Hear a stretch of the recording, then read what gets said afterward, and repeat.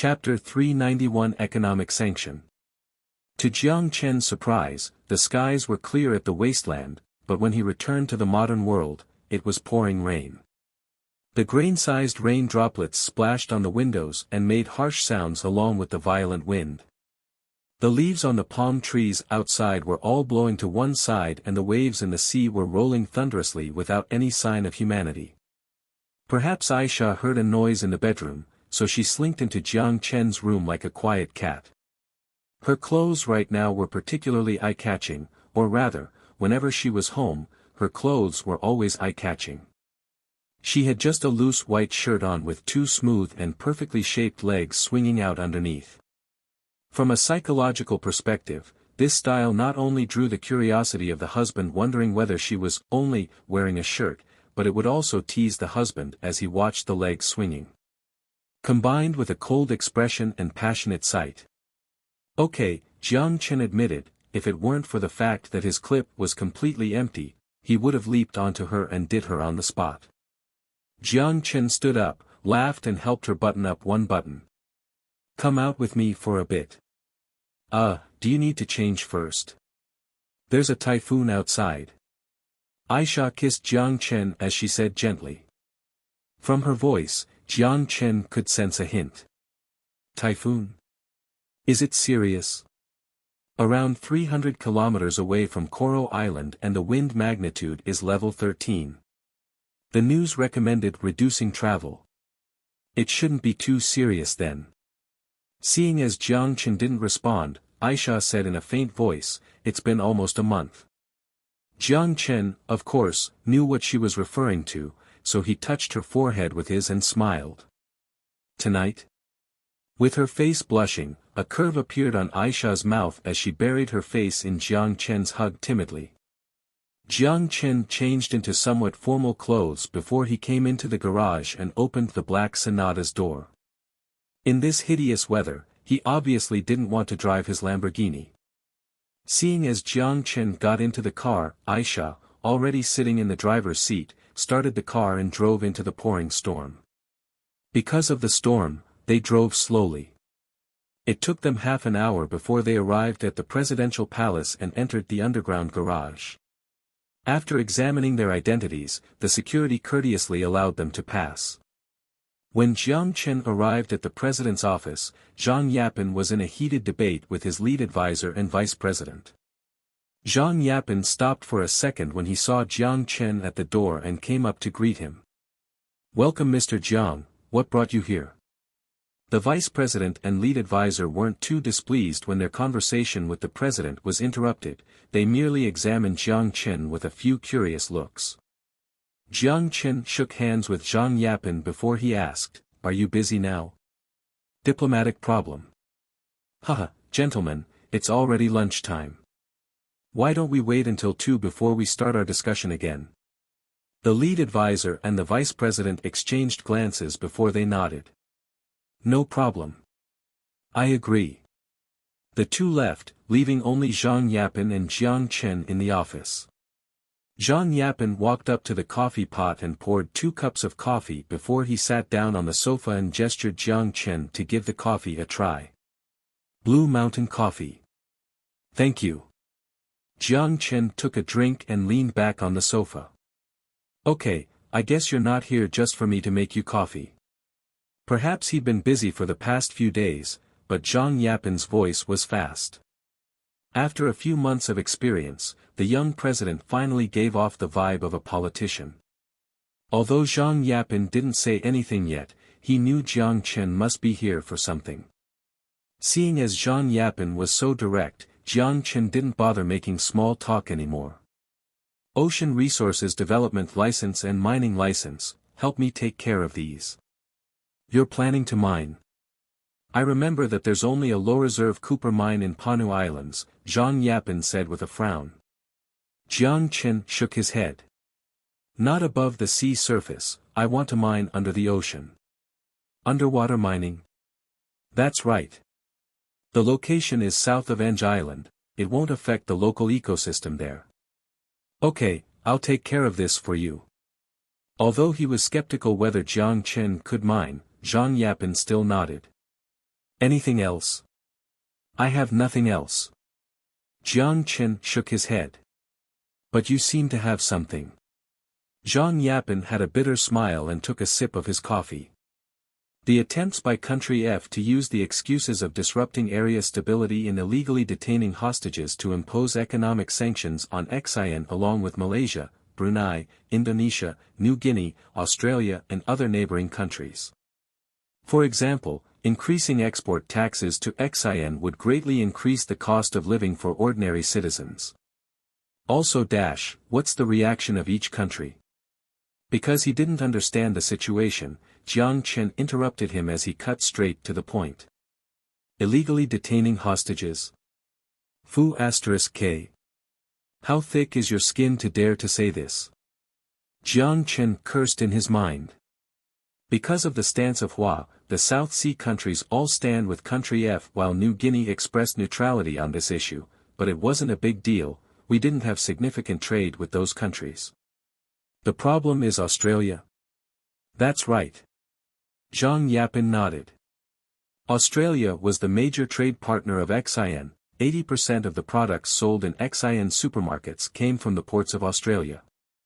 If Australia favored Country F, it would be detrimental to XIN's economy. Based on the new arms deal between Australia and Country F, F would purchase an out-of-service warship with a displacement of 3,600 tons. While Australia didn't express their stance yet, based on the fact that F could use this deal as leverage, Australia has a high chance of favoring Country F. Jiang Chen crossed his legs and deliberated. Zhang Yapin's expression looked rather helpless since a small country like XIN had no voice internationally. If Australia favored Country F, XIN couldn't do anything about it. Cancel the trial in mid-July and release the 41 soldiers without conditions. But that's impossible since we already announced the trial date to the international and local media. The international media also all submitted coverage requests to our Supreme Court already, Zhang Yapin said while rubbing his weary eyes. The fact that things had developed to this point meant that there was no possibility of turning back. Once the 41 soldiers were convicted of their crimes, Country F would lose all face internationally, and that strong stance employed by Aquino would become a complete joke. If a small country could slap you in the face, how well does your strong stance work? It was already embarrassing for the invasion to occur, but without remedying the problem, Aquino would have to face the wrath of the soldiers' families as well as skepticism from his own citizens. But Country F's actions still made Jiang Chen surprised. The incident with the mercenaries still hadn't taught them a lesson. The ruling party of Australia is? Jiang Chen asked in an undertone. Liberal Party. What about the opposition party? Labour Party. Is there any problem? Good, just leave this to me. A smile suddenly emerged on Jiang Chen's face as he stood on the sofa. Leave this to you. Zhang Yapin was puzzled. A problem that can't be solved through foreign diplomacy can be solved politically. Don't forget, I'm a businessman and there are no boundaries for businessmen. After Jiang Chen finished the coffee on the table, he left the completely confused Zhang Yapin and walked out the door with large strides. In terms of diplomatic relationships, in contrast with its allies that were keen on flexing their muscles on the international stage, Australia's performance had been mediocre at best. It was partially because of its unfavorable geographic location, but also because its citizens never paid too much attention to international affairs. As a joke, while the Australia government was attempting to win a seat on the UN Security Council, the opposition party laughed at the president for spending too much time on international politics, thus neglecting the crisis surrounding climate change. Compared to Britain, France and UAE that liked to play international political games during election years, Australia was calmer. But behind the calmness was a strong naval presence. The Royal Australian Navy currently possessed 6 Collins-class submarines, 3 Adelaide-class warships, 8 Anzac-class warships, 6 mine hunters and other vessels. They could be considered the strongest naval force in the Pacific region. Not only that, but currently the Royal Australian Navy was pushing the SEA 1400 and SEA 1000 projects with projected costs of $7.5 billion and $37 billion respectively. The projects would construct 3 Hobart-class Aegis destroyers and 12 Collins-class submarines, with the goal of replacing the existing fleet by 2020 and ultimately changing the existing naval force by 2030 to push for Navy modernization. But all this required money. Considering its rather calm diplomatic policies and tight budget, its determination to modernize its Navy was incredibly ambitious. Because of this, the disposal of old Navy vessels had been a problem that troubled Canberra for the past while.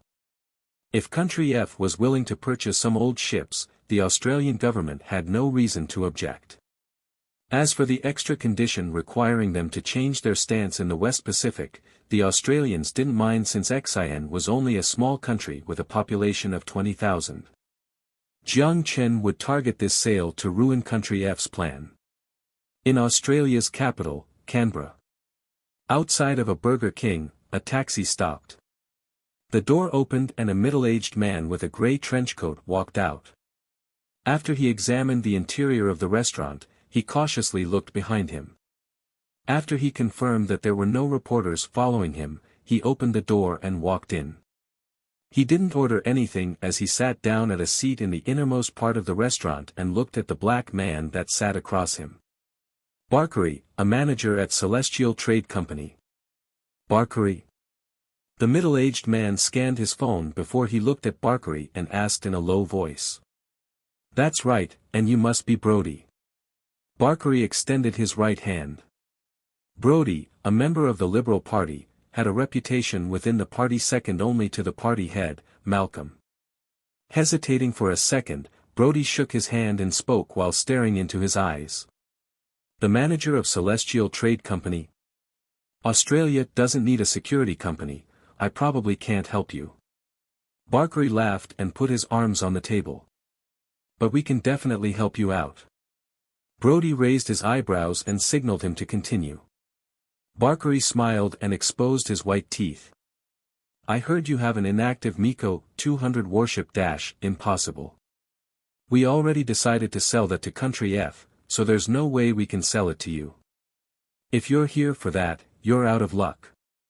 Brody immediately knew what he was going to say as he rejected him outright. 200 employment positions in your riding, Barkery said. Brody wanted to get up, but his interest was piqued, so he sat down again. For a parliament member, there was nothing he cared about more than his riding. Although he was scornful at Barkery's suggestion, he still sat down and waited for him to continue. You haven't figured out the situation, Mr. Barkery. I can't convince the Parliament to sell a Navy vessel to a country we're unfamiliar with, even if it's just an inactive Navy vessel, Brody said. I never said it would be sold to a country. Barkery shook his head. Not possible for private individuals either. Brody wanted to get up, but Barkery pulled him back down and signaled Brody to give him 10 minutes. The Parliament member sat down again as Barkery spoke with a smile. Our boss is planning to purchase a bankrupted amusement park located in New South Wales for $5 million. The vessel will be purchased under the name of the amusement park and converted into a military museum. This is not against the arms sales regulation because it's an Australian corporation that will purchase the vessel, and it's for non-military purposes. At this point, Barkery stopped talking and watched Brody's eyes gradually lighting up. He knew that this Parliament member was tempted by the proposal. After a moment of deliberation, Brody said in an undertone, "How much are you planning to pay?" $11 million. Brody shook his head. I can only tell you that Country F's offer is not below $15 million. I can't convince the president with this offer. Is this as simple as $11 million? Barkery asked with a smile. What do you mean? Brody raised his eyebrows. This year is the election year. Do you think voters are more inclined to see a president who is keen to sell a Navy vessel to a country that disrupts regional security, or a president who is working hard to improve employment and maintain regional stability? Think about it, the president isn't a businessman, the voters won't care how much you sell the vessel for as long as the number isn't too absurd. Because of its amount of time in service, the second-hand Navy vessel wasn't worth a lot of money to begin with. The Hamilton-class patrol ship purchased by Country F from the UA was $10 million. While this Australian vessel had served for comparatively less time, it was definitely not worth $15 million. The reason why Country F was willing to pay a premium was because Australia agreed to sell the weapons and radar along with the vessel. Australia also took a diplomatic risk when selling this vessel, because the sale could be viewed as an act of aggression. Therefore, this proposal had a divergent opinion in the president's office. As a politician, Brodie obviously considered that aspect. The reason he didn't reveal the controversy about the deal with Country F was because he wanted to gain more out of the negotiations. Due to the price drop in iron and aluminum ores, Australia's economy had a lackluster performance in 2015. In this type of economic environment, the deal that would gain the support of voters was a no-brainer. Seeing that Barkery put all the facts on the table, Brodie's gaze drifted away and his fingers knocked on the table continuously while he debated the pros and cons. The arms sale is led by the UA, we can't completely disregard the position of our ally. Brodie lowered his voice. Barkery laughed and shifted his chair back. Mr. Brodie, do you think the UA is more important or the upcoming election in 2016? If you don't win, your efforts in diplomatic relations are only going to help pave the road for the Labour Party. If you think my proposal isn't attractive enough, we can also go talk to the Labour Party. I trust they will definitely take this opportunity. Barkery then stood up. But this time, Brodie grabbed him. Looking at the expression on the Parliament member's face, a victorious smile appeared on Barkery's face. He knew he had successfully convinced him. The rain outside the window was still pouring. In the distance, a few strikes of lightning occasionally appeared. Jiang Chen was already naked on the soft bed. A sheet covered his stomach while he had a phone in his hand. He looked relaxed. It's done. A member of Parliament, Brodie, agreed to discuss our deal with the party leader. Excellent, $16 million has been transferred to your account. You can now go purchase the bankrupted amusement park and the inactive Navy vessel. Lying on the bed, Jiang Chen sent these instructions to Barkery in Australia. Once Country F found out their Navy vessel would be turned into an amusement park, what would they think? It wasn't important for the amusement park to make a profit, but it was meant to solve the awkward diplomatic situation XIN was currently in. He had to drag wavering Australia off of Country F's boat. Only $16 million. Jiang Chen could afford that. Also, what do you think of Brodie as a person? Jiang Chen asked. Devious. Barkery used one word to describe him. Influence within the party. Only second to the party leader, Malcolm. He helped Malcolm win the election in 2013. Maintain a good relationship with Brodie, we could use him in the future. Also, you can hint at him to see if he's interested in becoming the party leader. We can provide some election funds. Jiang Chen had a dubious smile on his face. Okay, Barkery answered concisely. After hanging up the phone, Jiang Chen let out a long breath. Without Australia's involvement, the economic sanctions would only be words on paper. Then the sheets covering his lower half moved and slowly lifted. A gorgeous face appeared under it. A pair of crystal blue eyes stared at him, followed by a rhythmic up and down motion. Jiang Chen smiled and caressed Aisha's dark brown hair. I still need to make a phone call dash, but just as his fingertips brushed her hair, a tingling sensation began to diffuse in his body as Jiang Chen tightened his back muscles like he was electrocuted. Violent vibrations and a few gulping sounds.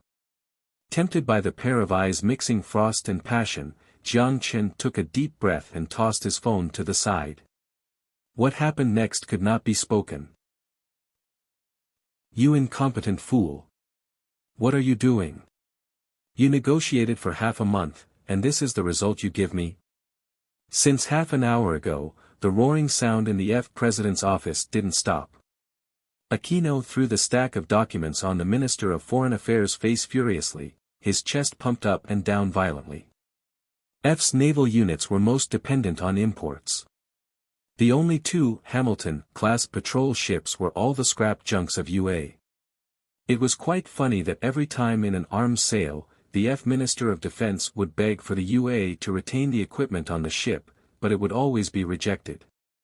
Now that the Australian government finally agreed and indicated that they were willing to retain some of the equipment and weapons, the Navy vessel that was about to be theirs is now gone. Aquino wanted to use this boat as his stake in the negation in the South Sea. The Minister of Foreign Affairs also felt horrible.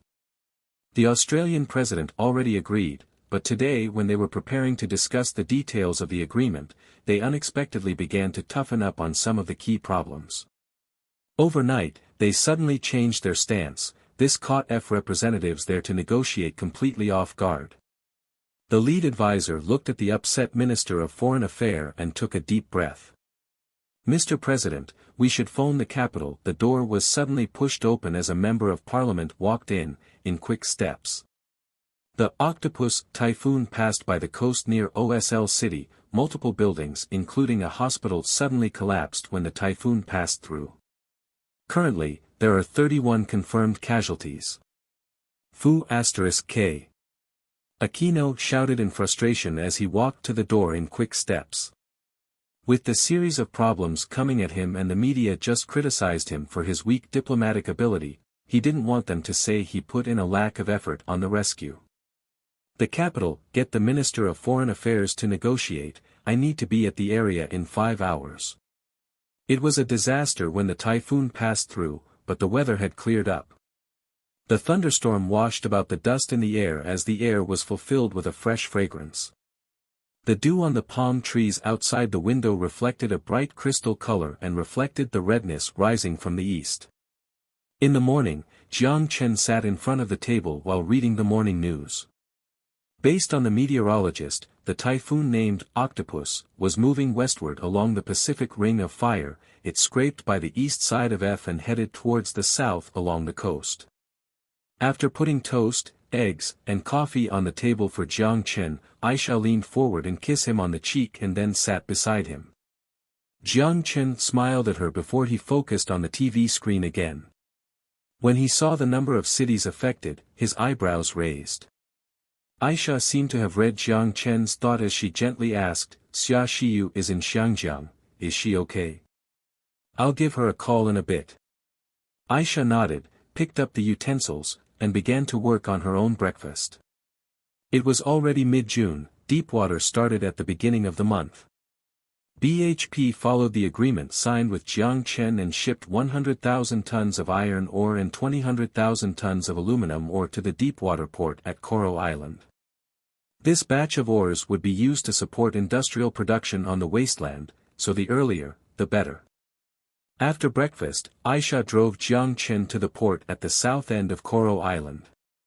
Typically speaking, imported goods such as ores would be shipped in 20-feet containers. Because of the maximum weight permitted per container, a container could only transport 20 tons of iron ore. Jiang Chen first had no exact concept to the 3,000 tons of containers, but when he arrived at the port, he was flabbergasted. The 10,000-something containers stuffed the not-so-spacious port fully. The bored port manager and his team had to work overtime because of this batch of goods. Therefore, when they saw Jiang Chen, they were certainly not in a good mood. But Jiang Chen didn't speak much with them as he called Zhang Yapin and told him to give them all a vacation. After confirming that they all left, Jiang Chen told Aisha to guard the entrance of the port before he started the lengthy transport process. To prevent the warehouse from blowing up, Jiang Chen had to go back and notify Sun Jiao. Then they drove to the steel plant located in Xinxiang. After getting rid of the workers there, they placed the transport marker on the empty land used to store raw materials at the back of the steel plant. It was not until noon did Jiang Chen finish the entire process. "I'm so King tired." Jiang Chen slapped his hand and walked out of the now spacious port. He already made up his mind to establish a steel plant at Eng Island, at least to process the raw materials a little, or bring steel processing from the apocalypse to the modern world. It was too inefficient to transport ores. Also, the Fishbone base must build a bigger warehouse to accept a large quantity of resources. When he got in the car, Aisha asked, "Where are we going now?" "The ferry terminal. I have to go Eng Island in a bit." As he said, Jiang Chen took out his phone. She nodded and started the car. Xiangjiang. Because of the orange storm alert, future technology was on break today. Xia Xiyu stayed in the apartment and didn't even step her foot out of the door. Watching the grain-sized raindrops, her sight moved back to the TV. Behind me is a public hospital in FSOSL City. From the outside, it is clear that the surrounding area is in shambles. F has already deployed military efforts to conduct rescues in the area. On the screen, a reporter in a raincoat looked frantic. Country F. Pretty close to Panu Islands. Xia Shiyu's geography was not the best, she only remembered the approximate location of Panu Islands. I wonder how he... Why do I have to think of him?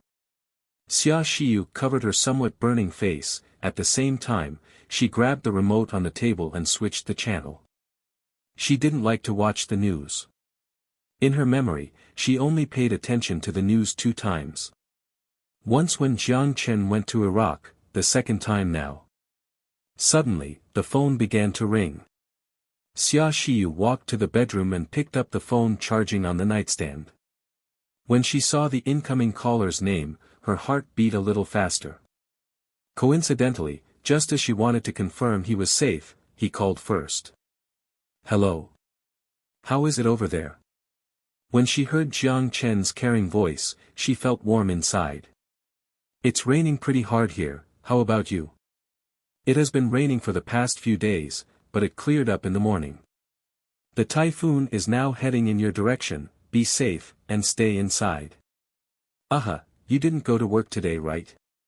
Jiang Chen asked her. "No. That's good." Jiang Chen laughed. "What do you mean that's good?" "Which boss urges their employees to take vacations?" Xia Xiyu muttered in her mind. "Also, after you finish the tasks on hand, take some time to go to Xian." "To Xian? Can I ask if it is some weird project?" Xia Xiyu sighed. "Rather than weird, I would say it is astonishing." "Astonishing? What exactly is it?" "Virtual reality MMORPG, have you heard it?" Just like what Jiang Chen had expected, after hearing his words, Xia Xiyu was utterly dumbfounded. Recovering from being dumbfounded, she repeatedly asked Jiang Chen the difference between the virtual reality MMORPG and the existing VR games. When she heard neural connection, Second Life, and other key vocabularies, she immediately stated that she will make a trip after the typhoon clears up. To the marketing plan of this era-defining MMORPG, she couldn't wait to start working on it. Because most of the mines were located in the Southern Sea region, the headquarters of future mining was established on Eng Island. After they met the last time, Yang Yuan have been working on this. With half a month of work, the structure of the company was finally established.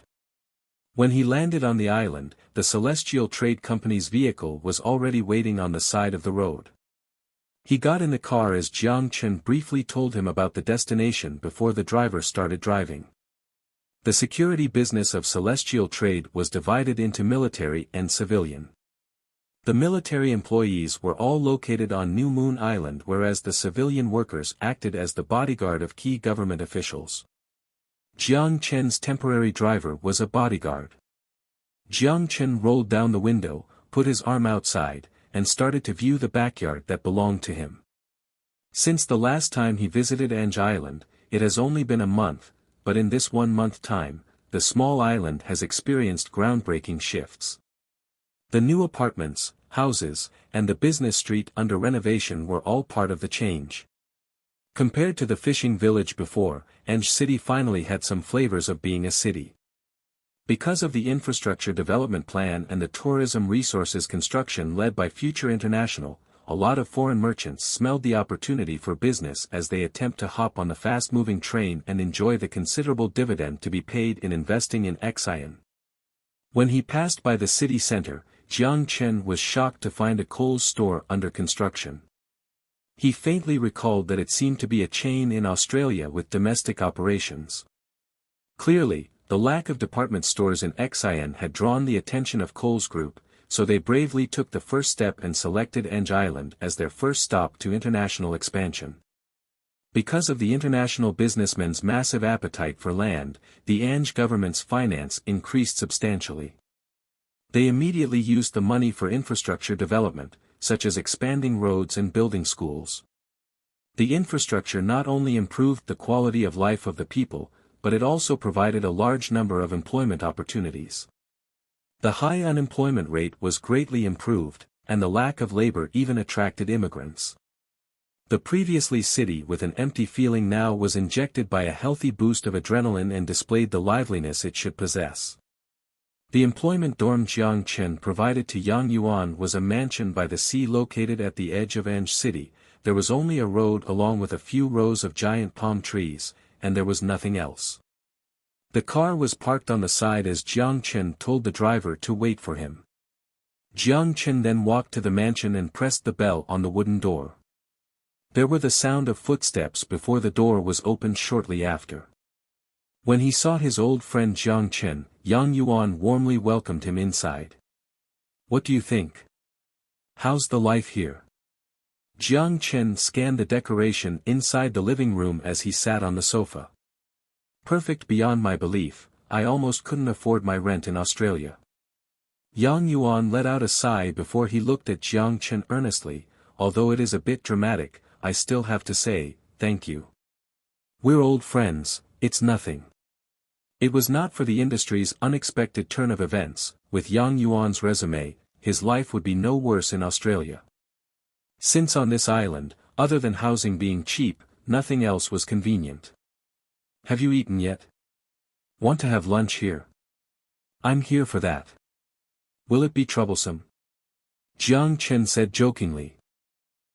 It's only adding an extra pair of chopsticks, no trouble at all."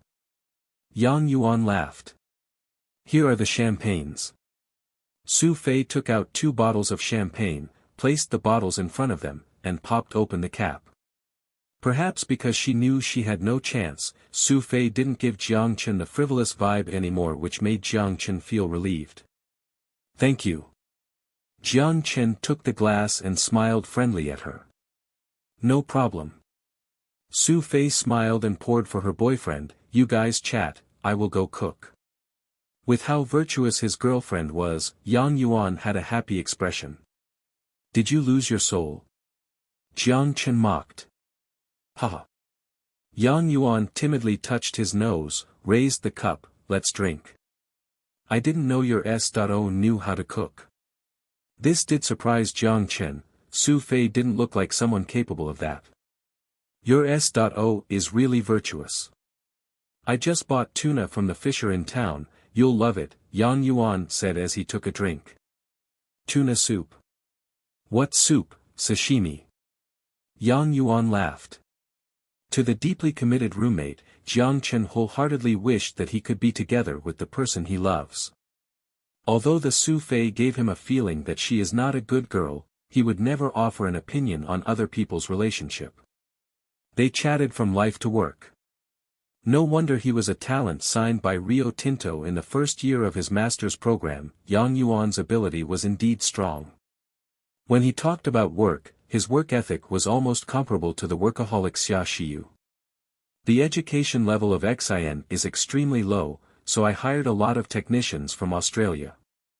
Because of the massive layoff by Rio Tinto, I met a lot of strong seniors when I was studying for my master's who are currently living off of employment insurance. I asked them for their opinions and the salary they demanded was not high, but they wanted to sign the employment contract according to Australia's standard, and the company provides housing. Vacation and housing are not a problem. I just care about their ability," Jiang Chen said. Yang Yuan smiled confidently and said with certainty, their ability are all strong, they were mostly all employed by Rio Tinto before with a wealth of work experience. How many people? Considering that the company has yet to have a mining project, I only hired 10 people as management. That's not enough, I have a deep-water mining project on hand. Jiang Chen shook his head. Yang Yuan looked at Jiang Chen in surprise. This fast? I have some personal relationships with the president, Jiang Chen implicitly said. Yang Yuan immediately gave Jiang Chen the "I understand" look and laughed. No wonder the license is approved already. In a lot of countries, it would take more than half a year. Tell me the type of deposition and I'll prepare first if there is a project now. 10 people is definitely not enough. Molybdenum. Have you confirmed the location? Yang Yuan raised his eyebrows. Jiang Chen nodded and took out a paper map folded in his pocket. Although he didn't understand it, he still marked a molybdenum deposition on the map closest to Ange Island. Looking at the red circle on the map, Yang Yuan's frown, looking more and more serious. Do you know that the average depth of the bed is 7,500 meters? Yang Yuan looked at Jiang Chen weirdly. Yeah. Is there a problem? Jiang Chen was puzzled. The deep-sea environment meant that molybdenum being attached to organic matter is wrapped in a manganese-containing colloid, the final formation would sink into the sea and out of the biosphere cycle. This type of marine molybdenum deposition is undoubtedly more likely than the continental deposition of molybdenum deposits, but this deposit generally appears in the deep sea 5,000 meters below, with deeper deposits being more frequently. In this environment, the extraction will be complicated. Although in the early 1970s, manganese nodule mining technology has made some progress, today is still under detailed investigation, assessment, and trial mining stage. At present, theoretically, the deepest mining depth was probably the fluid mining experimental system developed by Japan with a working depth of up to 5,250 meters at ideal conditions. But this technology clearly hasn't made a breakthrough. Otherwise, the country that lacked resources would have started building sea platforms a long time ago. So you are saying, the current technology can't extract it? To this point, Jiang Chen expected already. Might be possible in a lab, and only possible. Yang Yuan had a bitter smile. Your president friend, is not playing with your right. Indeed, in bystanders' eyes, selling a deposition that could not be extracted had no other explanation than fooling you. A lot of major companies that spent billions in technology didn't make a splash, let alone a small mining company with no history. It would even be difficult to extract in the shallow sea. When he thought about this, Yang Yuan became a bit nervous. If the mine could really not be extracted, would that be the end of his job then? But to the rigorous standard and uprightness he held himself to, he couldn't hide such a significant problem. But Jiang Chen didn't seem to exhibit any signs of disappointment or even anger like he thought. He only had a weird expression. Zhang Yapan dare to fool me? Don't kid me.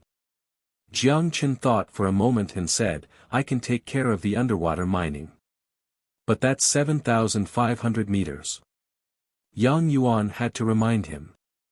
Only 7,500 meters. Jiang Chen smiled with confidence and in an indisputable tone. Yang Yuan paused. Although he really wanted to use his industry experience to tell Jiang Chen it was unrealistic, the confidence on his face made him waver. I'll take care of the underwater mining technology. Your current job is to build a platform located right above for resources transfer, and purchase a transportation vessel, then establish a molybdenum processing plant on Ange Island. And also a steel plant and aluminum plant used to process the ores shipped by BHP, Jiang Chen said. It was not worth it to extract iron and aluminum underwater, it was cheaper to import. It would cost a lot of money, Yang Yuan cautioned him. I have enough money. He borrowed 30 billion USD. Jiang Chen had enough money right now. Okay. Yang Yuan picked up the glass and took a drink. If you insist, I will follow your instructions. As they were talking, Su Fei's voice came out of the kitchen. Time to eat. Clean off the table, there are a lot of dishes today. I already smell it. Yang Yuan stood up and walked to the kitchen to help his girlfriend to bring out the dishes. Jiang Chen wanted to help too, but Su Fei who brought the sashimi stopped him. You are the guest, just let me and Yuan do it. Su Fei smiled and went back to the kitchen. The seafood buffet was put on the table. Sitting on the sofa, drinking champagne, the three began to enjoy the delicious meal. During the meal, Jiang Chen had a great conversation with his old friend. Alcohol was a great way to get someone to talk. Since they got along before, right now, they chatted about everything. Also, when do you plan to get married? Jiang Chen asked nonchalantly. Get married? It will depend on how Feifei feels, I'm willing to any time. Yang Yuan looked a bit drunk as he held Su Fei's hand and said affectionately. Su Fei's face was covered in a red hue. Wait a bit longer, we're not in a rush. That's true, no need to rush. Yang Yuan waved his hand. Although he was a master graduate, Su Fei just finished her undergrad and was about 22 years old in age. There was no rush to get married at her age. Don't forget to invite me when you get married, I'm waiting to drink the celebratory wine. Jiang Chen laughed. Chu Nan didn't invite him when he got married, which, to this day, bothered him. Of course, Yang Yuan said with the scent of alcohol coming through his nose, at that time, we'll host a banquet on the beach and invite old Huang and old He along. That's a must, I'll take care of the plane tickets. No need, I can still afford that. The champagne's alcohol concentration was not high, and because of the fruity taste, it was lighter even compared to beer. But after several bottles, Jiang Chen felt intoxicated. Looking at Yang Yuan, who normally couldn't drink, he still finished a few bottles to the point where he fell asleep and began snoring. Intentional or unintentional, Su Fei changed to a different sitting position beside her boyfriend with her legs crossed. The position was fine, but it was not appropriate for someone sitting across. And with how smooth she looked, Jiang Chen didn't believe it was unintentional. Jiang Chen let out a hidden sigh, he only felt sorry for his old friend, but he wouldn't say anything. Just like how the three roommates all knew what kind of person Fang Yuanyuan was, they didn't tell him either. Sometimes, it didn't have to do with right or wrong, but once you point it out, you would be in the wrong. Brother Chen's alcohol tolerance is great, let me propose a toast on behalf of Yuan. Su Fei raised her glass at Jiang Chen. Jiang Chen laughed and toasted with her. It's getting late, old Yuan is already drunk, I'll leave now. Not going to stay a bit longer? Seeing Jiang Chen get up, Su Fei tried to convince him to stay. Yang Yuan was already lying on the sofa and began snoring. Seeing the smile on Su Fei's face that was asking him to stay, Jiang Chen, of course, understood her intention. No need. I still have some business to take care of this afternoon, I won't disturb you any longer. Jiang Chen thanked her and rejected the offer. Su Fei was not pretty to begin with. Even if she was, Jiang Chen wouldn't TR his friend. Seeing Jiang Chen already say that, Su Fei didn't insist. Okay, let me walk you to the door. She warmly sent Jiang Chen to the door as she watched Jiang Chen walk onto the road.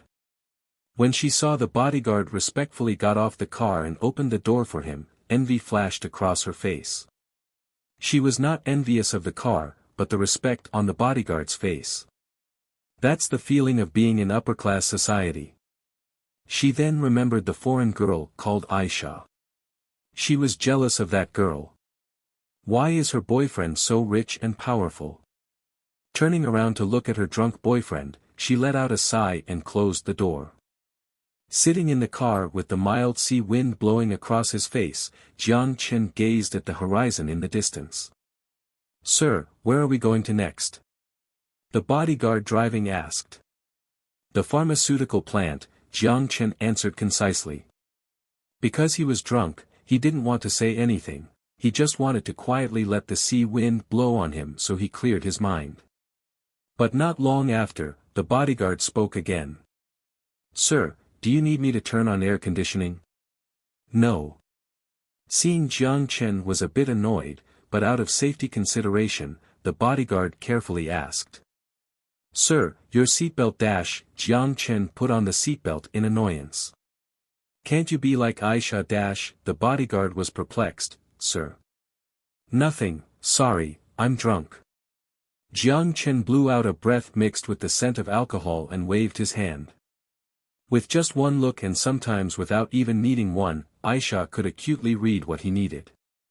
And because of this gentle caring, the understanding without words, it made him fall in love with her. Of course, it was too much asking a man to know him like that. Just regarding service, the bodyguard of celestial trade was impeccable. "Sir, you don't have to apologize to me," the bodyguard said in a quiet voice. After a half an hour drive, the car stopped at the gate of the nutrient supply manufacturing plant. On the way, Jiang Chen had mostly sobered up. Just as he pushed open the door and was about to step out, he paused. "Is there something wrong?" "Aha. That old friend of mine, arrange him a bodyguard, the type with a car. Buddy, this is the most I can do for you." "Okay, sir," the bodyguard said. Jiang Chen nodded and headed to the gate. Although security at the door recognized Jiang Chen's face, the rule set by Jiang Chen himself was, pupil recognition only, must be adhered to, so the security went up to confirm his identity.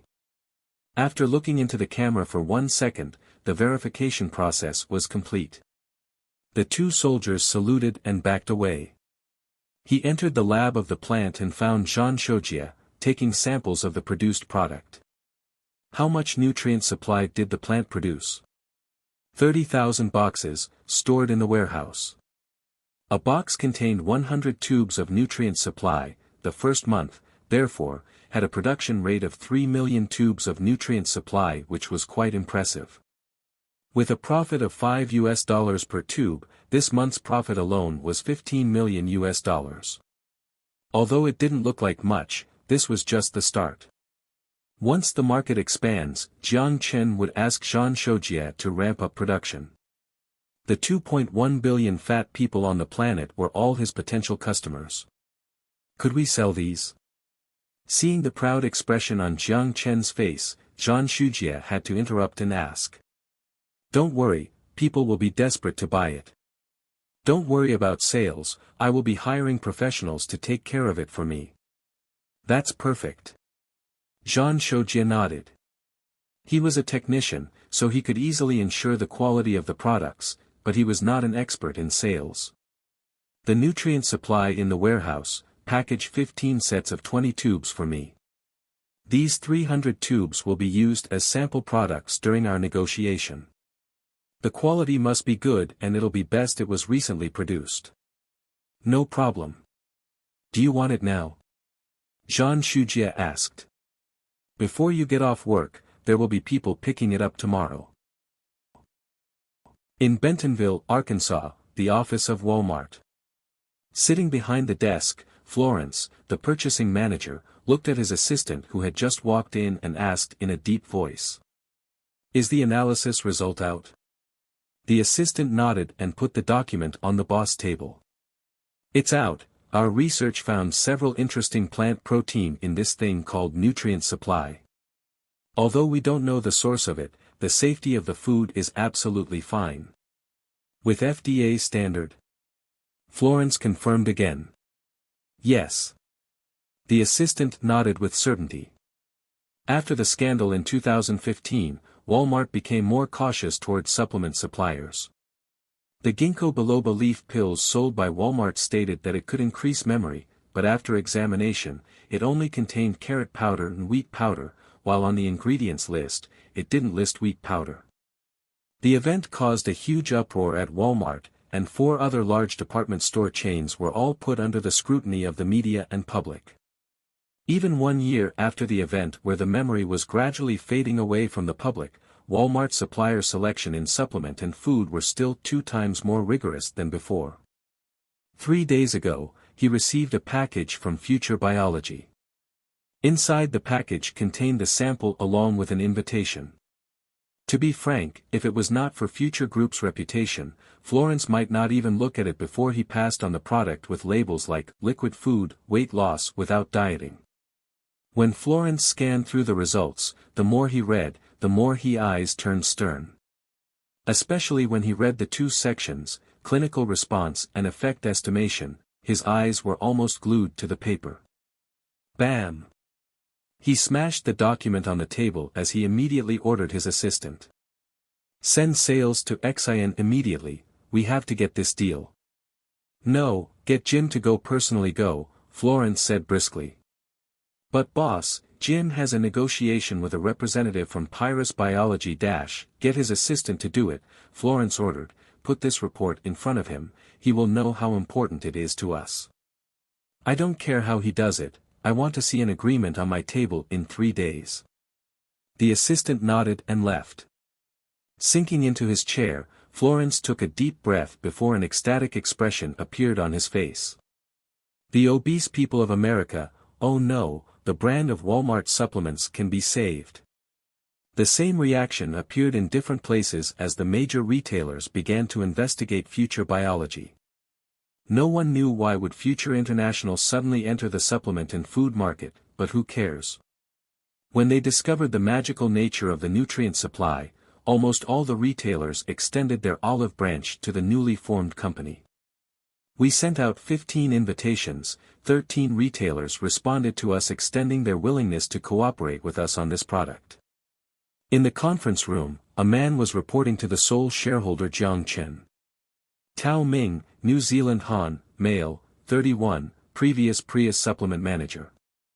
He possesses a wealth of product development and marketing experience, currently the director of Future Biology. A talent Jiang Chen obtained through an international headhunter company with a high salary of $20,000 per month. If there were not enough talent, he would get it with money, since Jiang Chen, with a research and development cost of almost zero, didn't need to consider breaking even at all. Also, the online stores we are preparing to launch on Amazon, Taobao and other e-commerce platforms, are in their last phase. The shipment will be sent from Ange Island to Darwin Port in Australia as that will be the platform for international distribution. Although it was somewhat specific, he used terms that Jiang Chen could easily understand. Tao Ming was smart enough to know that Jiang Chen wouldn't understand industry jargon. Perfect, how much of the product do we need per month? Jiang Chen nodded. The retailers would need 100,000 boxes per month.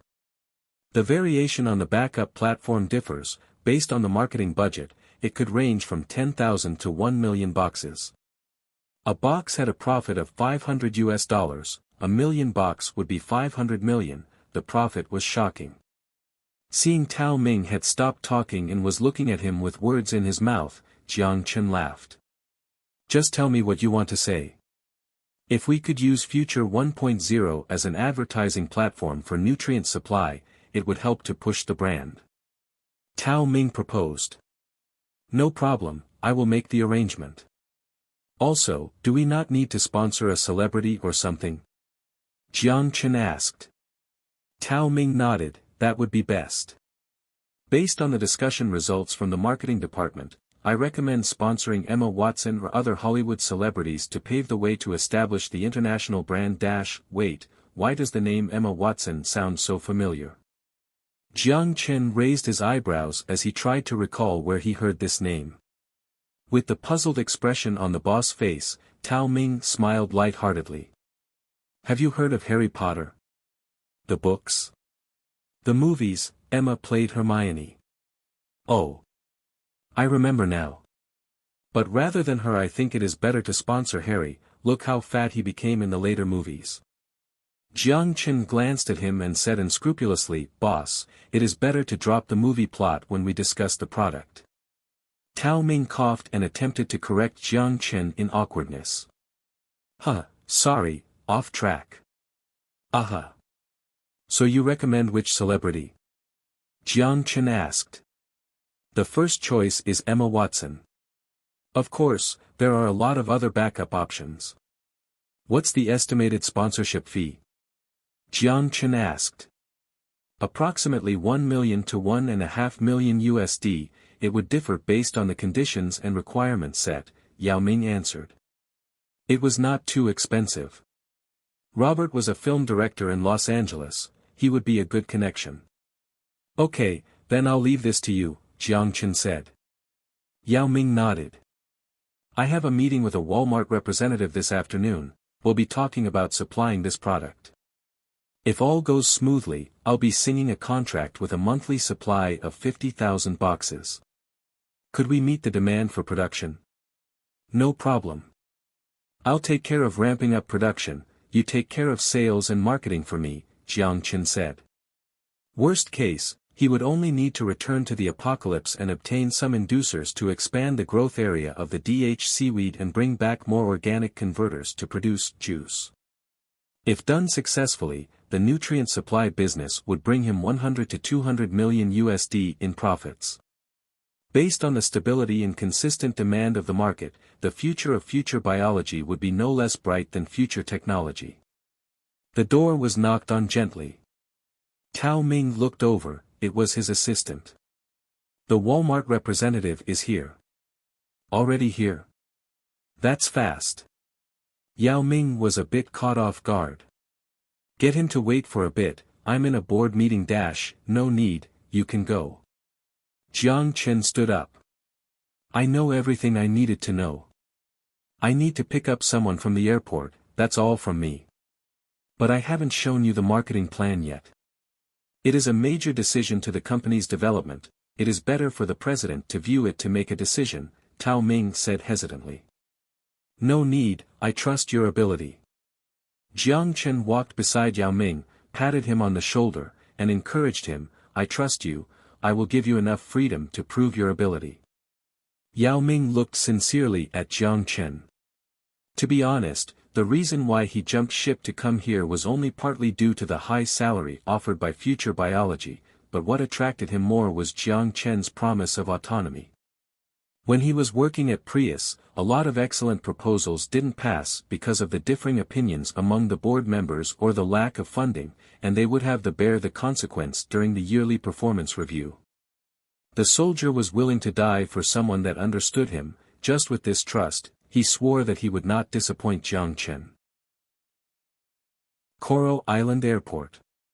A girl in a casual outfit and a pair of shades dragged her luggage and walked into the empty airport alone. The tourists that she passed by all stopped and turned to look at her, but because of the shades, they couldn't see her face clearly. But just by her graceful figure and the gorgeous outline, it was not hard to predict that the girl was trouble. Perhaps a celebrity that was alone on vacation. The tourists passed by her debated whether they should ask for an autograph, perhaps it may be the start of a beautiful encounter. But they would be disappointed. First, Xia Xiyu was not a celebrity. Second, the beauty already has her heart set on someone else.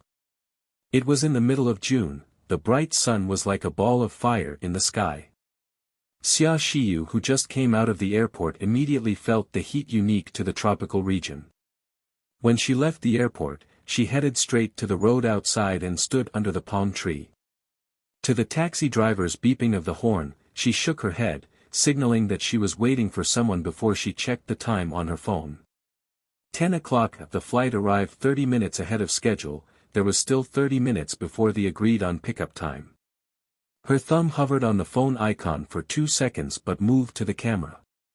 She selected the front camera. She stared at her serene face on the screen silently for a while. Is my bang a bit off-center?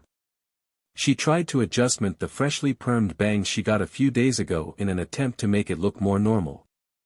On the plane, she put on a layer of light makeup. As to why, she didn't even know herself. Perhaps she wanted to capture the glimpse of being stunned in someone's eyes, or perhaps she wanted to outshine her competitor. The two shared a similar starting point. Just as she was looking at herself on the screen, she heard someone speak broken Han. Beautiful lady, is it your first time in Panu Islands? Is he talking to me? Xia Xiyu took a moment to process this. She turned around and looked at the tall European with a hooked nose and deep eye sockets. After a brief silence, she used her throat to make a sound. Based on her experience, the people attempting to pick her up would awkwardly walk away when they hear the cold response. But she clearly thought too much. Being reserved is a unique elegance only to Asians. To Xia Shiyu's cold response, the hooked nose was even more interested as he walked closer and attempted to get to know her. What a coincidence, me too. I felt a bit anxious when I was on the plane. If the place is as chaotic as the news said it to be, I would have made the trip for nothing. But just as I got off the plane, I realized my mistake. Oh. Because I met you. The hooked nose used an expression he thought was touching and gazed into her eyes. Xia Shiyu was just a bit shocked. Does this count as a confession? It's the first time we met. Seeing that the beauty did not react, the hooked nose only smiled and didn't give up. He took out a business card from his pocket. Gavin Adams, a professional traveler from the United States and the editor of Traveler magazine. This is my business card, you can call me Gavin. Do I have the opportunity of inviting you to a tour of the beautiful kingdom of the Southern Islands? To the person that revolved around her like a fly, especially the undisguised look of desire, it annoyed her instinctively. Just as she was troubled by how she could get rid of him, a familiar voice rang beside her ear. Hello, Mr. Adams, I think it is better to refer to you by your last name. He snatched the business card in his hand and ignored his frozen expression. Jiang Chen took out his business card and handed it to him with a smile. Oh, I almost forgot, this is my business card. When she saw Jiang Chen, she felt relieved. Speaking of this, he always seemed there to solve her problem. When she thought about it, Xia Shiyu felt safe and secure. But this international friend was not friendly. Gavin examined Jiang Chen from head to toe as a hint of anger appeared on his face. He didn't accept Jiang Chen's business card. I didn't say I'm going to exchange business card with you, sir. Or should I say, are the people from your country always this rude in front of a lady? As he spoke, Gavin raised his hooked nose and looked at Jiang Chen with disgust. Jiang Chen's eyebrows raised. He wasn't angry as he put his card away. Rude? Our courtesy is not to cause trouble for other people. I don't know what your definition of courtesy is. Causing trouble for other people? Gavin's face bloated into redness as he could not argue against Jiang Chen's words. Seeing that he didn't make a sound, Jiang Chen dubiously smiled and ignored him. He turned around to face Xia Shiyu as he said apologetically. Sorry, I'm a bit late. No, I was early, Xia Shiyu said feeling slightly weird. Is he jealous? As her mind debated this question, Xia Shiyu felt her heart beat a little faster. Jiang Chen didn't notice Xia Shiyu's mental battle as he said. Let's get in the car first. Then, he took the luggage from her hand. Wait. Seeing Xia Shiyu was about to leave, Gavin couldn't stand around any longer, and he wanted to stop the two, but he hit a brick wall. A man in a police uniform stood firmly in front of him and watched him apathetically. What are you doing? You are blocking the way. Gavin said in frustration. Seeing that the goddess he encountered get into the car of someone else, he felt enraged and let it out all on the man blocking his way. Sir, I suspect there is a problem with your passport. My passport? That's impossible. Gavin took out his passport, shoved it in his chest. Open your eyes and see. The police scanned the passport and nodded. That's right, there is indeed a problem with your passport. Your ID is registered on the blacklist. Please contact your country's embassy to obtain proof of no criminal conviction before you enter the border. The blacklist? That's impossible. Gavin roared in rage. His footsteps spanned across 34 nations. It was the first time he was stopped because he was on the blacklist. He swore that he never did anything illegal. But the police ignored his roar and only shrugged. I'm only following the procedure. Seeing there was no need to argue, Gavin calmed down slightly. Okay, I will contact my embassy. Where is the embassy in Koro City? Sorry, sir. There is no embassy of your country at Panu Islands. To obtain help from your embassy, please head to the Australia Embassy for support. The police didn't lie to him. Only recently did more tourists travel to Xi'an, so only Hua, France, UK, Russia, Australia, and New Zealand have been established. Among them, 4 of the country's employees were still on their way there. What the F***CK? You are saying I took a 2-hour flight here, and now I have to go back to Australia? Gavin completely erupted in rage. That's right, sir, we can assist you with the booking process. For now, please step back into the terminal. The policeman tried his hardest not to laugh as he said with seriousness. Blame it on the fact that you offended someone you shouldn't have. He has been a policeman through 2 political regimes. It was the first time he heard Xi'an had a blacklist. But since that person said there was one, then there must be one. Chapter 398 Spy. What happened at the airport was only a small interruption. When Jiang Chen got into the driver's seat, he immediately forgot about the unlucky guy. He put the key in and started the engine. Jiang Chen rolled down the window and turned on the air conditioning, allowing the cold breeze to blow away the heat in the car. Thanks. Xia Xiyu put on her seatbelt. No problem, it was on my way anyway. No. I'm talking about what happened at the airport. When she thought about Jiang Chen's expression when he stood in front of her, her heart somehow pumped a little faster. Oh, that, no worries. Remember to call me whenever you have any problems, Jiang Chen said nonchalantly as he maneuvered the steering wheel. Xi'an security wasn't the best, and since she was in a place she wasn't familiar with, he was worried about Xia Xiyu's safety. Maybe I should hire a bodyguard for her. Jiang Chen deliberated in his mind. When she heard Jiang Chen's words, her normally expressionless face turned red. Combined with the small droplets of sweat on her pale face and the pink foundation she used, she looked like a peach covered in the morning dew. Because her mind went completely blank, Xia Xiyu didn't respond. The atmosphere in the car went from silent to intimate. Jiang Chen didn't realize this until he peeked at Xia Xiyu because she was so quiet and he finally saw the conflicted emotions and redness on her face. Because the windows were rolled up, the fresh scent of jasmine drifted into his nose. Because of the atmosphere, Jiang Chen's heart also started racing. Did you perm your hair? Jiang Chen chose a random topic to break the silence. But this unintentional question hit the mark. With women, you could have a differing opinion about changes in their looks, but you couldn't simply ignore the change in her hairstyle or clothing, even if it was just a new hair clip or keychain. In the event that you didn't comment on the change, women could keep a debate going for an entire night, just to get your attention. By coincidence, Jiang Chen made just the right move in winning her heart. He didn't know it himself because he was in the middle of a turn and was focused on the road ahead. Xia Xiyu's body visibly shook as she said reservedly, "Does it look good?"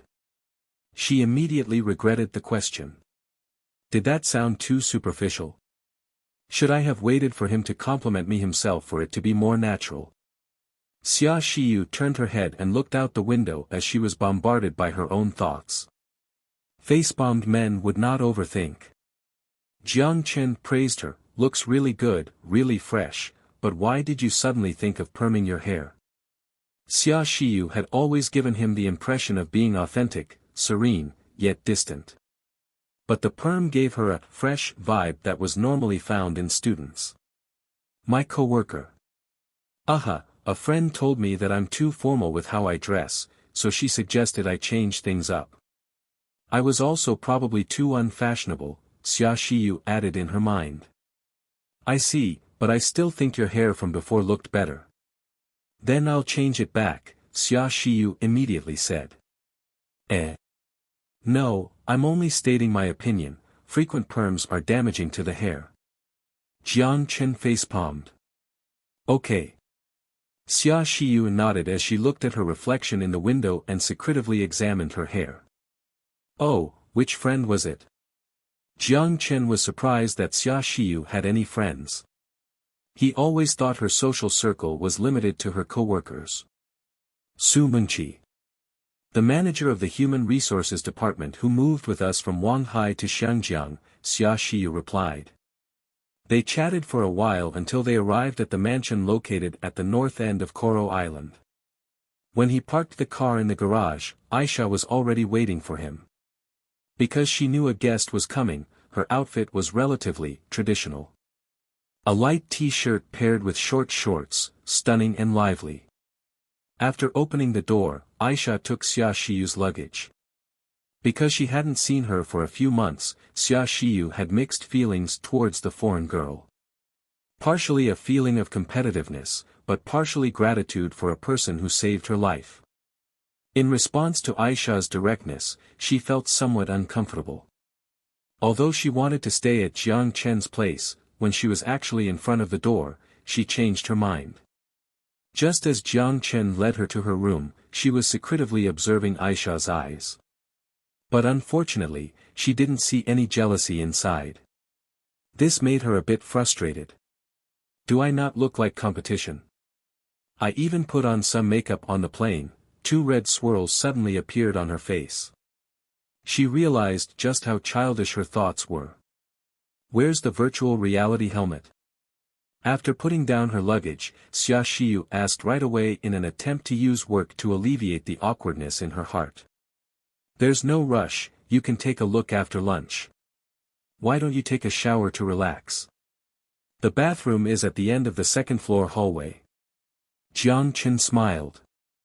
Xia Xiyu hesitated then nodded. Because there was no direct flight, she had been in transit since last night. She was indeed a little tired. Just then, Jiang Chen's phone suddenly rang. I'm going to take a call. If you need anything, just let Aisha know. As he spoke, Jiang Chen took out his phone and walked to the sofa. When he picked up, Ivan's grave voice came through. Boss, we found a spy in the company. A spy? Jiang Chen frowned. Did you confirm their identity? It was hard for a spy to exist at the management level due to the electronic collars. They wouldn't escape if they were found, so no one was foolish enough to betray him. But at lower levels, it was hard to say. Aside from the first 100 refugees who joined celestial trade, the loyalty of the newly recruited soldiers was uncertain. It's currently unclear, but a backdoor was installed on the computer at Koro Division yesterday. It sent 7 megabytes of data to an IP in Iceland, Ivan said in a deep voice. Iceland was probably only a jumping board, no one knew exactly where the data went. I see, don't alert anyone yet, Jiang Chen ordered. Understood. After he hung up, Jiang Chen fell into deep thought while holding his phone. Too many people were interested in Celestial. Country F was the most suspicious, but UA, who always intervened everywhere, was also on the list. Even their potential ally, Hua, could potentially send spies. 2 arms tenderly hugged Jiang Chen from behind. Aisha sensed that something was bothering him as she whispered. What happened? There is a spy in Celestial, Jiang Chen said in an undertone. A hint of sharpness flashed in her eyes as she whispered in his ear. Do you need my help? Do you know anything about computers? Jiang Chen said helplessly. Aisha shook her head. Her sapphire eyes flashed brightly. But I could kill. Jiang Chen understood the message in her eyes as he sighed. It's not a problem that can be solved by killing. The key is to find the people responsible. But how? Ask Yao Yao. That's not feasible. Not that Yao Yao didn't have the skills, but she might be unfamiliar with the structure of the internet and programs in the 21st century. For example, people good at League of Legends might not be the best Nintendo player.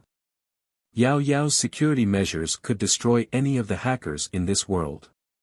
Just like New Era, Future 1.0's code still remained uncracked to this day since the code she wrote couldn't be understood by anyone in this world, making it impossible for anyone to install a backdoor in the program.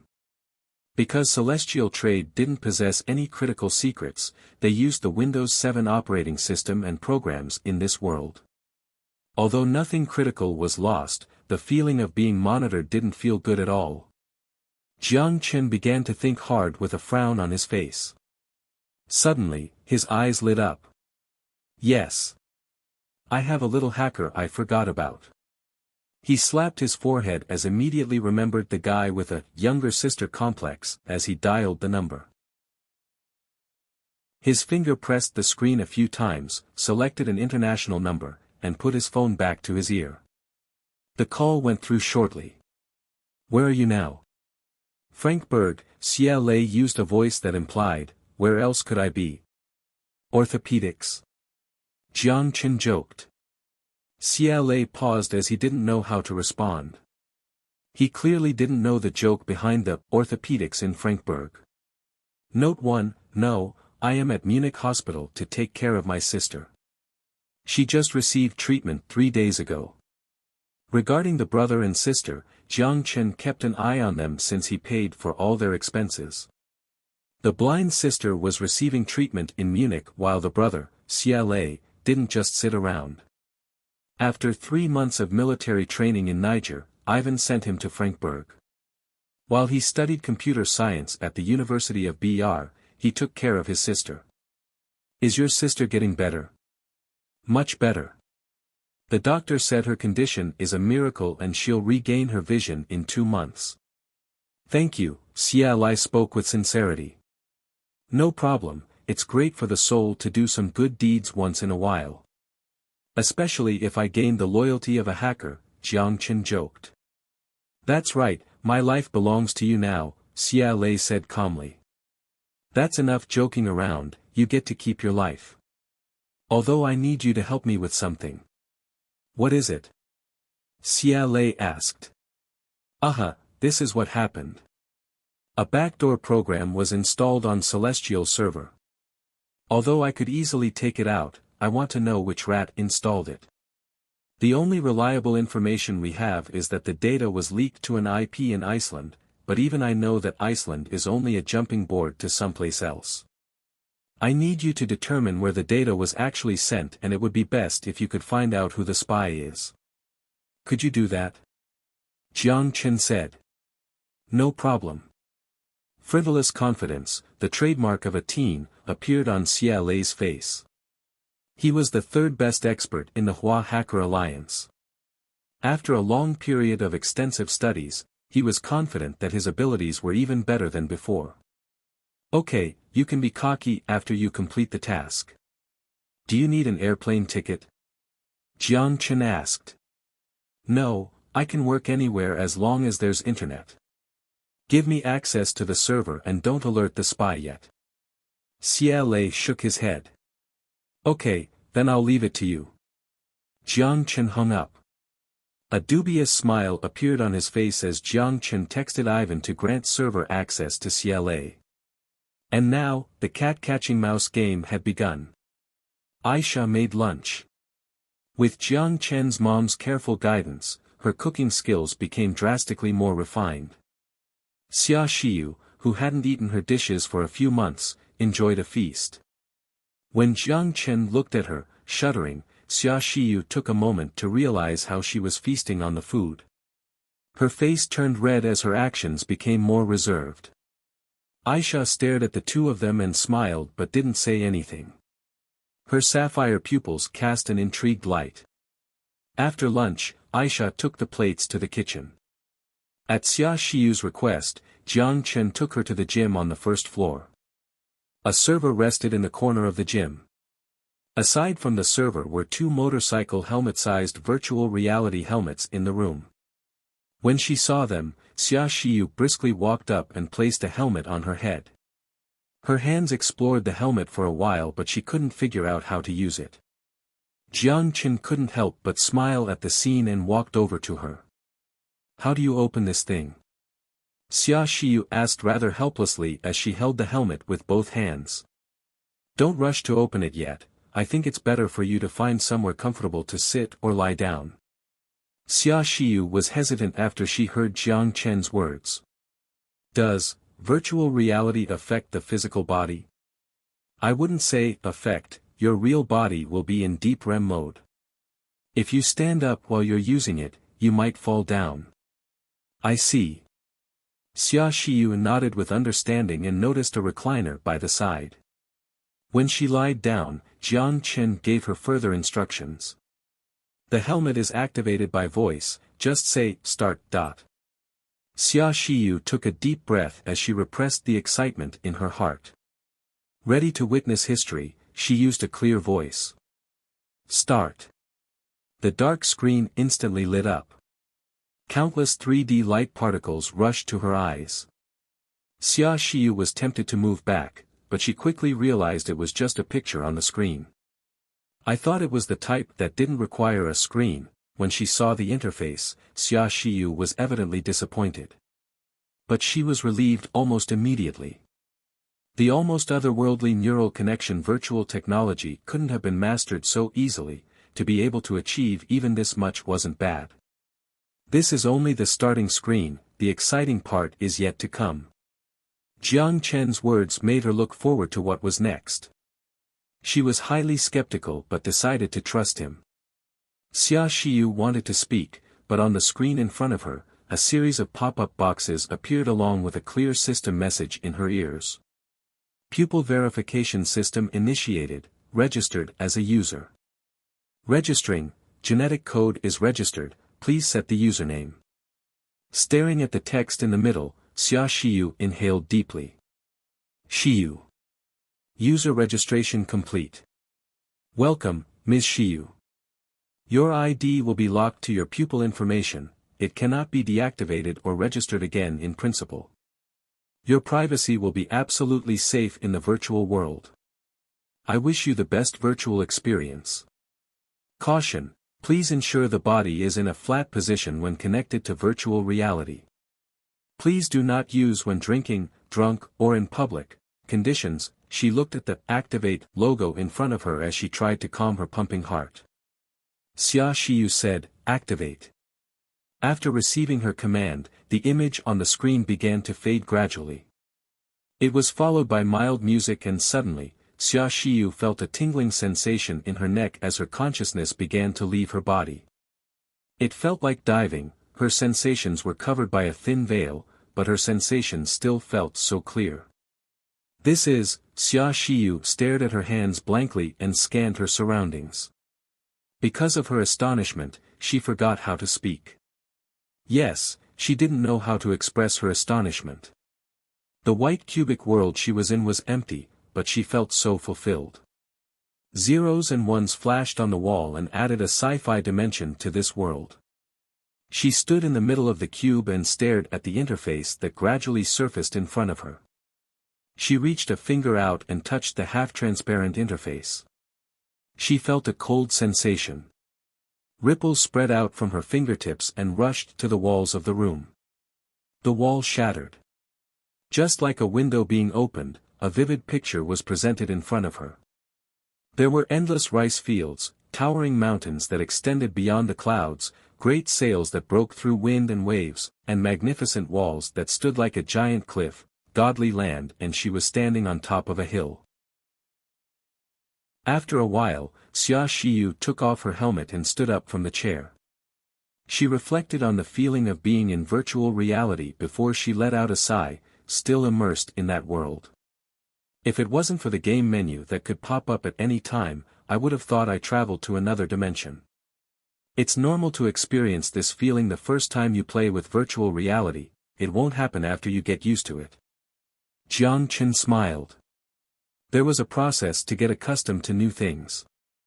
Jiang Chen remembered that the first time he laid in a virtual reality training chamber, he felt anxious too.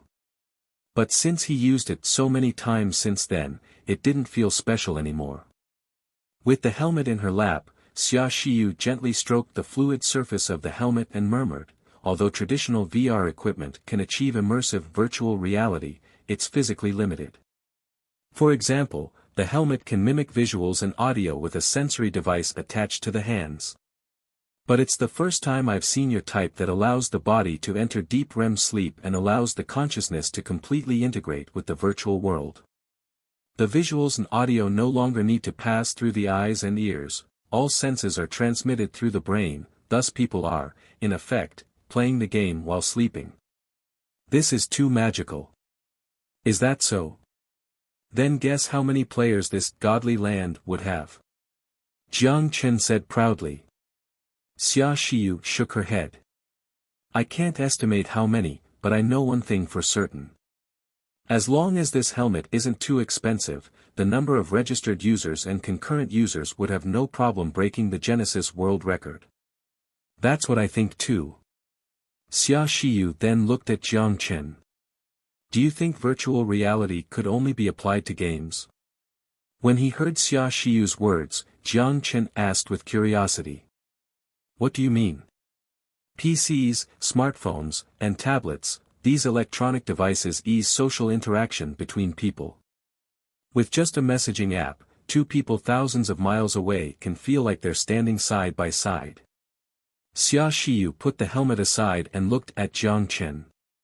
She said with seriousness, but with this virtual helmet, it can allow two people thousands of miles away to forget the distance and, truly, stand side by side. Ignoring the game itself, the helmet alone is an era-defining product. Jiang Chen took a moment to think it over as no one had mentioned this to him before, since in terms of virtual reality technology, people in the apocalypse were much more indifferent. So you're saying this could replace smartphones? Jiang Chen laughed. I don't think that's possible since phones can easily be used anywhere, but this can only be used at home. Also, if I remember correctly, VR equipment already existed 2 years ago. Virtual reality wasn't something new to the modern world. It had a relatively low usage rate domestically, but outside the wall, this thing wasn't as high-tech as people imagined it to be. A simple example, the virtual reality game EVA, Valkyrie under the CCP banner had a selling point known as Space VR, but this game started its internal test on January 18, 2016. Any players who purchased the Oculus Rift DK2 would be able to participate just by registering. Virtual reality games weren't as complex as imagined 10 years ago. A lot of PC and console games were all attempting to integrate with VR. And the news, 2016 will be the landmark year for virtual reality, wasn't wrong at all. It's different. Xia Xiyu shook her head. The difference is analogous to how flip phones didn't change the landscape of PC, but smartphones did. She paused, looked into Jiang Chen's eyes, and said with seriousness, and the virtual reality helmet you introduced is like the smartphone of VR. It's impractical as a replacement for smartphones, but it could certainly pose a significant threat to the virtual reality market. While he was mentally prepared to be the person who wrote the in history, when Xia Xiyu spoke those words herself, Jiang Chen couldn't contain his excitement. This virtual reality helmet is just like a key that takes the sleep time of humans to another dimension. Keeping lifespans constant, people will live 4-8 hours longer each day. Aside from games, we can also use virtual reality equipment to create communities, e-commerce platforms, virtual real estate, and even things we never imagined before. Xia Xiyu took a deep breath as her eyes flickered with excitement. Now do you know why I'm this excited? When he heard Xia Xiyu's description, Jiang Chen was shocked himself. When he was first introduced to the helmet, he only thought of playing games and didn't think that far ahead at all. But now that Xia Xiyu mentioned its potential other uses, he suddenly felt enlightened. Yes, it had other uses aside from gaming. Social interaction and even other necessities could be based on the virtual reality helmet platform. Anything was possible. Virtual reality was just like an undeveloped goldmine that only future technology could reach. We'll create history, Jiang Chen said. That's right. Xia Xiyu held Jiang Chen's hands in excitement. Time paused for 5 seconds. She slowly let go of his hands, put her hand to her mouth and coughed while she averted her gaze. Sorry, I got too excited, she pretended to be calm, but the blush on her face clearly showed the anxiety she was feeling. Jiang Chen was completely shocked as he stared at her blankly. Is this really Xia Xiyu? How should I react? Just as they stood in awkward silence, a gentle knock came from the door. You have a visitor. Aisha looked at the two of them with a smile as she leaned on the door frame. Perfect save. Jiang Chen thanked Aisha in his mind. Let me see who's at the door. You can play with the helmet for a bit. Jiang Chen smiled at Xia Xiyu before he slipped out of the gym. Xia Xiyu watched Jiang Chen leave before her eyes stopped at Aisha at the door. She hadn't spoken to her since she came in. Xia Xiyu squeezed out a forced smile as she said, "Hi." She didn't want her expression to reveal her true feelings to this girl. Or her sense of competition. Aisha responded with a friendly smile as she said gently, I organized your room for you. If you need anything, just let me know. Looking at Aisha's smile free of any hostility, Xia Xiyu felt a hint of embarrassment at her own hostility. You don't dislike me? When she heard Xia Xiyu's words, Aisha tilted her head. Why would I dislike you? Because of jealousy. Xia Xiyu looked away. She couldn't look straight into Aisha's sapphire pupils. But Aisha only shook her head. You're not afraid I'll take him away from you? Xia Xiyu finally couldn't hold it in anymore. You finally admitted to your own emotions? Aisha asked back. Xia Xiyu stopped. A red hue climbed from her neck to her ears. But this time, she didn't back down. She didn't want to demonstrate her softness in the relationship in front of her competition. Seeing she didn't disagree, a smile appeared on Aisha's face. She walked beside her, tiptoed and whispered into her ear.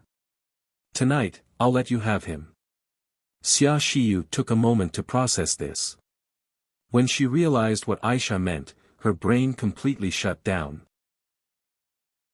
A middle-aged woman in a blue suit stood at the door of the mansion. Her sharp business outfit looked professional. From the label on her briefcase, Jiang Chen could tell she was from Netherlands BMA Construction.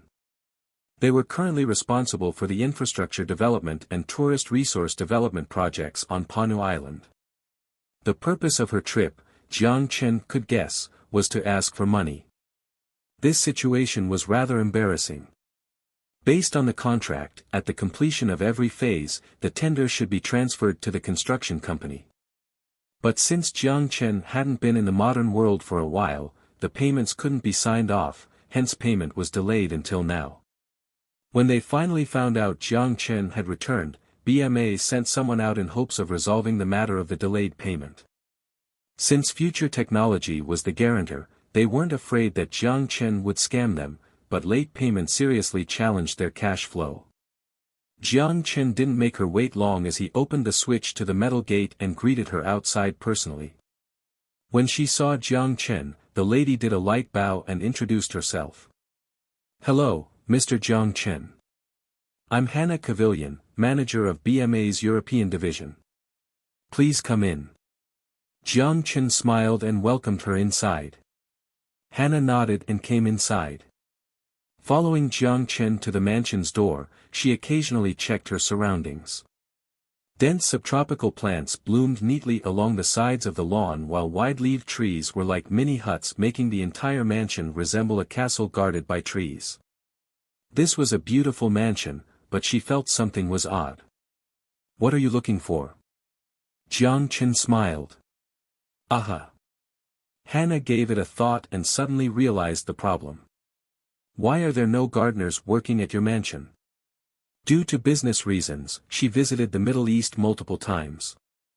She saw many similar castles there and all had gardeners who tended to the plants throughout the day. Judging by the well-kept lawn, this place certainly looked like it was well taken care of, but she didn't see any gardeners here. Jiang Chen smiled. Meticulous observation, but my mansion doesn't need gardeners. As he said this, he waved his hand towards a bush on the side. A disc-shaped drone flew out of the bush and hovered beside his hand.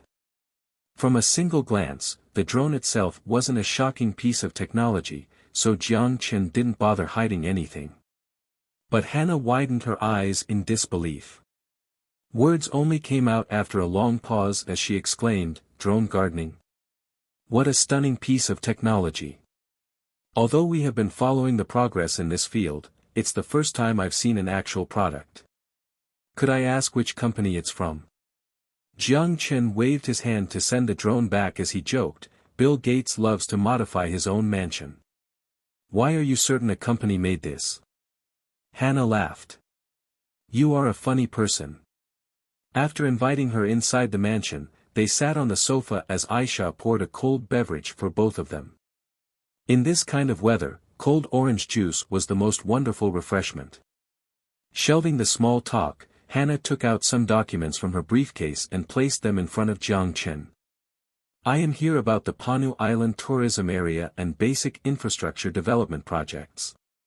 The projects are 50% completed and are expected to be completed by December of this year. Here are the details of the work. Based on our contract, we have already completed 2 phases. Could your party please process the payment for these 2 phases? Jiang Chen only scanned the document briefly before he said nonchalantly, "Of course, please give me the documents." Hannah nodded and took out 2 other documents from her briefcase. The 2 phases totaled $4 billion. After he confirmed that the number wasn't a miss or had an extra zero, Jiang Chen signed the paperwork. When she saw Jiang Chen's signature, Hannah's anxious heart finally settled down as she felt relieved. To be honest, she was afraid that Future International would delay payment even further. Although under their agreement they agreed to pay by phase, an auditing process still existed. If the tendering side didn't recognize that they completed the projects or dragged out the auditing phase for some time, that could complicate things. It was a gamble to do business internationally. Hannah prepared over 100 ways of convincing him to pay before she arrived.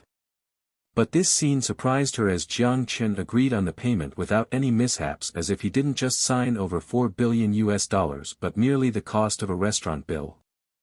Both parties each retained 1 copy of the paperwork. Hannah put away her copy into the briefcase in front of her, feeling reassured. "I have to admit, before I came, we thought you were avoiding us because you didn't want to pay. I apologize for our rude assumptions." Hannah then stood up and bowed to Jiang Chen. "No problem." Jiang Chen laughed it off and made a funny comment, "If someone owed me $4 billion, you bet I would be afraid that he would disappear." Perhaps it was the joke that made her laugh, or perhaps it was Jiang Chen's broken English, but Hannah chuckled. "Also, can I ask something?" Since she successfully secured payment for the company, Hannah's mood was obviously pleasant. "Of course. Does BMA have expertise in building artificial islands? A famous quote goes, 'God created sea, the Dutch created land.' From the 13th century, this country began its massive journey in land reclamation. Over 20% of the Netherlands' land was created artificially by filling in the sea. The hills were all dug out and the entire Friesland province was created through reclamation. Although Panu Islands had an expansive sea territory, its land area had always been limited. While it looked like it had a low population density, this was because the total population was 20,000. Once immigration policies opened up without affecting tourism resources, Jiang Chen estimated that a maximum of 100,000 people could fit in the country. Yet in Hua, any town alone had more than 500,000 people. 100,000 people was clearly not enough. Jiang Chen always thought that the Netherlands had highly advanced land reclamation technology. Since BMA was a renowned Dutch company, Jiang Chen thought it would be good to ask. "Of course, our company's businesses include land reclamation and shallow artificial island construction." Hannah smiled. "If I want to build an artificial island south of Eng Island near the equator, could you estimate the cost?" Jiang Chen asked keenly. "South of Eng Island?" Hannah clearly paused for a second as Jiang Chen's question surprised her. "Is there a problem?" Noticing Hannah's reaction, Jiang Chen frowned. "If I remember correctly, the sea territory south of Eng Island should be deep water. Normally, artificial islands are mostly created in shallow water or on natural reefs. The amount of sand and soil to create a deep-water artificial island would be astronomical, Hannah explained. Would it be possible to build a floating island? Just like a giant aircraft carrier. Jiang Chen wasn't ready to give up on the idea yet. Floating? Hannah chuckled and shook her head. Then wouldn't it float away with the tide? Then connect the floating island with chains, just like an anchor. Hannah shook her head again. That's not possible. If it is a small island, no chains would be able to withstand the immense force of the sea. Also, even if the material existed, the material to create the island itself would be a problem. It's just like putting a 1 square kilometer steel board on the water, it wouldn't take a year for it to get torn away by the tide. Unless you create this island with titanium. I can't think of any better material. Titanium was 42% lighter than steel, but its mechanical strength was 2 times that of pure iron. From an objective point of view, titanium would be the best choice, but the cost. Jiang Chen debated for a moment longer before he let out a sigh. Okay, looks like I still need to think a bit more. I'm sorry I'm unable to help you on this, Hannah said apologetically. Although BMA stated they had no solutions, Jiang Chen didn't give up just yet. If it wasn't possible in the modern world, it might not be as difficult in the apocalypse. After seeing Hannah out the door, Jiang Chen returned to the gym. His discussion with Xia Shiyu about virtual reality helmets was interrupted halfway, now they could continue. But when he went inside, he saw Xia Shiyu lying on the recliner with the helmet on. Seeing her like this, Jiang Chen didn't wake her up. Instead, he closed the door gently. Why don't you use this opportunity to do something? Aisha came from behind and hugged him. I'm not a pervert. Jiang Chen facepalmed. All 5 senses were blocked and the virtual reality helmet was active. Unless the user's environment exhibited high temperatures or other obvious changes, the safety protocol wouldn't be triggered. This was the reason why the helmet had to be worn in a private space. It was easy to be assaulted wearing the helmet in public. That's not what I told Xia Shiyu. A faint smile appeared on Aisha's face. Jiang Chen's heart paused a beat, then he turned his head. He picked Aisha up and slung her over his shoulder as Aisha gave a light shout. Oh! You're becoming more naughty, you dare to trick me? Jiang Chen fiercely slapped her butt as it made a loud sound. Oh! She began to kick her legs in the air. While rubbing against his firm shoulder, Aisha let out a faint moan. She turned around and looked at Jiang Chen innocently. I only wanted to help the both of you. Because of her movements on his shoulder, a cool sensation constantly brushed on the side of Jiang Chen's face which tickled his mind as well. Oh! How were you going to help? Jiang Chen said with a smirk. I told her that. Tonight, I'll leave you to her, Aisha said, frightened, as her eyes drifted to the gym back and forth, afraid that Xia Shiyu would wake up and see her in a difficult position. Although it wasn't like she couldn't escape Jiang Chen's hold, she never imagined resisting him. When he heard Aisha's words, Jiang Chen facepalmed. You weren't helping, you only made the situation worse. Could you put me down? You can do this when no one is around. Aisha pleaded in a small voice. No, I plan to punish you. Jiang Chen had a wickedness to him and ignored her pleas as he carried Aisha to the gym.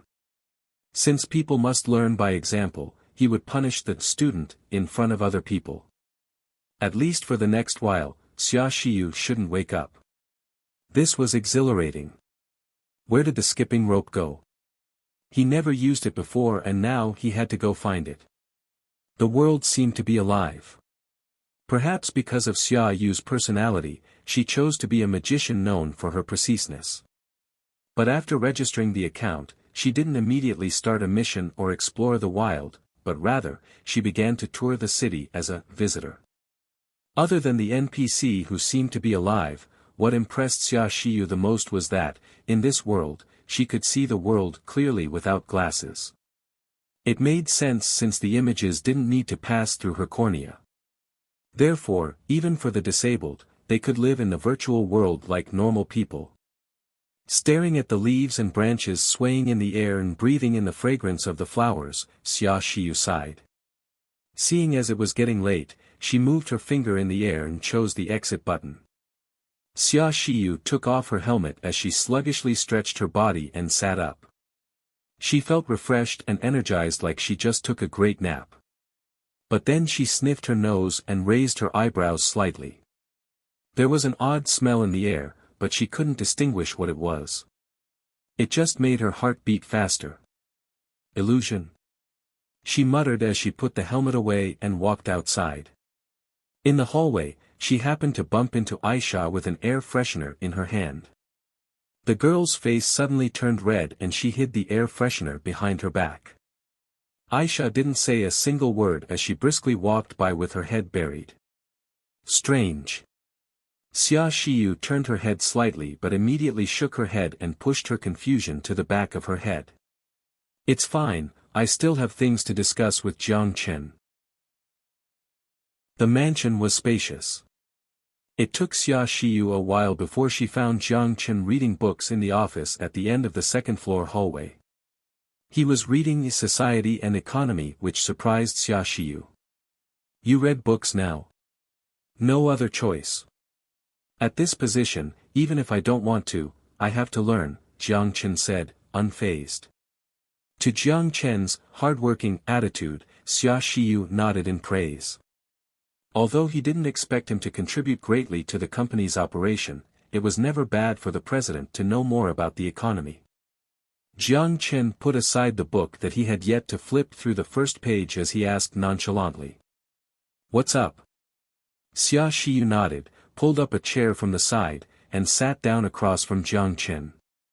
It's about the virtual reality helmet. Technical aspect?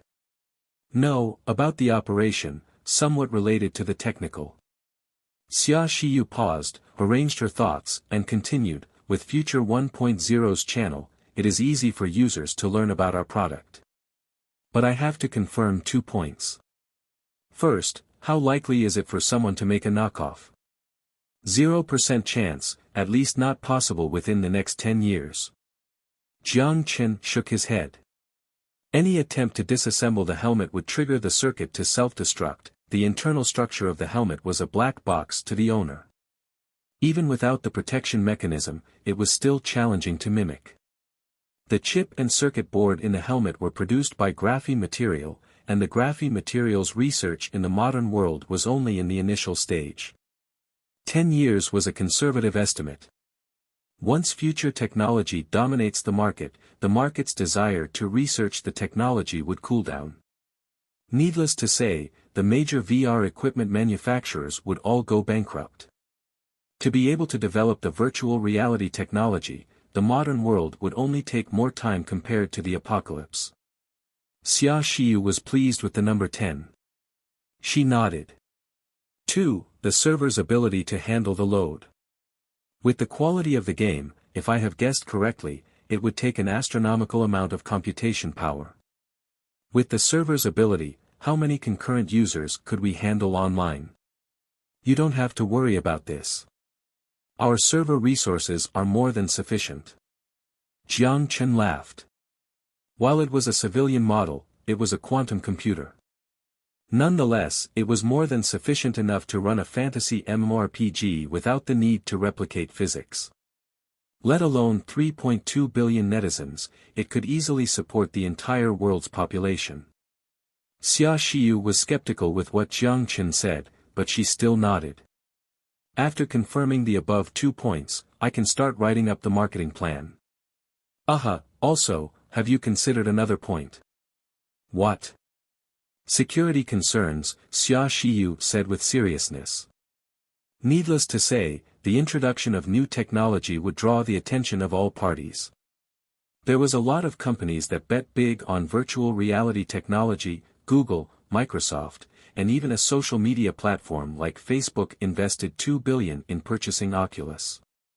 With the bets on the table, the sudden emergence of future technology would suddenly sweep the table. Just like with Xbox, who played the Super. Therefore, In the foreseeable future, the companies that were among the heavy favorites a few years ago would experience a series of rapid downturns.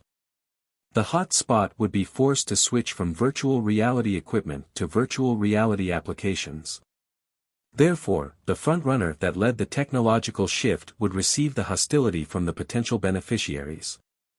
Jiang Chen clearly understood what Xia Shiyu meant, but to the potential danger, he only laughed. Now, do you think it is necessary for me to invest on this island? Xia Shiyu took a moment to process. Could it be? That's right, this island is my backyard. Here, my army will protect my interests and rights. Xia Shiyu was obviously thrown off again. After a moment of silence, she spoke again, so, the shareholder behind Celestial Trade is actually you? Yes. The tip of Jiang Chen's lips curled up. Xia Shibu rubbed her forehead as she said bewilderedly, so, the overseas organization you said is factitious, right? Not exactly, but it works for me, not I work for it. She finally digested the massive amount of information in her head, she sighed. Okay. In this case, security is not a big concern then. Although she still had a lot of questions, Xia Shiyu chose to bury them in her head for now. She trusted that Jiang Chen would tell her one day, just like what he told her today. At night, Xia Shiyu would obviously not go to Jiang Chen's room. But she used the excuse of the room is too big and moved to Aisha's room. To Xia Shiyu's request, Aisha didn't reject because she wanted to improve her relationship with her future sister. But it made it hard on Jiang Chen. Before Xia Shiyu leaves, he could only eat discreetly. Over the next few days, Xia Shiyu spent her time in the mansion and worked remotely on her laptop. She was creating a marketing plan for Godly Land based on Jiang Chen's recommendation while controlling the day-to-day operations of future technology. Although Jiang Chen was impressed by her ability to multitask, he was afraid that she couldn't handle the workload. While Xia Shiyu was busy between things, Jiang Chen didn't sit around. He spent the days on boats between New Moon, Koro, and Ange Island. The construction of the New Moon Island military base was basically complete with 500 soldiers serving. Most of them were soldiers recruited locally at Panu with some soldiers from Niger. To alleviate the problem of a lack of soldiers, the manager Barkari posted a hiring post on a social media site for Celestial security position. A monthly salary of $4,000 a month plus a 150 square meters house after retirement. The academic requirement was only a high school diploma. With such favorable benefits, Celestial received a high number of applicants from developing countries. After the selection process, Barkari chose 1,000 people out of the over 10,000 applicants. A lot of them were retired soldiers with Han making up the majority. After they arrived on the plane, Ivan didn't immediately station them in New Moon but placed them at the military base on Koro Island for 3 months of training. Once their ability and loyalty were confirmed, they will be joining New Moon Island as an official member of Celestial. What did Jiang Chen do in the past few days? To summarize it in 2 words, spend money. With a unit of billions. The military base on New Moon Island has a 2,300 meters long double runway airport, a radar station as well as a platform connected via a dam the size of 2 football fields. After he paid for the construction, Jiang Chen lost another 1.4 billion on his account. Including the 4 billion he spent a few days ago, he used 5.4 billion in 3 short days. And that was not all. To prepare for the extraction of molybdenum, Jiang Chen infused 1 billion to future mining. Through a tender, he planned to build 2 semi-submersible offshore platforms south of Ange Island. The semi-submersible offshore platform will mostly be used in the deep sea with its primary application in oil and gas extraction. Its principle was similar to a submarine with the platform built on a giant floating device. The device would submerge below the water and connect to the seabed through tubes. A balancing device similar to the weight on a fishing rod will be installed below the flotation device which would allow the platform to maintain its balance through the tides and storms. The benefit of the offshore platform was that it was movable. Once the mining deposition on the seabed has been completely exhausted, it could be transported away by a transport vessel. Jiang Chen planned to station 2 soldiers and 3 workers on the offshore platform and control the underwater mining device through electronic components. A boat would visit every week to bring the necessities and haul away the molybdenum ore rich with manganese nodules. Although the mining robot technology was still under development, Jiang Chen believes that it won't take long before results come from Camp 27. Before that, it was not a bad choice to first build the offshore platform. These mined manganese nodules will be pulled to Ange Island because, in addition to the rich molybdenum oxide, more than 50% of the structure was composed of iron oxide and manganese oxide. To treat these manganese nodules, Jiang Chen had injected $200 million more USD in future mining and built a manganese nodule treatment plant, a molybdenum ore refinery, as well as a steel plant and an aluminum plant. The manganese nodule treatment plant would first crush the ore, complete the initial sorting and output the manganese and rich molybdenum slag. The slag will be sent to the molybdenum refinery for secondary processing and the manufacturing of the molybdenum ore required for the virtual reality helmet. The steel plant and aluminum plant were used to process the iron and aluminum ores purchased from BHP while also treating the residues of the manganese nodules. The complete production line was expected to be completed in 3 months. By that time, the first step of Ange Island's industrial transformation would be complete. The rich mining resources would not only satisfy the demand on the island, but it could also be exported for profit. Once he finished taking care of future mining, Jiang Chen began to work on the headquarters of future technology.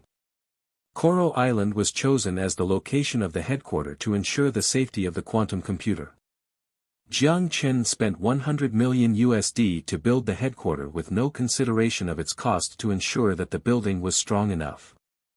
Also, Jiang Chen decided to place the virtual reality helmet in the modern world. Since billions of virtual reality helmets would need to be produced, he would never be able to transport all of them back.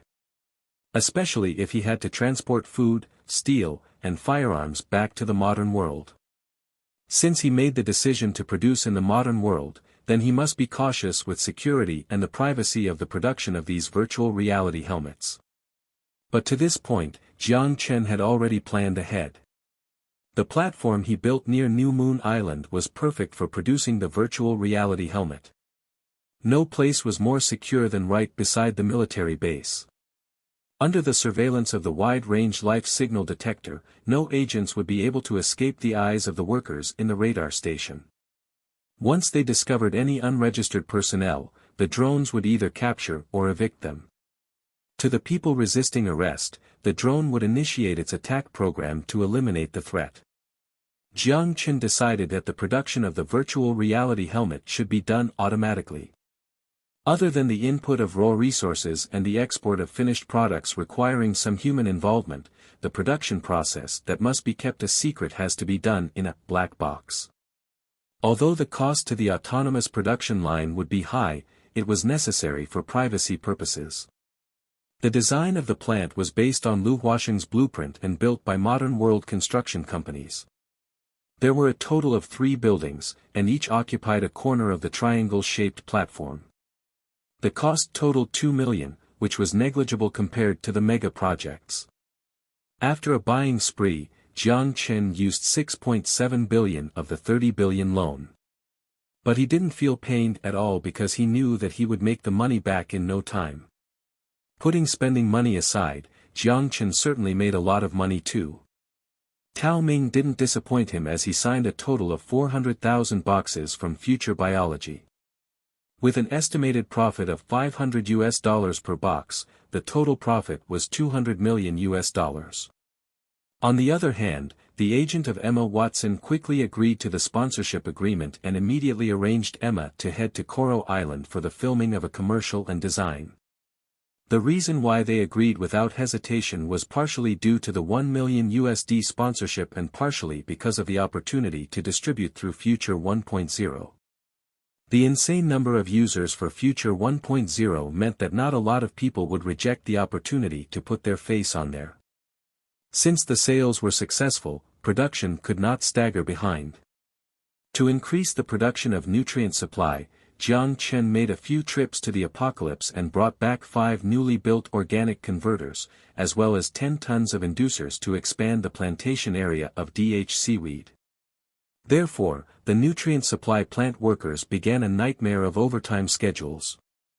To finish the production task, the technicians responsible for inducing the DH seaweed even slept on the ground of the lab. The plantation boat on the sea worked rotating shifts. The workers from the 3 shifts poured the DH seaweed down, fertilizing the sea farm, and cutting the newly grown seaweed. Of course, Jiang Chen was generous with the overtime bonuses. Compared to the 200 million, overtime bonuses were nothing. To prevent the workers from working excessively, Jiang Chen ordered Zhan Shujie to hire 60 additional workers to fill the void in labor. To Zhan Shujie and Tao Ming's outstanding contributions to future biology, Jiang Chen gave them a generous bonus. A dividend of 1% per person as their annual bonus. While they were both ecstatic, they worked even harder. Everyone could see the future of future biology. Even a dividend of 1%, with the current growth trend, they could at least take in more than 10 million USD at the end of the year. In his half-month, Jiang Chen finally felt what it was like to be busy. He wanted to split himself in half so that one half could be on Ange Island, while the other stationed between New Moon and Koro. But after a busy half-month, everything was finally on the right track. Just as Jiang Chen thought he could take some time off, a new problem quickly emerged. Without including the independent Celestial, Future International's employee number in XIN reached 400. While it was a small number on paper, XIN had a total of 20,000. To begin with, the working population barely reached 10,000. Fishing boats could rarely be spotted on XIN sea territory, people were demanded everywhere. Basic infrastructure development boosted the local employment rate. What used to be an island with the highest unemployment rate, Ange Island, now lacked a workforce. Especially once the tourism resources were completed, there would be a more significant gap in the labor force. Jiang Chen estimated that once the projects are completed, his employees would at least increase by 2,000, and at least create an additional 5,000 positions in supporting industries. XIN didn't have that many people looking for work. Therefore, Jiang Chen set his eyes on a superpower currently experiencing an immigration wave. But he was not looking at the rich who did everything they could to leave, but the labor force with an academic background higher than high school. Number 1 Wanghai High School. A young-looking math teacher with glasses was packing away his stuff in the office. 3 days ago, he handed in his resignation letter. Today, the principal finally agreed. Guangping, you're really not going to work here anymore. The director stood beside him as he said reluctantly. Li Guangping was a teacher they hired 3 years ago. Although he was just an undergraduate student at that time, he demonstrated excellent teaching ability. With the philosophy that math can be fun, he employed a humorous but rigorous teaching style. Not only did he manage to increase a class with mediocre math scores to the best class today, but he also gained the respect and love of all the students in the class. This type of teacher, not a single person would be willing to let him go. And because of that, the principal dragged out his resignation for 3 days before seeing that he had made up his mind and finally signed the letter without any other choice. Director Wang, you don't need to try and convince me anymore. Li Guangping smiled and stuffed a pen a student gifted him into his bag. Director Wang let out a sigh. Okay, I'll stop trying to convince you. Perhaps upset by the fact that a school executive personally tried to persuade him, a teacher correcting homework in a low voice said bitterly. Private high schools have better benefits, how could the small number 1 high school hold your glorious presence? The voice was not too high, but not too low. Director Wang's expression didn't look good, but he didn't say anything as he just pretended he didn't hear anything. Private schools acquiring talents from public schools had been giving the school executives headaches, but they could do nothing about it. Since people walked up, water flowed down, talent could not just be retained by culture. Private schools' salary and bonus structure are much better than public schools. It may be more tiring but was undoubtedly more attractive to young teachers with ambition and ability. When he heard his co-worker's words, Li Guanping paused for a second, but he didn't mind and only smiled. Although Wu Jiefeng had some conflicts with him in terms of awards, since they were no longer people from the same world, he didn't let it bother him. I'm not going to a private school, I'm going to teach overseas. Overseas? Director Wang was shocked. A few high schools in Xi'an posted positions, and I happened to pass the interview. They wanted me to come as soon as possible. Although he used a casual voice, from the smile on his face, however, he was proud. When they heard Li Guanping's words, the teachers who were working on their own things began to chat amongst themselves. I saw the posting too. It is through a video conference with a salary of $4,000 a month. A male teacher whispered. Really? A female teacher said, shocked. $4,000 was 24,000 renminbi in salary, and it was just a starting level salary. To the average teacher at a public school, it was an astronomical number. It shouldn't be fake, Xi'an government is doing the hiring. They wanted to solve the lack of talent in their schools and hospitals, so they are offering a competitive package to oversee teachers and doctors. The news even went on Future 1.0's headline. Xi'an is this rich? Weren't they in a war before? A Han teacher was skeptical. That was half a year ago. With the new government, they introduced a series of stimulating economic measures. They want to build Panu Islands into the Hawaii of the West Pacific. A slim male teacher said very vocally. He was the type that enjoyed reading the news. Seeing how uninformed his co-workers were, he began to sell what he knew. Also, Xi'an introduced a labor immigration policy. Anyone with a work visa could apply for Xi'an nationality once they have worked 2 full years in Xi'an. Oldly, once you get the green card, when we go visit you, you can't pretend not to know us. A teacher that had a good relationship with Li Guanping joked. Of course. Once I settle down, I will invite you all over. Li Guanping said goodbye to his colleagues. Only one person in the entire office was gloomy, head uncomfortably buried, and eyes filled with jealousy. Wu Jiefeng would not tell other people that he saw the job and applied. But unfortunately, he was eliminated in the first round. Similar scenes happened all over Xi'an. It all originated from an immigration promotion video on YouTube. The entire video had 3 central ideas. The place was stunning, filled with work opportunities, and just waiting for you to go. Then, the video was reposted by Future 1.0 news channel and hence spread across the country. This began a frenzied amount of reposting and comments. Compared with the lack of response in UA and Europe, the citizens of Hua had a favorable impression of Xi'an. As to why? It was because of the cultural similarity. The only other country in the world that used Han as its official language. The Han society obviously felt close to Xi'an.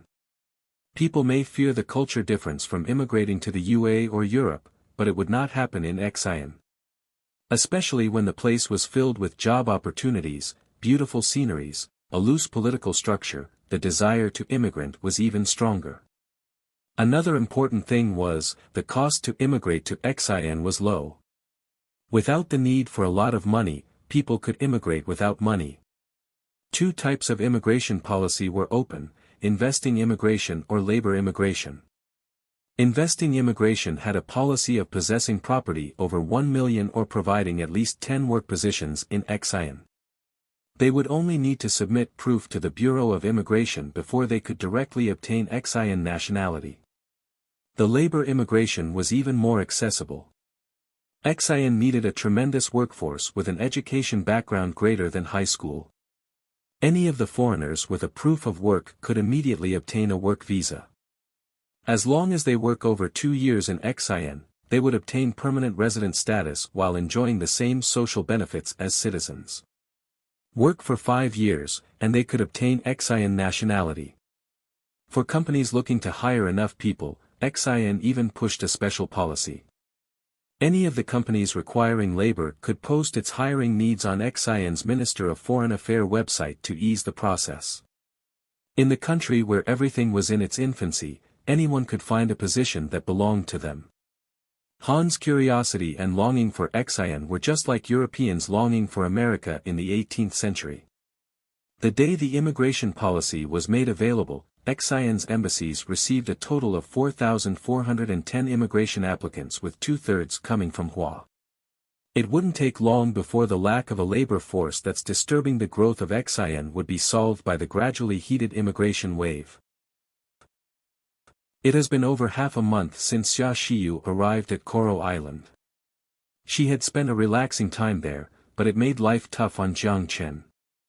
Because the two girls slept together, Jiang Chen basically had no intimate time with Aisha. The only thing that made it worthwhile was that Aisha and Xian Xiyu's relationship got a lot closer. Perhaps because they slept on the same bed, the faint hostility Xia Xiyu had toward Aisha faded after a half-month of meshing together. All in all, the three people lived harmoniously together. Xia Xiyu spent the day working at home, Jiang Chen stayed out among islands, and Aisha would sometimes drive for Jiang Chen, occasionally visit Jiang Chen's parents and do the chores in the mansion from time to time. The busiest half-month passed by. Jiang Chen and Xia Xiyu both had free time. To treat himself for his hard work, Jiang Chen proposed a vacation on his private island. To Jiang Chen's proposal, Xia Xiyu only hesitated for a moment before she agreed. After such high-stress work, the rare trip to the beautiful southern island would be a waste if not enjoyed now. Since she lived most of her life among the noise of the city, the proposal was indeed attractive to her. As to Aisha, she never had any opinions on Jiang Chen's proposals. She was timider than a small lamb. Therefore, the 2 days' vacation had been agreed on. Other than the 9 islands, hundreds of deserted islands also spanned across Panu Islands. Some of them looked only as big as a house with a single wave capable of flooding the entire island. Some of them were as big as New Moon Island, only uninhibited due to the lack of access to fresh water. This inhabited island was 170 nautical miles to the east of Koro Island. One of the islands was sold to Jiang Chen from Xi'an government. The island was 1 square kilometer big with dense vegetation in the middle of the island and was surrounded by beaches on all sides. Other than the wooden cabin on the beach, there was no other facility on the island. Jiang Chen intended to retain the original scenery of the island. "You certainly know how to enjoy life," Xia Xiyu exclaimed. She lied soothingly on the recliner. Staring at the waves mixed with white bubbles and feeling the saline sea wind that swayed her hairs, she sucked on the cold orange juice. It was like living in heaven. Xia Xiyu felt all her weariness leave her body. Her mood couldn't have been better. "I'll take that as a compliment. But to be honest, this is my first time on the island too," leaning on the chair with his arms under his head, Jiang Chen said sluggishly. "Oh really?" Xia Xiyu turned her head. The sea blue 2-piece swimsuit fitted perfectly on her figure of perfection. Although she didn't intentionally show off her body, her gorgeous face was revealed without anything obstructing it. The water droplets left on her body after playing among the waves sparkled on her smooth leg, just like a lotus after the morning dew. "What are you looking at?" Sensing Jiang Chen's gaze, Xia Xiyu felt her face burn. She put on a straight face and said with some harshness to hide the panic in her heart. Under the sunlight that made people lazy, Jiang Chen answered without processing it in his head. "A hot girl." Xia Xiyu bit her lower lip and turned around to hide her burning red face. Looking at the door, Aisha had a smile on her face. Their progress was far better than she had expected. The sun began to slide down the east coast. Under the ray of the dusk, Jiang Chen began to set up the barbecue on the beach, took out the ingredients and beer that was chilled on the boat, and began to prepare for a bonfire party. As he chugged the cold beer while biting on the crispy and golden skewers, Jiang Chen was thrilled by the experience. On the contrary, Xia Xiu was more reserved as she ate the skewers bite by bite, enjoying the delicacy. As to Aisha, compared to eating, she seemed to enjoy being eaten. That sounded weird. Correction, she enjoyed watching the happiness that flowed out of Jiang Chen and his praises when he ate her work. After a nice dinner, they cleaned up the garbage, and the three fooled around on the beach for a while before they lied back down. Peace returned to the beach. As Jiang Chen stared at the sun slowly descending, Jiang Chen abruptly asked, "Are you leaving the day after tomorrow?" Xia Xiu was silent and then nodded. I have been away for a while, I have to be there for a lot of things. It's been hard on you. Jiang Chen sighed.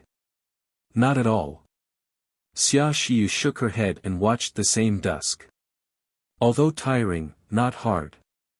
To be able to prove her worth was something she dreamed of doing, why would she think it is hard? Or rather, it was an exhilarating experience to be able to witness the growth of an internet empire in her own hands. The dusk glided a golden edge on her face. The faint smile on her face made Jiang Chen hold his breath. It was not her stunning beauty, but something even brighter. But then, Aisha suddenly stood in front of Jiang Chen and put him behind her. What's going on? Jiang Chen asked. Helicopter. Aisha's eyes narrowed as she gazed at the sky. Her eyes became alert and flickered with cautiousness. Following Aisha's sight, he also discovered the black dot that surfaced in the distance. Not long after, the edges of the helicopter become more and more clear. Jiang Chen raised his eyebrows at the miniature helicopter. He didn't remember buying this model. He became more alert and prepared to take out his weapons from the storage dimension. But when he saw the person at the side hatch, his loosened up, sighed, and sat back down. By the looks of it, the higher being doesn't want me to have a good vacation. As he muttered, he drank the last drops of his orange juice. Frankfurt, the library of the University of Br. The dusk had long been gone, but the library was still bright from inside out. A teen with a relatively attractive face sat at the corner of the library and concentrated on the laptop in front of him with his fingers typing furiously on the keyboard. Other than the laptop computer, a couple of German computer textbooks laid on his table along with a cup of black coffee. When he pressed the last button, Xia Lei let out some of the air in his chest and sunk into the chair. It has been half a month. The opponent hid carefully, and their skills were impressive, but they finally exposed some information. After breaking through a series of firewalls, Xia Lei finally managed to capture the real IP masked behind layers of fake IPs. The IP was located in Poland. After Xia Lei captured the real IP, he didn't alert the opponent. Instead, he used the opportunity when the opponent relayed information back to send the Trojan program to their computer. The Trojan program would not do any harm to the computer, it would only package some of the documents in the computer discreetly and discreetly transfer the information back to his computer. Watching the progress bar on the screen, an egotistical look appeared on his face. Let me see who you are. As Xia Lei muttered, he reached for the coffee on the table. But when his finger touched the cup, a couldn't-be-helped expression surfaced. The coffee was cold. He looked up at the clock on the wall, he mumbled. Already 8? He'll just do the rest at home. He was a bit hungry. Seeing that the progress bar was complete, he stood up, put the laptop on his back, and headed out. But just when Xia Lei went downstairs, he caught a glimpse of 2 black vehicles parked outside. 4 men in black suits and shades walked out and headed to the front door of the library. Did the library do some donation program again? But it's already so late. Xia Lei mumbled to himself and didn't mind these people. When he passed by the men in black, however, he felt a chill run down his spine. It was as if a venomous snake was staring at him. Fortunately, the feeling faded away in a glimpse. Perhaps because he looked too young, the sight of the men in black stopped for a second before they left as they began to scan in the library. But just in that one glimpse, Cialet felt his entire back was drenched in cold sweat. Damn it, what kind of people did that guy mess with? Cialet left the library and cursed in his mind. Instincts told him that the men in black were definitely not friendly individuals. They were probably looking for him.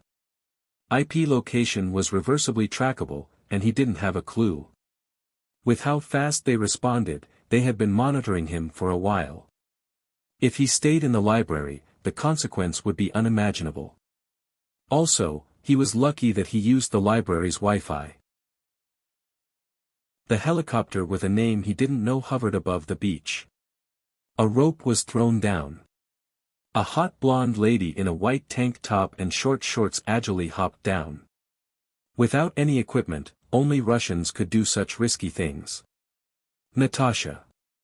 Since the last time Jiang Chen saw her at the hotel in Xiangjiang, he hasn't seen her for half a year. When both of her feet touched the ground, she signaled the helicopter pilot before walking to Jiang Chen. The helicopter turned around and Jiang Chen focused on the Russian girl walking in his direction. Natasha stood in front of Jiang Chen and ignored Aisha's cold expression as she raised her chin. "You still owe me a shot of vodka. When did the audacious Russian get so pesky?" Jiang Chen said as he sat up from the recliner. "Sniff dash, I smell barbecue and beer. Unfortunately, looks like I'm late to the party. Don't look at me like that, I'm not hostile." With Aisha's cautious look, Natasha put up both of her hands, but her tone was flirtatious. "Who is she?" Xia Shiyu frowned and whispered to Jiang Chen. "A KGB agent, or should I call them the Russian Federation Security Bureau?" "Anyways, both are not wrong," Jiang Chen said nonchalantly. When Xia Shiyu heard the word agent, she instinctively felt fear since she was captured by the CIB before. She could still not let go of the fearful memory. But when she saw Aisha, her tense heart became calm again. To the anxiousness on the beautiful Han girl's face, Natasha only scanned it before moving away. Then, she stared straight at Jiang Chen and smiled. "We haven't seen each other for a while, why such a cold expression, are Han men this heartless?" Jiang Chen glared at her, "Your Han is improving, but I have to say, your choice of words could be better." The tip of Natasha's mouth curled up as he walked up to him. But Aisha didn't have any intention of moving away as she just stood there. Although the small bee was not convincing enough for the massiveness, the emotionless expression added another vibe no less than Natasha's. "Hello, I'm a security personnel responsible for the safety of the embassy, are you trying to start a diplomatic conflict?" Aisha's expression didn't make Natasha unhappy at all.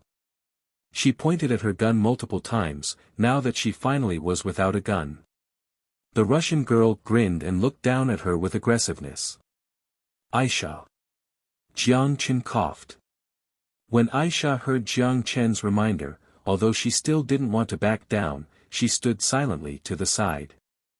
With a pause, Jiang Chen asked Natasha, "The security personnel of the embassy? Could you explain?" Xian and Russia officially established a diplomatic relationship. "I'm here along with the Russian ambassador. I got off the plane at noon.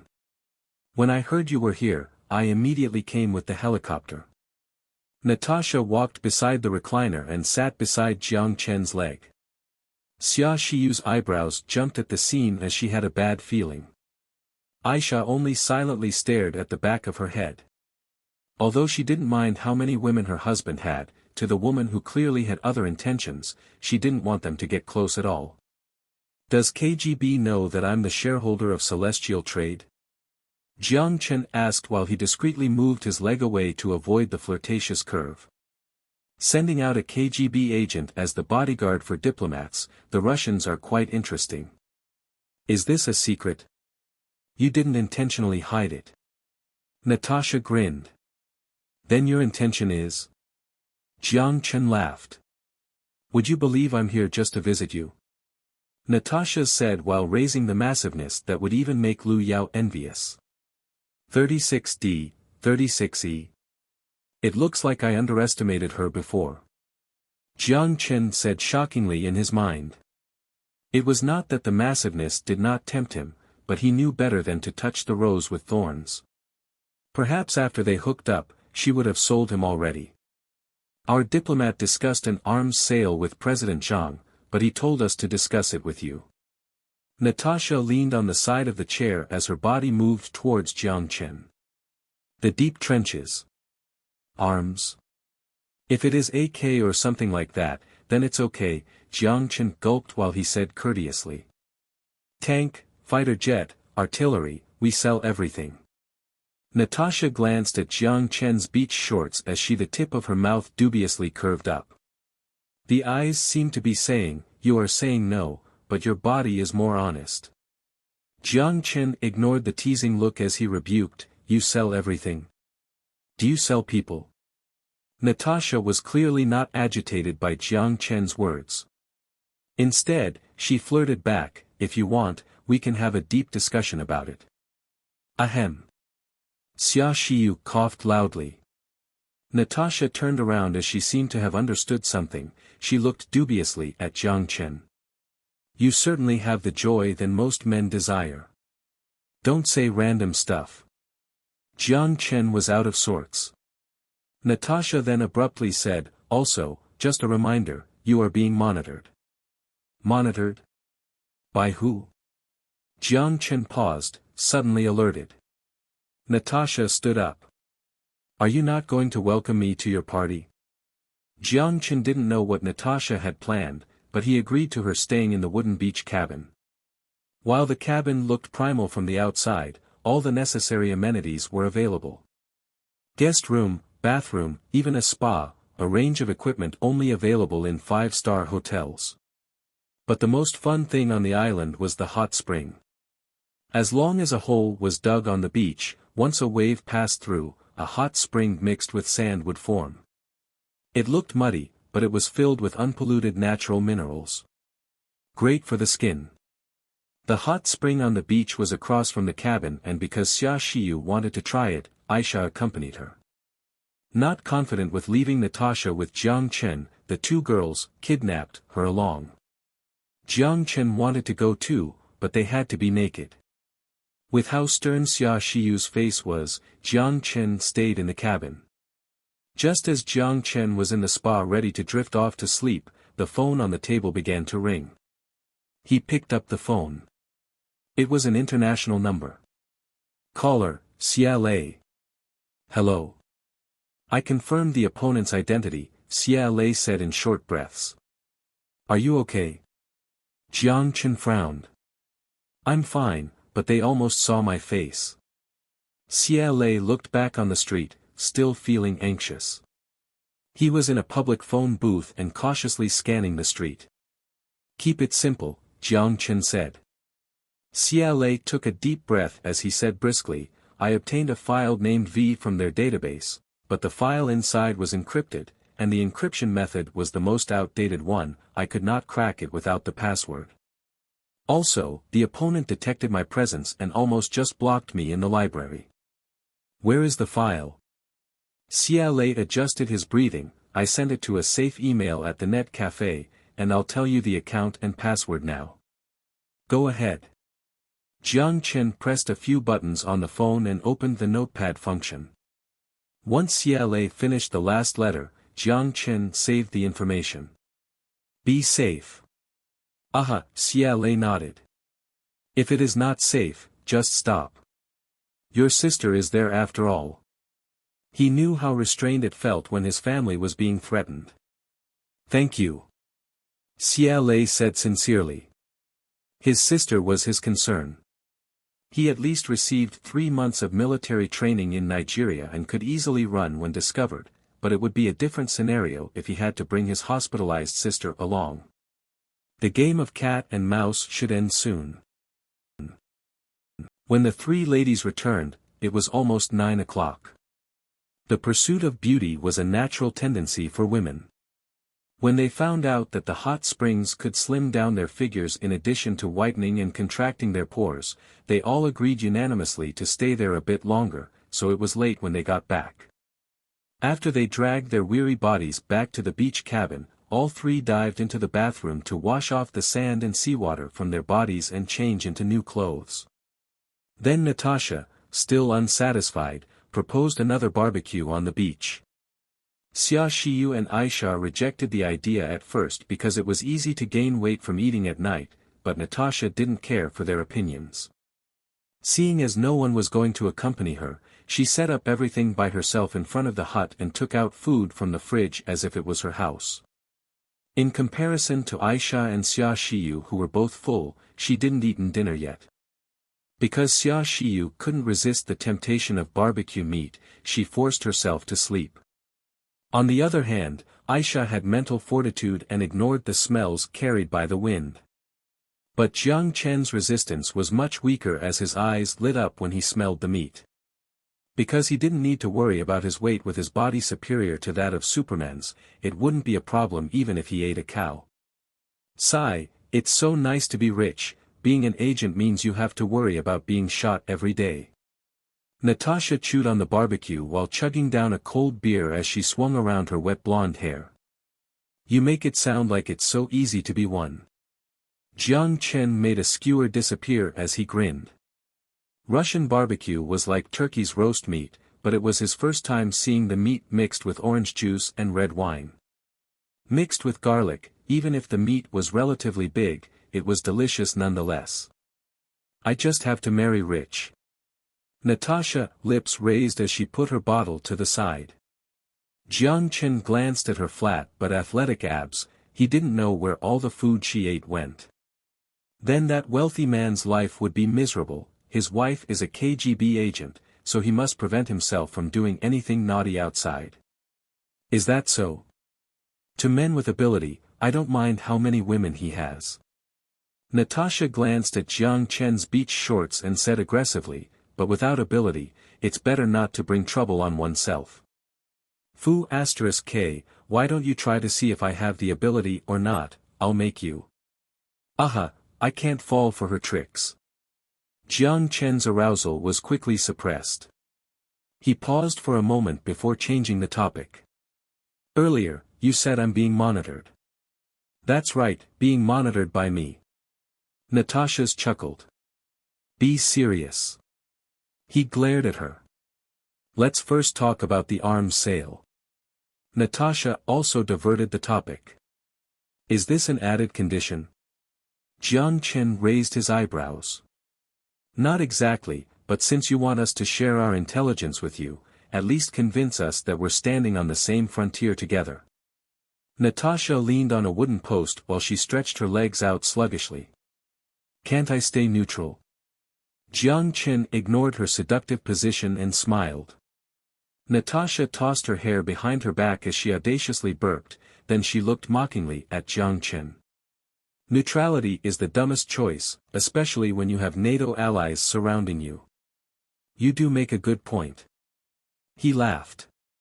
Then should I accept the friendly gestures from the UA or stand with you? You guys have been dragged into a mud pit in Eastern Europe and aren't in the best state due to the problems in Syria. The meaning was obvious, you guys can't even hold your own, what makes you attractive enough for me to stand with you? You won't join the UA as long as you're not dumb. Natasha shook her head. Oh. Explain. Country F is an ally of UA, but in establishing a strategic balance in the Asia-Pacific, did F manage to gain a lot out of it? Natasha said with a grin. So, we choose not to stand with anyone, Jiang Chen said dubiously. You're like a beautiful girl with an ambiguous attitude towards your pursuers. But have you considered that since you're a needle stuck in the second island chain to block China, the UA will keep compromising with you? There are two methods to conquer a woman, one is to use flattering words, the other is to use force. Natasha gave a derogatory but easy-to-understand analogy. Is that so? Jiang Chen scoffed. Funny, I haven't even taken out your nuclear weapons yet. If it wasn't for Xian being in a state of economic development to avoid unnecessary international problems, Xian could be a part of the nuclear club right now. It's a bit too early, but once I establish a few nuclear silos in the Pacific, even the 5 thugs will have to be afraid. Natasha noticed that Jiang Chen was silent. Thinking that he didn't believe her, she laughed. Don't forget what happened in Kane. What happened? If the UA is willing, they only need $1 billion to form a civilian force equipped with tanks and artillery in Xian. Natasha wolfed down another skewer. To Natasha's words, Jiang Chen only laughed. I will consider your arms sale, but our stance to maintain neutrality internationally will not change. Arms sales in Hua have a much lower barrier compared to you guys. If you insist on adding conditions, then I hope we can form a partnership in other areas instead. Whatever, it's not like you're the only store. Only Iran and India are willing to do arms business with Russia. Who's more eager to expand into the international arms market? Natural gas and crude oil from Eastern Europe are no longer highly sought after. Without arms sales, what do you have to feed the almost bankrupt arms plants? Natasha's eyebrows raised as she said expressionlessly. If you purchase Han firearms, the UA will be tense. This was indeed true. Compared to Russia, who had nothing to do with South Asian affairs, an arms sale from Hua would have a higher chance of crossing UA boundaries. But Natasha clearly ignored a key point. We are a private company, we don't represent the country of Xian. This was a shameless excuse. The mercenary Xian hired had nothing to do with the Xian government. Although everyone knew that Celestial was Xian's unofficial army, the army was not controlled by the government after all. After a long silence, Natasha spoke with her eyes narrowed. You are devious. Thank you for your compliment. If you are interested in doing business without conditions, can you first tell me how you are monitoring me? Natasha spoke a name which made Jiang Chen surprised. Willy Society. Willy Society. With shock in Jiang Chen's eyes, he frowned. Aren't they only active in Eastern Europe? Who told you they're only active in Eastern Europe? Natasha continued, their eyes are all over Europe. We call them neo-Nazis, NATO refers to them as reformed good friends. What's important is not how they made history but the role they play now. What role do they play now? The disruptor of Eastern Europe, Natasha said emotionlessly. NATO provides them with funding, intelligence support, and even weapons, attempting to use these Nazis to prevent us from unifying our people. But what does it have to do with me? Jiang Chen frowned. South Asia and Eastern Europe were two completely distinct places. That's what we're curious about too. Natasha turned to look at Jiang Chen. What does it have to do with you? Jiang Chen paused then asked, do you not know either? I thought you could give me answers. KGB's influence is nowhere near as strong as before. Natasha sighed. Willy Society surfaced in the Gorbachev era. During that time, we could no longer even look after ourselves, there was too much bloodshed in our domestic conflicts. For so many years, our agents only managed to obtain one keyword. What keyword? Watching the waves, Jiang Chen asked nonchalantly. The golden apple. Jiang Chen's pupils instantly contracted. Chapter 409. It was not a secret after all. The golden apple. The Fu * King golden apple again. Two clues intermingled in his head. Based on the golden apple symbol on Carmen's ring, Rothschild may have some connection to the golden apple. Based on Natasha's words, Willy Society was also connected to the golden apple. Then Rothschild must be connected to the Willy Society somehow. Allies? Jiang Chen frowned but immediately rejected the thought. The Rothschild family was Jewish and even supported the founding of Israel. Considering what Natasha said, the Willy Society consisted of neo-Nazis. Therefore, the two groups had to be in an eternal rivalry. So, are they competitors then? Jiang Chen closed his eyes. his deductive skills were only mediocre at best. Without any more clues, this was the only conclusion he arrived at. Natasha definitely didn't provide him with all the information. Jiang Chen wasn't even sure how much they know about the golden apple. "Have you heard of the golden apple?" Natasha asked. "The apple that Eve and Adam ate?" Jiang Chen disguised the shock in his mind and spoke with a smile. He wouldn't tell Natasha what the golden apple actually was, just like how she must have held back some information from him. It was better to play the fool now. His instincts told him that a lot of people were searching for the apple. It was obvious as to why everyone wanted to control the mystery behind the Nazis' technology. Natasha's question may have been a test to begin with. Although Jiang Chen really wanted to explain to her that the knockoff golden apple was at best a one-way radio that received certain information based on a specific time frame but didn't possess the ability to communicate with the future. No one would accept his explanation anyways. "You need to catch up on your history. The golden apple originated from Greek mythology, not the Bible.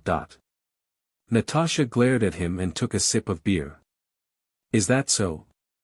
I will remember your words. It's getting late, time to sleep." Jiang Chen got up and headed inside. "Hello. About the arms, are you going to buy them or not?" Natasha turned her head and shouted at him with her mouth reeking of alcohol. "Submarines and vessels, I'll only buy these two, nothing else." Jiang Chen closed the door. "Submarines and vessels, those are going to be hard to secure," Natasha frowned. Although they were included as part of the arms sales project, they were usually only sold to their allies. It was better to contact the Ministry of National Defense. Natasha took out her satellite phone. What she didn't know was that Aisha, in the next room, was monitoring her calls under Jiang Chen's instructions. Jiang Chen had a great sleep that night. What woke him up from his dream was the sound of the tide shuffling and the tickling of his ear. He opened his eyes and saw a pair of sapphire-like pupils. It was Aisha. She was kneeling beside the bed, watching him quietly. "Are you a cat?" Jiang Chen caressed her face with a smile. It was rumored that cats would observe their owners while they slept. Although he didn't know if the urban legend was true or not, Jiang Chen thought Aisha gazing at him was cute. Aisha closed her eyes as she leaned her head against Jiang Chen's warm head and gently asked, "Should we go see the sunrise first or eat breakfast?" "Let's see the sunrise first," Jiang Chen said, then sat up on the bed. After a few routine stretching exercises, he walked outside with Aisha. When he was outside, he was surprised to find that Natasha was already up. And by the looks of it, she already took a morning jog. "I'm really curious, considering how sluggish your routine is, could you still beat me now?" Looking at Jiang Chen with eyes still half closed, Natasha joked. "Funny, do I need to exercise to beat you?" Jiang Chen ignored Natasha and walked out on the beat, took a breath of fresh air, faced the turbulent waves and shouted. "Ah dash!" This loud roar felt so delightful. With Natasha rolling her eyes, Jiang Chen laughed presumptuously, then took Aisha to go wake Xia Shiyu up. The four of them then headed to the East Beach to watch the sunrise and returned to the cabin for breakfast. Right now, the satellite TV in the living room was playing CNN's morning news. The news was reporting on the open trial records of the Supreme Court of Xian regarding the captured country F soldiers. 41 F soldiers who disguised as pirates and trespassed on another country's territory shocked the world. It made the world understand how shameless a country could be. The 59 casualties were unfortunate but deserved. Xian's government was willing to return the soldiers' bodies back. They would mockingly place country F's flag on the 59 caskets. The Han media had the biggest reaction and the most unified response. They stood firmly with Xian and criticized F's hideous actions, and they also stated that F's actions in the South Sea were unreasonable. Because CNN had an ideology in line with the Liberal Party, while they questioned some of the actions of Xian, they mostly mocked F's unlawful, government-organized pirates. Aquino called for 2 press conferences that day, one international while the other would target the domestic population in an attempt to change F's image, but it was futile. I can't believe your security is actually pretty good. I remember F used to conduct joint military exercises with the UA before. Natasha stuffed some buttered toast into her mouth while she chatted casually. So what? My soldiers are superior to them, Jiang Chen said nonchalantly. It's because of technology. M4A1's bullets couldn't penetrate the polyethylene blast board of the kinetic skeleton, but the Reaper assault rifle could penetrate most of the walls they used as cover. No wonder you just need submarines and vessels. Natasha grinned before she gobbled down the last piece of toast. So, what's your verdict? Jiang Chen asked. I'm not the one calling the shots.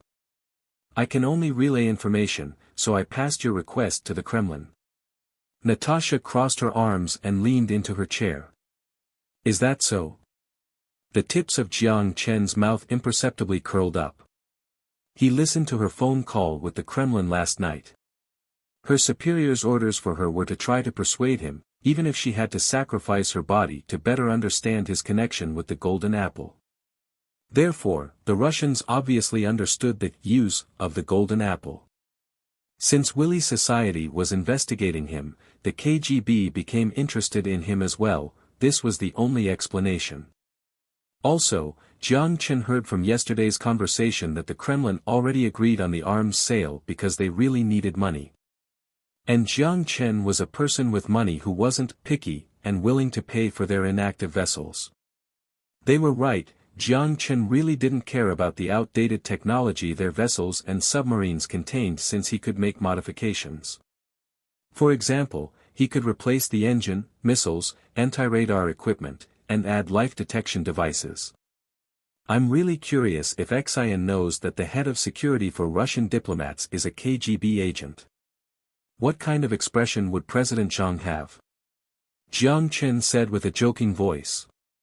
It would depend on what expression you want him to have, right? Natasha glared at Jiang Chen as she grinned back. Jiang Chen narrowed his eyes. It wasn't a secret after all. Just like yesterday, the second day of their vacation was still spent on leisure. But because of the arrival of the unexpected visitor Natasha, the four of them could now do some fun activities. Such as beach volleyball, which could make people's face turn red and heart pump faster. Aisha and Xia Shiyu were okay, one of them hadn't completely matured yet while the other possessed the slim figure unique to Asians. Aside from her beauty, there was nothing that could make him nosebleed. But Natasha was different. Jiang Chen felt his nose becoming warm because of the two balls jiggling from her jumps. The only person who could compare to her would probably be Lu Yao. Speaking of her, he hadn't seen her for a while. Although they had been in contact through WeChat, Jiang Chen still missed her. In the evening, they still enjoyed delicious barbecue. Natasha's Russian-style barbecue and Aisha's Chinese-style barbecue all had their bright spots. The two seemed to be in a silent competition in the field of barbecue. It was a fantastic experience for Jiang Chen because he was the judge, so his stomach was treated well. After going through a long day, the gang all felt tired, and even the resilient Aisha was tired as well. But since they were leaving tomorrow, the girls still dragged their weary bodies and spent 2 more hours in the beach hot spring. Jiang Chen sensed that the three seemed to be getting along better. Even Aisha showed less hostility when she looked at Natasha. As long as Natasha maintained a safe distance with Jiang Chen. The morning of the third day, Jiang Chen did some simple cleaning before he took the 3 women onto a boat. The garbage left on the island would be cleaned up by servants, they didn't need to worry about it. The boat docked at a private port on the south coast of Koro Island because Xia Shiyu needed to catch a flight at 3 in the afternoon. The 3 of them still needed to return to the mansion to pack up, so Natasha said goodbye to them. Before she left, she thanked Jiang Chen for hosting her and said she would visit often. After blowing a kiss to Jiang Chen under 2 pairs of eyes filled with hostility, she turned around before quickly disappearing at the end of the street. After spending half a month together, Jiang Chen and Aisha were accustomed to Xia Shiyu's presence. The idea of returning to a private life with Aisha made Jiang Chen feel joyful and melancholic at the same time. Was this what it meant to eat the food in the bowl while looking at the food in the pot? Sometimes Jiang Chen felt he was a terrible person. That might be too harsh, maybe he was just honest about his own desires. All in all, when he helped Xia Shiyu pack her things, he felt dismayed. At the airport terminal, Aisha and Jiang Chen both sent her off at the airport. When I head back, I'll start the selection process of internal test users as soon as possible and initiate the marketing campaign preparing for the release of the game. I'll have to count on you for establishing the server and preparing accommodations for the internal test users. Before she boarded, Xia Shiyu reminded Jiang Chen of this multiple times. Because of issues with privacy, before the game helmet could be released officially, internal tests had to be conducted on Panu Island. It was all part of their plan which could be immediately executed once Xia Shiyu returned to Xiangjiang. Don't worry, leave it to me. Jiang Chen smiled confidently. Xia Shiyu suddenly lowered her head. Just as Jiang Chen was puzzled by this sudden change, Xia Shiyu dropped her luggage, walked up 2 steps and pecked him on the cheek. Thank you. Just as Jiang Chen was still processing what happened, Xia Shiyu stiffly turned around, took her luggage, and walked away briskly. He touched his cheek. A wetness still lingered on that spot. You got kissed. Aisha, standing beside Jiang Chen, had a smile on her face as she spoke in a low voice. I got kissed. Jiang Chen watched Xia Shiyu's back and shook his head as he watched the plane take off. When they left the gate, they walked to their car at the airport entrance. Aisha helped Jiang Chen open the car door then sat in the driver's seat. Let's head home. Sinking into his soft seat, Jiang Chen closed his eyes. With his free time, he wanted to set a plan to prioritize the next steps. But then a call came through. Jiang Chen took out his phone and when he saw the name, he laughed and picked up. Hello. Jiang Chen said with a grin. He already knew who it was. It's me, the Kremlin agreed, Natasha said concisely. Nice acting, they already agreed last night. Jiang Chen mocked her in his mind. Do you sell nuclear submarines? Jiang Chen said jokingly. Don't even think about it. She rejected it without hesitation. Fu*K, you're so heartless in your rejection. I didn't even want it. Jiang Chen thought in his mind. Once I replace the engine with a nuclear fusion engine, who would want your nuclear fission engine? Weak. Jiang Chen had a rough idea of what arms he wanted to buy already. He didn't care about the weapons and equipment on board since they would all have to be modified and replaced anyway, so he chose a type that was relatively agile and easily hidden. Guardian-class frigate, Type 636 Kilo class submarine, Jiang Chen requested. Kilo class was a submarine with the highest displacement that Russia exported. It was renowned for its strong firepower and quietness.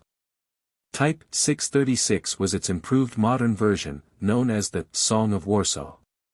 It was considered the leader in diesel power submarines, one of the quietest diesel submarines in the world. And the Guardian-class frigate was one of the best multipurpose frigates Russia possessed. It was equipped with a helicopter pad.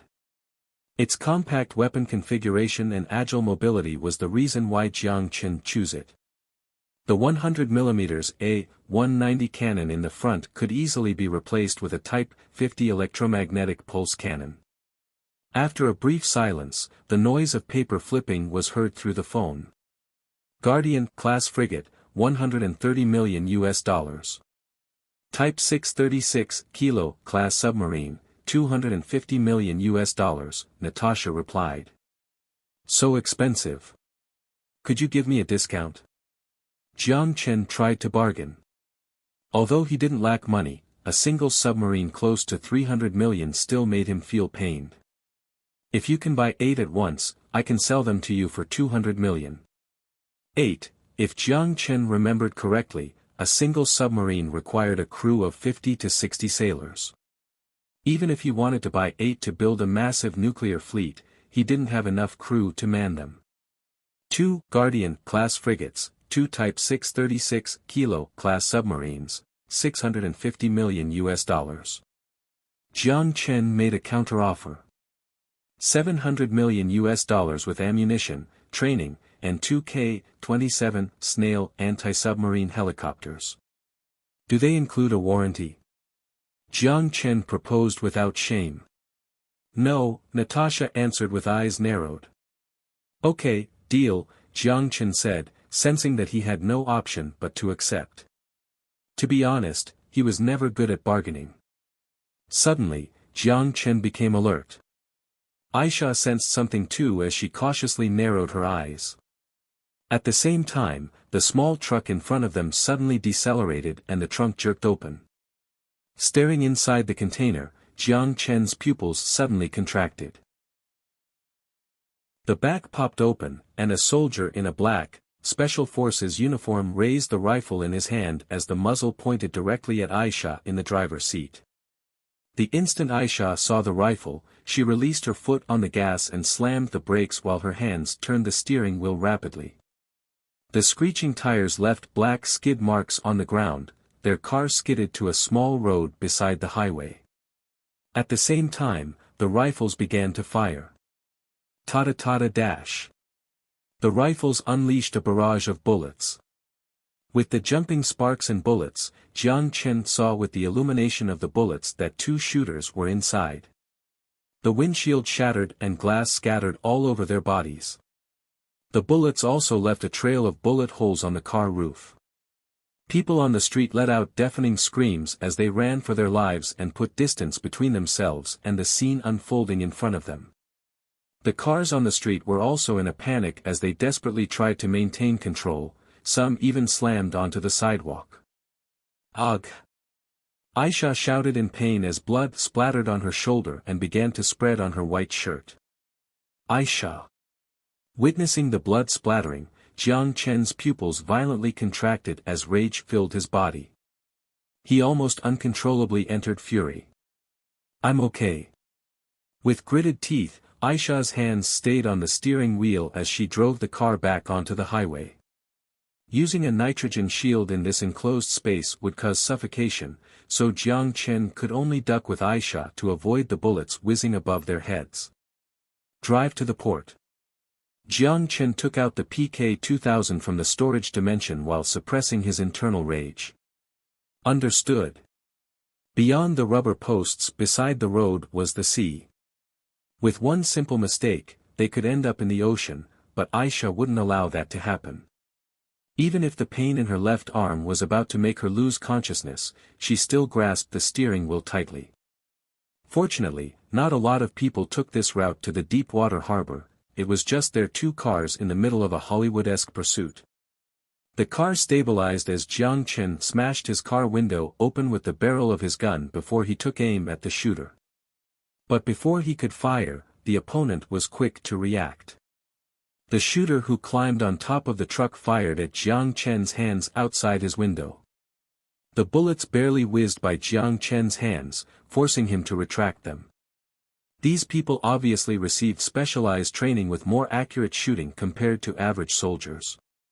Even Jiang Chen, who had experienced battles before, felt a sense of danger from these men. Fu*****, Jiang Chen cursed as he took a heat sensor grenade from the storage dimension and tossed it out the window. Trailed by flames, the heat-seeking grenade made a noticeable pause in the air before it redirected its course and flew to the small truck. With flames and a large explosion, the top was blown off the truck. But these shooters were obviously prepared. Not only was the truck reinforced, but even the windows were bulletproof. The truck rammed through the smoke of the explosion, remaining hot in pursuit. Due to loss of blood, Aisha's eyesight was beginning to blur, but she still held the wheel tightly and locked her gaze onto the curved road ahead. Jiang Chen noticed that a fine mist of sweat covered her forehead. Jiang Chen noticed her seat was stained red, his heart was bleeding. He took a deep breath as he lowered his head. Stop the car. I can still do it. Aisha's lower lip was about to bleed, but her foot didn't release the gas. I said stop the car, I'm going to kill them. Jiang Chen's pupils turned into a crimson red. The daunting crimson red reflected his bloodthirsty fury. Not far in the distance, a black helicopter appeared in the air as it maintained the same speed as the car.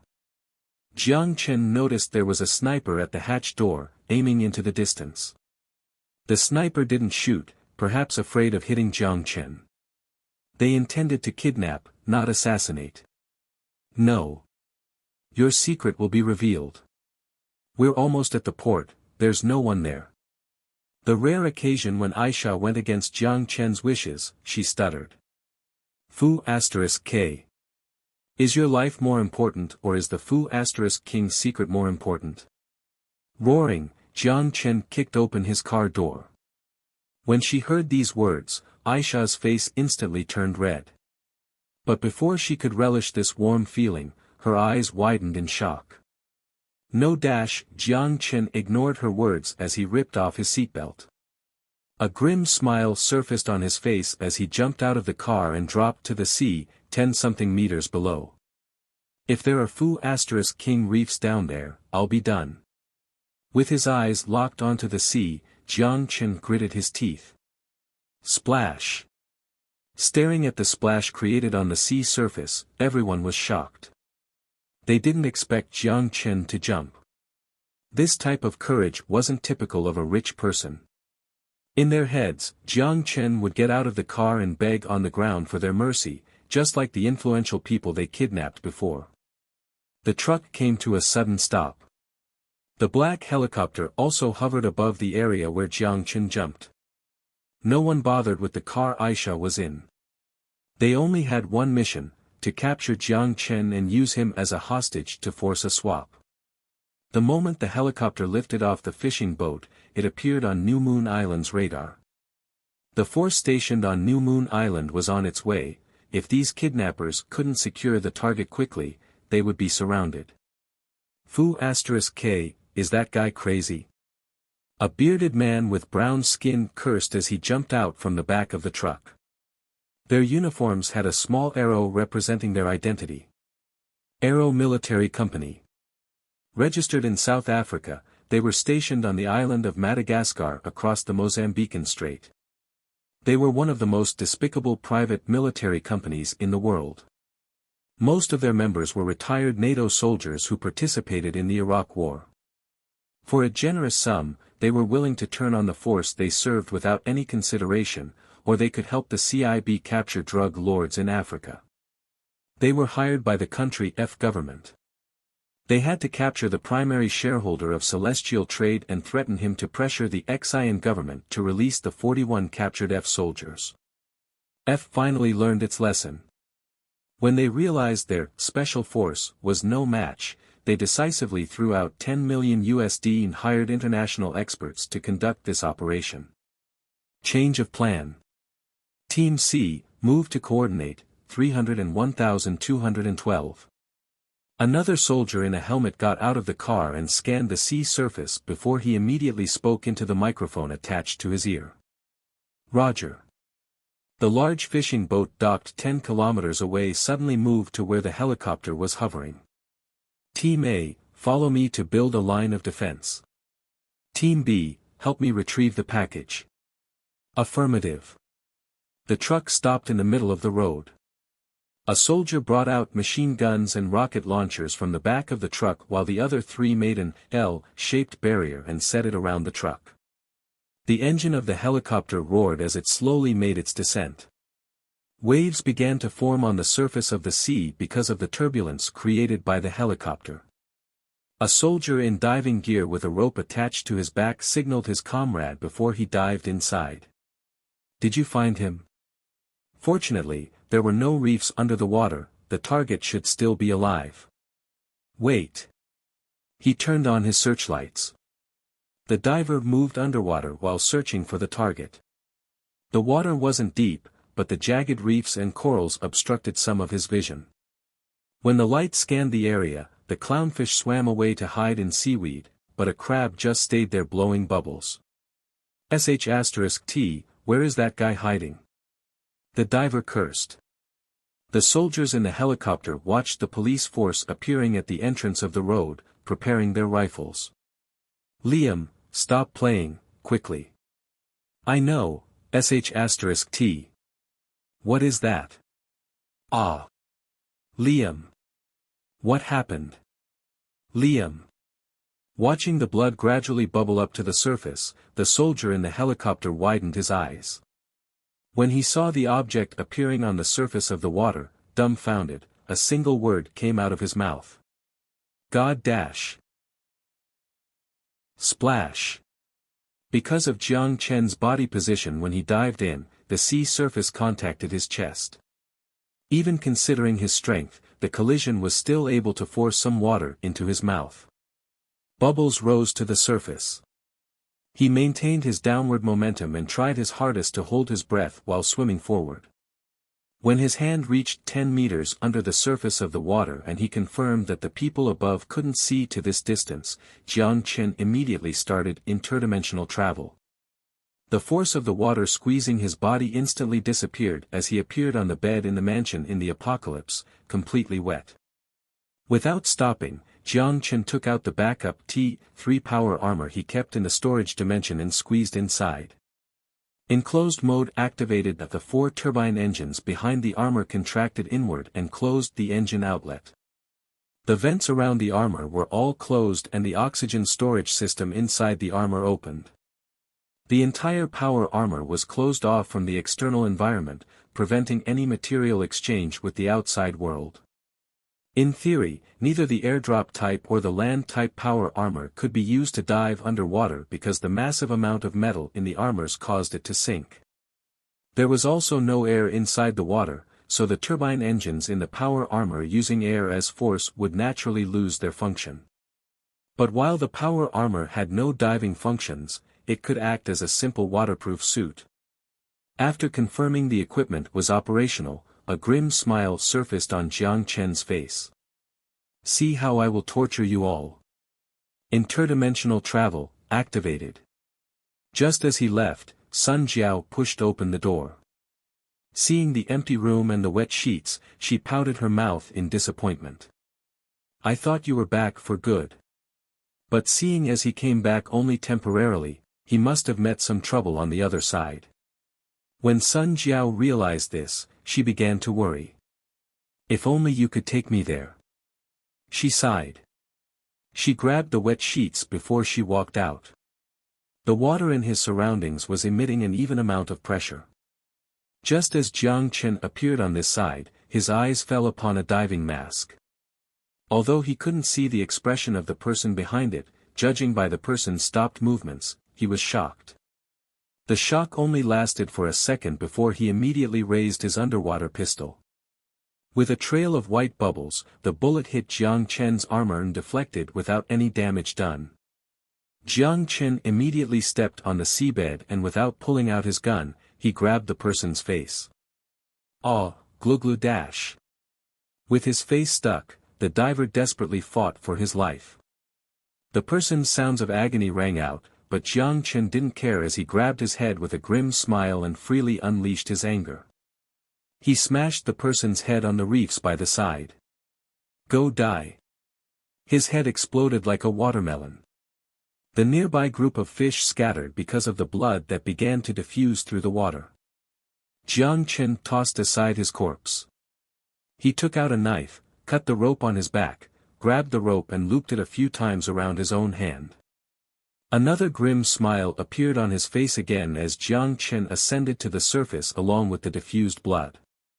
Just as he was about to reach the surface, Jiang Chen's left arm violently pulled the rope and leaped out of the water. Enclosed mode deactivated. Liam is down. Cut the rope. No, ascend, we'll seek revenge for Liam. The soldier took out his machine gun, attached a hook to the helicopter door and set the machine gun on the side of the helicopter with blood-red eyes. Turn the head, quick. Roger. The pilot pulled up the helicopter. The rotor blades instantly began to accelerate as the helicopter quickly climbed in elevation. The 300-kilogram mass that was Jiang Chen was nothing for the mid-sized helicopter. At the same time, the pilot dashed forward while rotating the head. Using the momentum of the helicopter, the power armor at the tip of the rope began swinging in the air. The crosshairs locked onto Jiang Chen at the tip of the rope. The soldier maintained his aim while trying to keep still from the momentum of the helicopter. He pressed fire with a ferocious expression. "Go die, monster dash." The bullets hit the surface of the armor. The 12.7 mm caliber machine gun bullets were deflected by the power armor and just left a trail of barely visible dents on the surface of the black paint. Sparks flew everywhere. The light was blinding to the eye, but it didn't do any damage to Jiang Chen. At the same time, a battle on the highway was already underway. Xian police cars lined up in the middle of the road while exchanging fire with the 3 mercenaries stationed around the truck. But in terms of firepower and experience, the Xian police force was clearly weaker than the experienced mercenaries. With their light machine guns set up behind barriers, the mercenaries quickly managed to gain the upper hand in the exchange. Jiang Chen wanted to use the minigun on his right arm to finish the group of mercenaries, but his eyes caught the people screaming on the street in the distance as well as a few people, unafraid of death, raising their phones to record the whole ordeal. He quickly changed his mind as he put his arms above his head, pretending to be completely helpless. "Damn it! I can't penetrate this thing." The cold air cut his lips as the soldier roared out while he took out another clip. "Don't bother with that thing. Bob. Cut the rope and get rid of him. Use your machine gun to take down the ground units." Affirmative. Fu*K. A few bullets flew by Bob's forehead, causing him to be immediately drenched in a cold sweat. A pickup truck in police camouflage drove to the road not far away, and behind the pickup truck was a Type 67-2 heavy machine gun. It was the type of machine gun removed from the Panu Force's armory because Celestial didn't need such an old weapon, so it was left with the police department. It now had a use. Fu*K, are they the police or terrorists? Bob ducked down in fear. At the same time, the sound of bullets hitting the helicopter surface echoed inside. The pilot immediately moved the helicopter up while dragging the annoying power armor away from Koro Island. "The enemy has anti-air units. Team A, you're on your own." He shouted into the microphone. "Affirmative, head to the retreating point and meet with Team C." "Okay. Bob, why's that metal thing still hanging on there?" The pilot turned his head and asked his comrade in the back. "Wait, I'll cut it off now." "Hold on. Find a deserted island, we need to get revenge for Liam," the mercenary beside Bob said with fierce eyes. "Heh, great point." Bob sneered as he retracted his knife. When he saw the helicopter leaving Koro Island, Jiang Chen's eyes began to turn cold as a curvature appeared on his lips. "Wait until I can't see Koro Island, it will be your death sentence." The mercenaries clearly didn't realize what they were dragging along, they thought it was just a dragon-scale, full-body bulletproof suit. Aside from the armor's sci-fi-looking appearance, it didn't look dangerous at all at a surface level. But soon they would feel deep regret for this mistake. One of these wiped out an entire elite CIB agent force. They flew around Koro Island for 10 minutes before the pilot finally found an appropriate island. With jagged cliffs at the bottom, a sneer appeared on his face as he hovered the helicopter 2,000 meters above the island. Falling down from this height, the armor would definitely be shattered into pieces, even if it was made out of titanium. "Bob, do it." Affirmative. Bob put his machine gun to the side as he took out his dagger. He smiled grimly at Jiang Chen without knowing any better. "Goodbye, Buddy Dash," but his expression quickly froze. Jiang Chen took out the tactical rifle on his waist, aiming it at him. Tat-atta dash.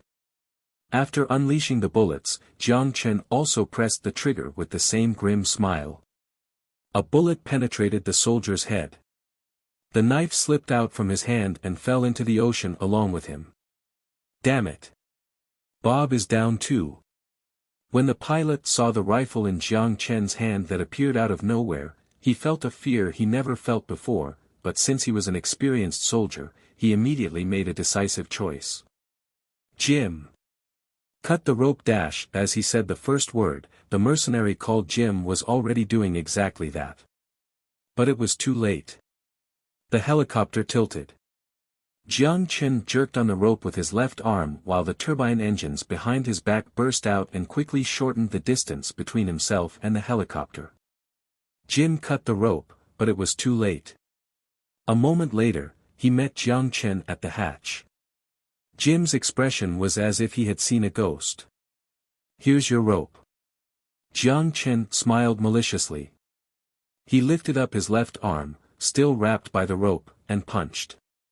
The sound of steel crashing through bone faded quickly. Blood splashed onto the power armor. Die, devil.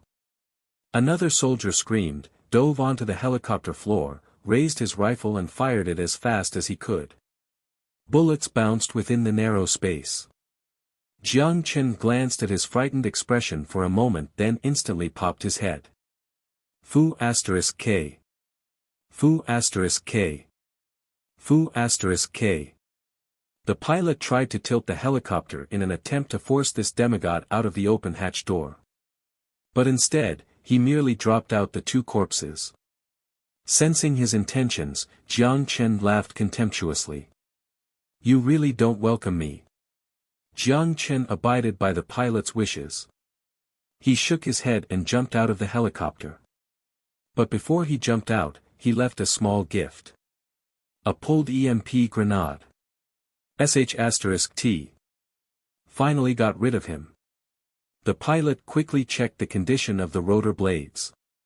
The assistant pilot was curled in his seat, still traumatized. What is that monster? Who knows? Fu*K. Those guys never said he was like this. Wait, what's going on? A static noise entered his ears. The space immediately turned white. The pilot desperately shook the joystick in desperation, but it was futile. Fu*K. What are you doing? I don't know. Damn it. Ah.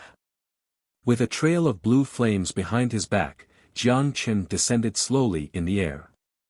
As he watched the helicopter fall 2,000 meters in the sky, he sneered. But just as he was watching the helicopter crashing to the earth, he swore and slapped himself on the forehead. Fu*K, forgot to leave one alive. He shook his head with a wry smile. Jiang Chen looked back at Coral Island, which was so far away that it looked like a dot. Whatever, there's 3 more. I'll just change into the amphibious K1 kinetic skeleton and head back. Hopefully, they haven't escaped. As he thought, Jiang Chen lowered the engine output while directing the power armor to land. How is Aisha doing? Did she get taken to the hospital? There was a giant splash in the sea. After a short silence, a trail of white bubbles came up from underneath and headed towards the Coral Island harbor. Fu*K. What is Team B doing? The bearded man held up the rifle and shot back while retreating back to the deep water harbor in panic. Mission failed, retreat, I repeat, mission failed. Blood dripped down from the scratch on his forehead. Srel in a black combat suit shouted into the microphone ordering Team C to immediately retreat. An unprecedented defeat. A helicopter crashed. An entire team of elites fell without any survivors. The opponent's combat ability far exceeded what they had imagined. The metal thing that popped out from under the water instantly suppressed Team B. They didn't expect this at all. *T, is that Iron Man? A soldier with a rifle cursed while panting. *T. Someone else swore. Then what the Fu*CK-, shut up. Retreat to the boat and remain alert. Srel in short breaths slowed down, threw a C4 on the ground and caught up with the team again. The siren in the distance was becoming more visible. When he estimated the location was about right, he pressed the detonation button. Flames blew 5 meters high and engulfed the police vehicle rushing to their location. He scorned and threw away the detonator. Garbage even weaker than the Mexican police. The fishing boat they prepared beforehand was parked in the deep water harbor. They purchased this from the local fishers. Xian's labor demand helped them tremendously. Without much convincing needed, they bought the fishing boat from a fisher now working in a factory. They replaced the engine with a much more powerful one. As long as they bored the boat, no one could stop them on the vast sea. But just as the beard dashed into the cabin, his eyes were met with a black muzzle. Before he could react, his consciousness stopped in front of a flashing light. Bang! Type 11 pistol spit out its flame, blood and brain matter splashed beside an indifferent face. Without stopping, Aisha ducked into the shadow of the cabin, readjustment, and pressed the trigger again. Bang, another headshot. In a glimpse, 2 out of 3 died. Just as she was about to take care of the last person, a sharp wind blew by and kicked away the pistol in her hand. Slightly shocked, Aisha didn't bother with the pistol that dropped on the ground. She lowered her body and smoothly wielded the dagger around her waist and stabbed in the person's direction. Sharp metal sounded. The 2 blades collided. While she had a small figure, she was injected with the genetic vaccine. Aisha still had the upper hand. Her hand was in pain because of the intense collision. The opponent was also shocked as he kicked out without holding back. Aisha agilely dodged the fearsome kick as she swung the dagger toward his standing left leg. If the dagger hit, his left leg would be done. But that person was not to be underestimated. He used the recoil force from kicking the wall and fell back. Aisha's slash only barely cut open his muscle and unfortunately missed his vital point. Srel rolled to the wall of the cabin and picked up the rifle on the ground. Though before he could press the trigger, a knife pinned his arm. Ah! With a scream, the girl had already dashed in front of him. He lifted his hand and threw the barrel in her direction. Aisha's movement was uninterrupted as she moved aside to avoid the hit. At the same time, her left hand reached for his wrist, and her right pulled out the second dagger, searching for his throat. But then, a mishap happened. Because her left arm muscles were tightened, the crudely bandaged wound on her left shoulder suddenly exploded. The sharp pain made her left hand lose its strength. The force restraining his wrist loosened. Srel, who caught the opportunity, was ecstatic as he used his brute force and swung the barrel. Oh dash, with a deep sound of pain, the barrel smashed right onto Aisha's eyebrows and forced her to tumble. Blood dripped along her face. The dagger didn't manage to penetrate his throat. It only managed to cut his collar. With droplets of sweat on her face, she kicked her legs without hesitation. While she was ducking down, he extended his left leg, clamped onto her throat, and pinned her against the wall. Aisha desperately tried to fight him off in pain with both legs kicking at his hands, but she couldn't use any power because of the lack of blood. Go die. He stared gravely at her. Her feet left the ground as her movements became weaker and weaker. For some reason, looking at the girl in front of him, he suddenly remembered the time he served in Afghanistan. He remembered the hell that he wasn't even willing to remember. Oh no, almost to the limit. Aisha's consciousness began to blur. Sorry. I can't anymore, she suddenly felt a bit sad. How ironic. The same day, when she was fleeing, she could use a nonchalant tone and ask him, "Could you give me a bullet?" She was prepared to die for him from the beginning, but now she began to fear. I don't want to die, I finally got it. White foam and blood began to drip out of her mouth. She began to fight back with a rush of energy. She attempted to claw away from the hand locked on her throat and despairingly kicked his legs with all her force, but the feeble limbs made everything feel powerless. Go die with my comrades. B*TCH. With anger in his eyes, Shrell stared at the girl. He suddenly remembered the Taliban that shredded his comrade to pieces with the roadside bomb. When he caught the bastard, the murderer looked contemptuously at him, as if he had just completed a virtuous mission, and already put aside his life. Still, he remembered what he did. He chopped off his hands, pinned both his arms to the wall, shot his legs, and waited until his eyes began to turn into despair before finally dripping out his last drop of blood. Although he was brought to the military court, he had no regrets. The sensation of unleashing his anger made him addicted to the feeling. He spent 2 decadent years in Los Santos before he joined Aero. He had stored that memory in the back of his head, but now everything flooded back. There was nothing more enjoyable than watching the enemy die struggling. Ha ha ha ha, go die dash. He laughed hysterically.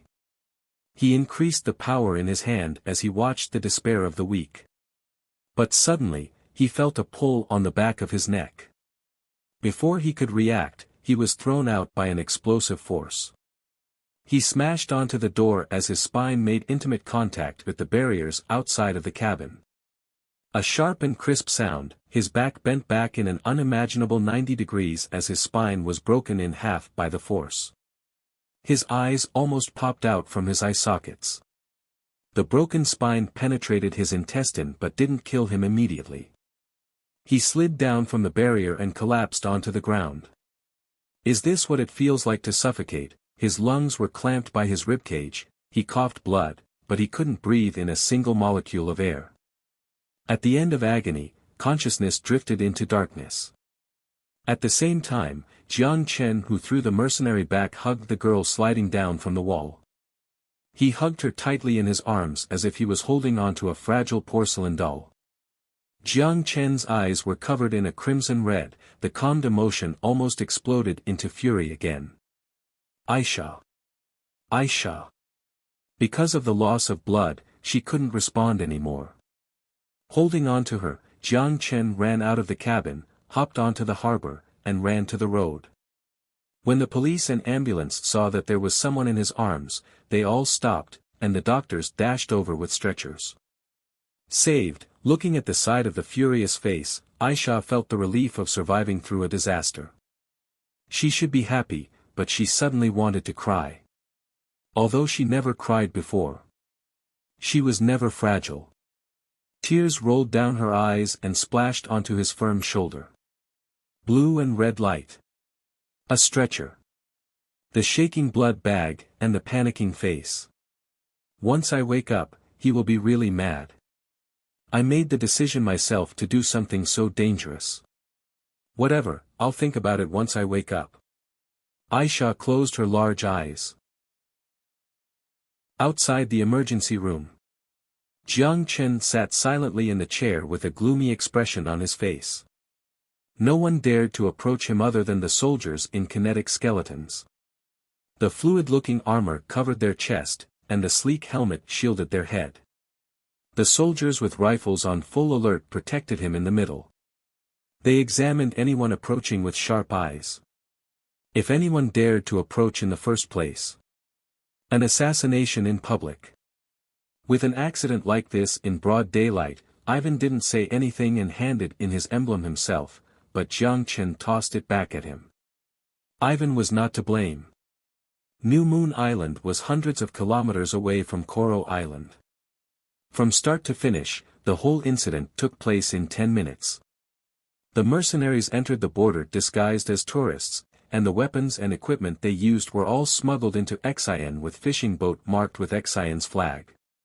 Although Jiang Chen was furious, he didn't blame anyone. Unleashing his anger on his people was the most foolish and useless choice. The doctors and nurses in the hospital passed him anxiously, fearing to anger the demigod that is clearly fuming. Then, a soldier with a rifle turned from the corner and stopped in front of Jiang Chen. He leaned forward and whispered.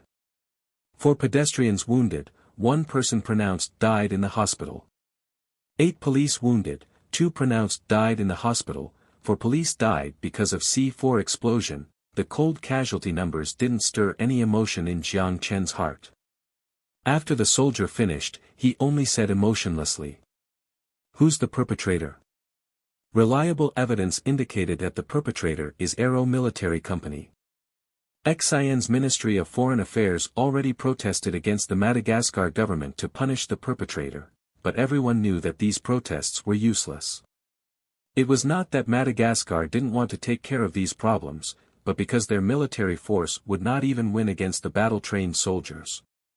Because of this, the emerging nations maintained the stance of keeping an eye open and an eye closed to the illegal militants' misdeeds internationally. As long as they didn't cause trouble domestically, they would not question their legality. I'm talking about the actual perpetrator. Sorry, we didn't manage to capture anyone alive. But the boat fled in the direction of Country F's territory, and our boats were blocked by F's coastal guards at the border. The soldier lowered his head. The fishing boat that released the helicopter immediately fled to Xian's border. Although New Moon Island sent out fast boats to chase them, when they escaped into Country F's borders, Celestial had to stop pursuing. Country F's coastal guard freely allowed the militants to enter.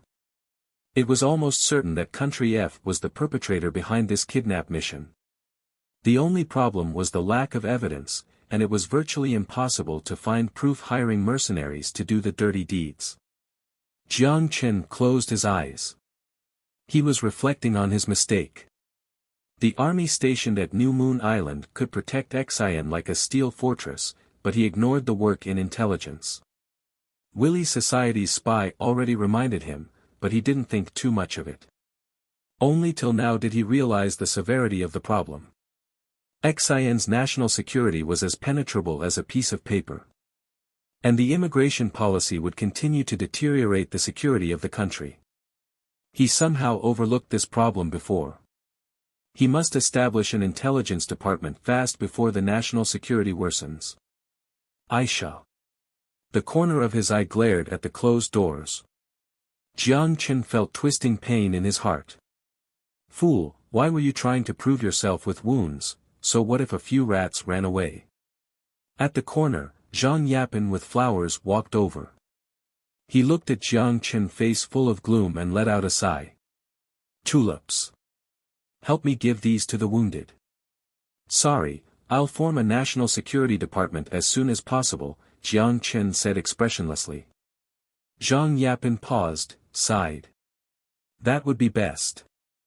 Zhang Yapin patted Jiang Chen on the shoulder as he didn't know how to comfort him. He left the flowers on the chair before turning around. Execute, Jiang Chen said apathetically. Zhang Yapin stopped, turned around, and looked at him in disbelief. Died of fire, 41 captives all died. Are you insane? The circuit board is outdated, the fire equipment lacked maintenance, and there were security disturbances at Xian that day. Just release the statement and send your condolences. That's impossible. It's too much of a coincidence. I know you are sad, but we don't have evidence to prove that Country F did this. Even if they did, we can't seek revenge by executing the prisoners of war. We are a civil society. The international image we finally managed to create — you do it.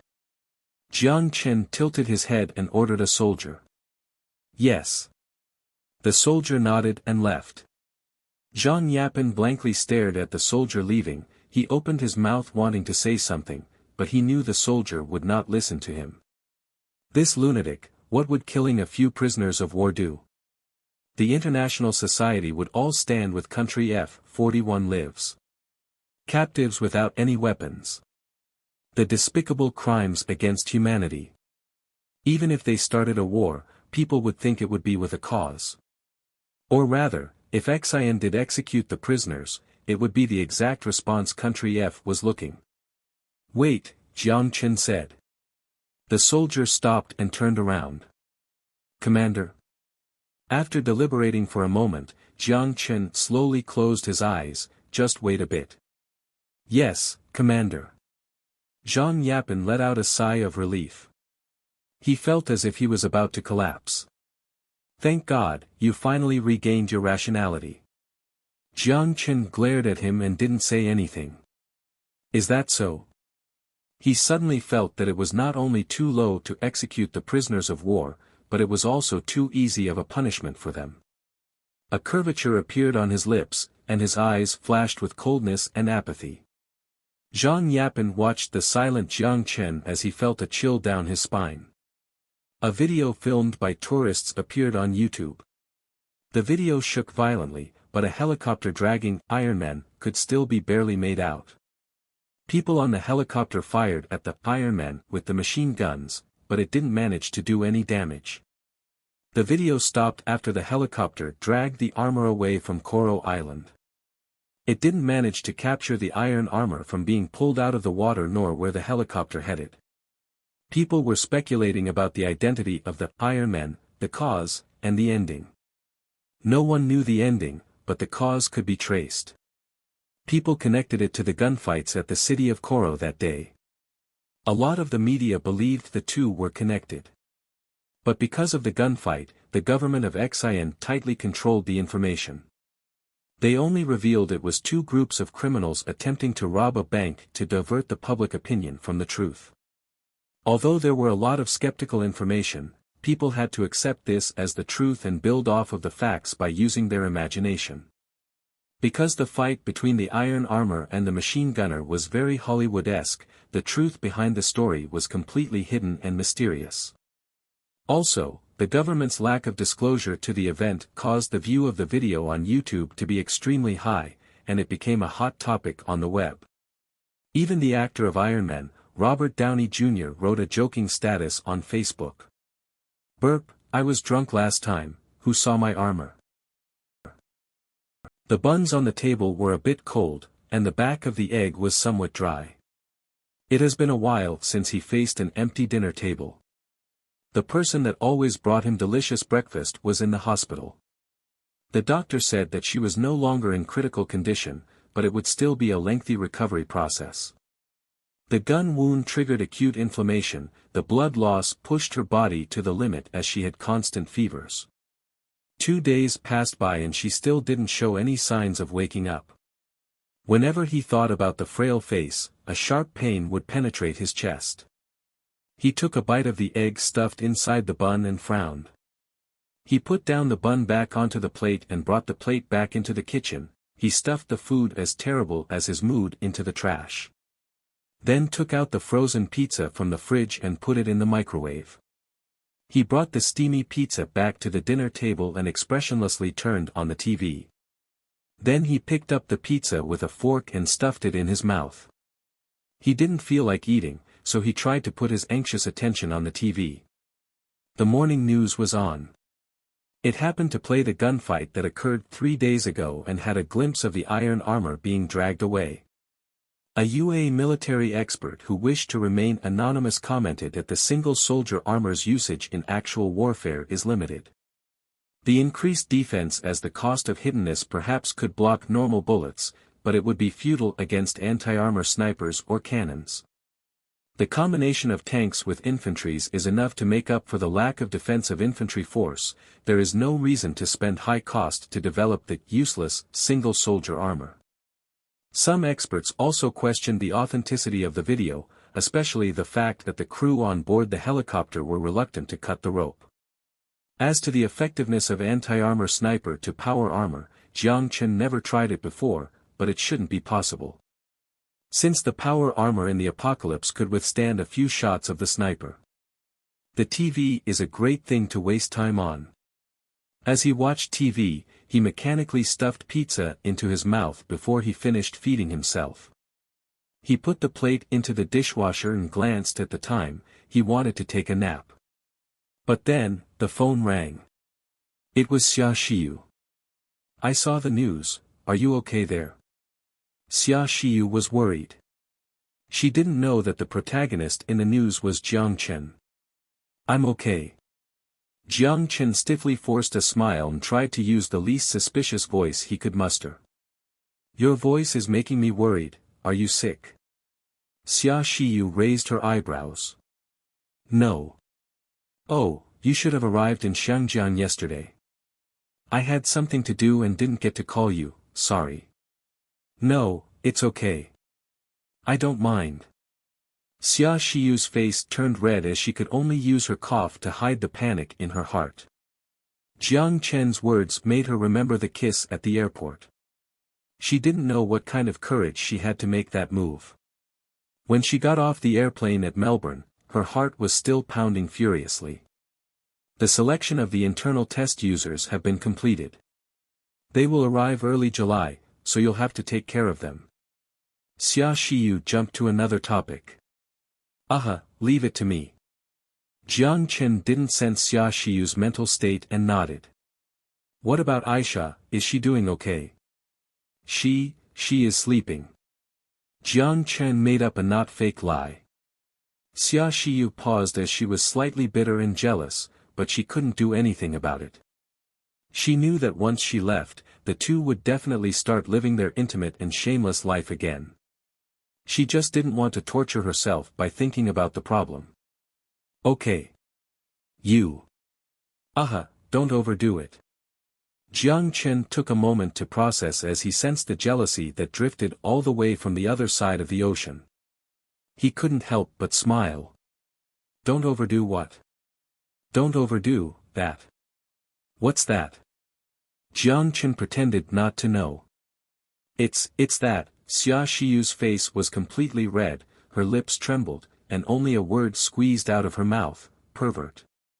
She hung up the phone. Jiang Chen shook his head with a smile. It was only a while before his mood became better and he cheered up again. I'll go visit Aisha in a bit. It's almost the end of the month, I'll go to the warehouse first and send food. Jiang Chen suddenly stopped. The apocalypse. Right, the apocalypse. He almost forgot about that side. He slapped his forehead and walked out in quick steps. Grains, wheat, flour were piled into a small mountain, as well as fresh meat, preserved meat and all kinds of canned food, and added to that were dairy products and salt. This batch of food had the cost of over $500,000. Part of the food was produced at Shinlong Food Processing Plant relocated to Panu Island, while some were from Australian farms. Followed by the increased amount needed to be transported, Jiang Chen hired a professional in Australia to assist Kazan who chewed on sugarcanes at the door. This ensured that food would stuff the warehouse to its fullest on the second last day of the month. After spending 10 minutes moving the warehouse full of food to the apocalypse, Jiang Chen returned to the mansion in the apocalypse. He directly looked for Lin Lin and explained to her his intention. Aisha? Is that the girl I saw last time? With a finger pressed against her bottom lip, Lin Lin asked. She is wounded and still unconscious now, is there some all-purpose medicine or something? Jiang Chen asked. There is no all-purpose medicine. Lin Lin rolled her eyes at Jiang Chen and said with an attitude, it's hard if I don't know where she is injured or if her brain is damaged, it's not the brain. Jiang Chen shook his head, it's a gun wound, but because of the loss of blood and the wound rupturing there is a bacterial infection, and hypoxia. When Lin Lin heard Jiang Chen's words, it made her jump up. How severe was the wound? But it was all good. Since there were all external injuries, without any damage to the brain region, it shouldn't be too hard to heal. Smart Medical Chamber, I remember the community center at the base has around 7 or 8 of them. That thing is extremely effective in repairing normal damage to human tissue. Based on the severity of the injury, float in there for a while, and she should be okay. How behind is your medical condition over there? Lin Lin ridiculed. Why don't you just look through the history textbook? While Jiang Chen said that, his tensed heart calmed down. He didn't even know the base had something amazing like this, which was his mistake. He always heard that people were injured at the base, but didn't see anyone recovering on a bed. No wonder this was the case with such advanced technology. Be aware, before lying inside the Smart Medical Chamber, the special nutrient liquid must be poured. That should be in the base's warehouse. Remember not to forget. Thanks. No worries, just bring me some mango pudding back. Suddenly, Lin Lin covered her mouth and began to gag. Jiang Chen was startled by her abrupt action, and he immediately asked her, "Are you okay?" "Nothing. Just some small problems in the past few days, might be better after a while."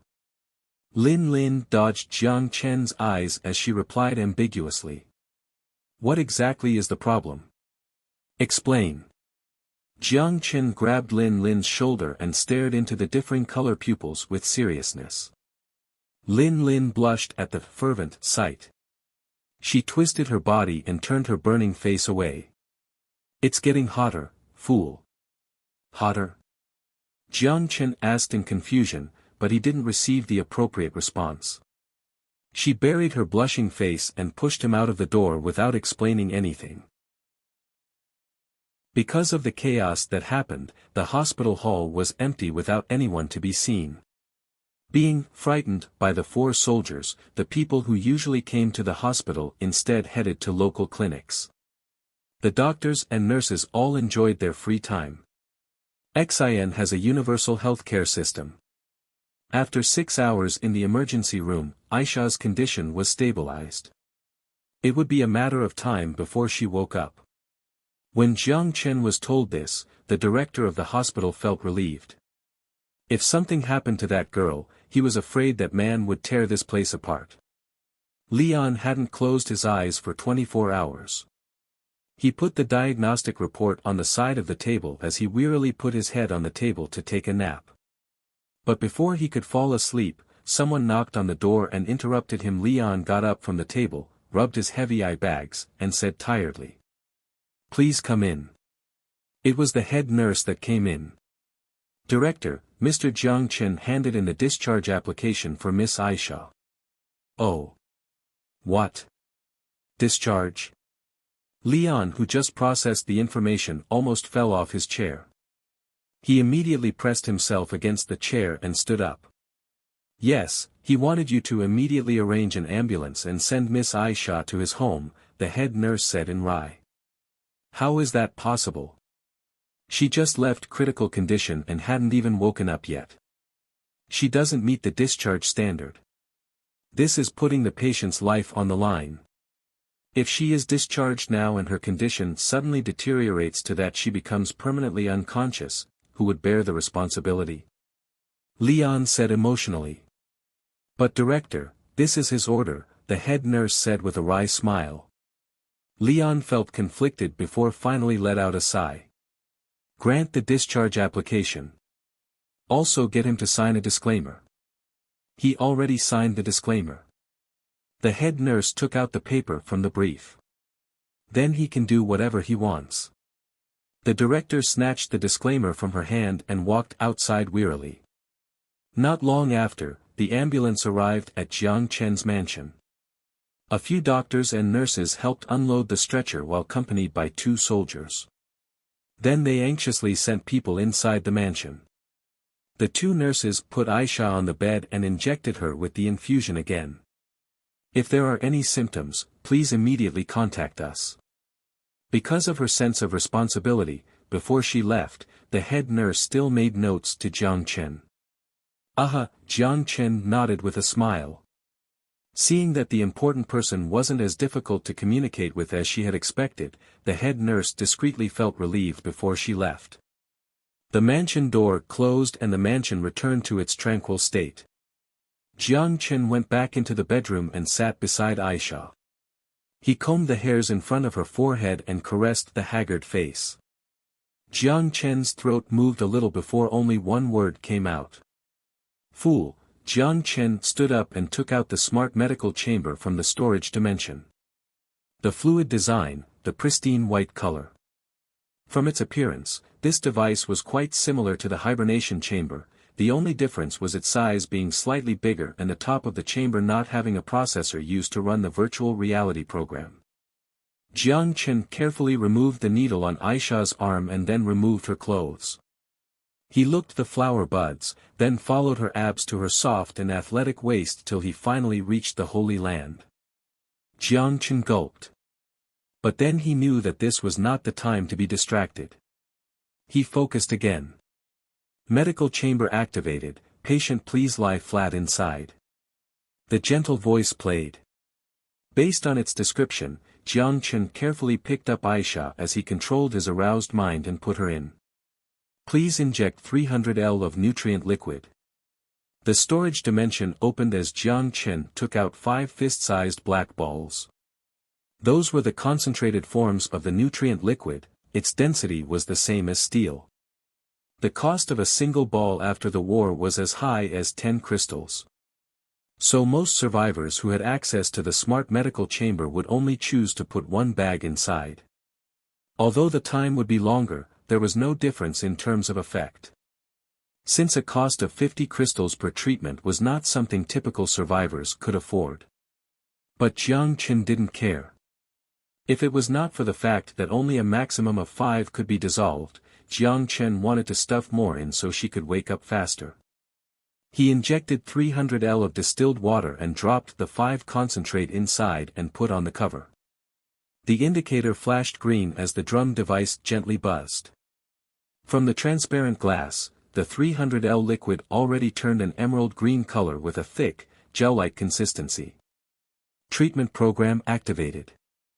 The breathing device was automatically attached to her and the cover of the medical chamber slowly closed to cover Aisha's body. From the transparent part on the surface, the liquid was starting to submerge Aisha until it completely surrounded her. A blue laser scanned her entire body and drew out her hologram picture at the top of the chamber, revealing areas that were damaged. Estimated treatment time is 21 hours, please wait patiently.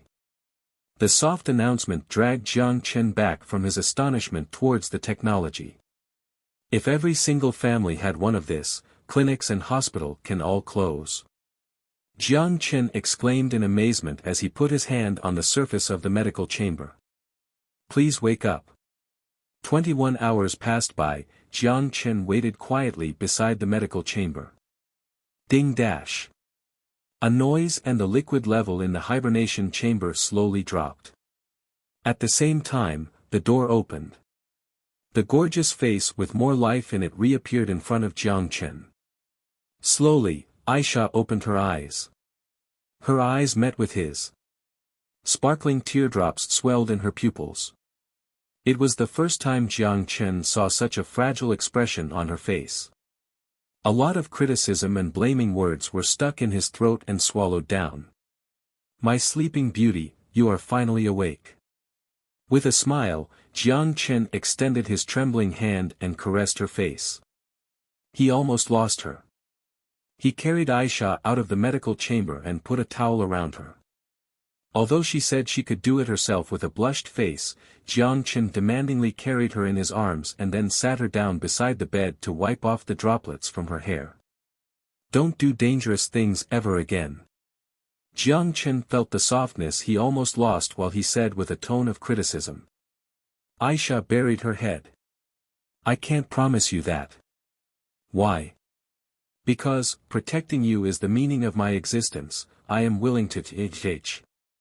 While Aisha screamed, Jiang Chen threw her on the bed and slapped her firm butt. Pa! No dash, a whimpering noise slipped out of her throat as her face instantly turned bright red. Aisha gritted her teeth. With the burning sensation on her butt, she said with defiance. Why? Why? You dare to ask me why? Do you know how worried I was? Jiang Chen said fiercely and raised his hand simultaneously. Pa! No! Another whimpering noise, Aisha twisted her body, a wronged mist covered her defiant eyes. I was thinking for you dash, if you really are thinking for me, then while you take care of me, take care of yourself. Do you really think you dying would make me happy? I would rather those bastards cause a mayhem here and escape than you becoming like this. It was the first time Jiang Chen was angry at his woman. Pa! No! The intense burning sensation made Aisha struggle. Her eyes were filled with sparkling mist. In heavy breaths, Jiang Chen looked at the vivid, 5 fingers mountain as he couldn't even endure the sight. His emotional state gradually stabilized. He stopped and used a more gentle tone. Do you know why you are wrong? I know.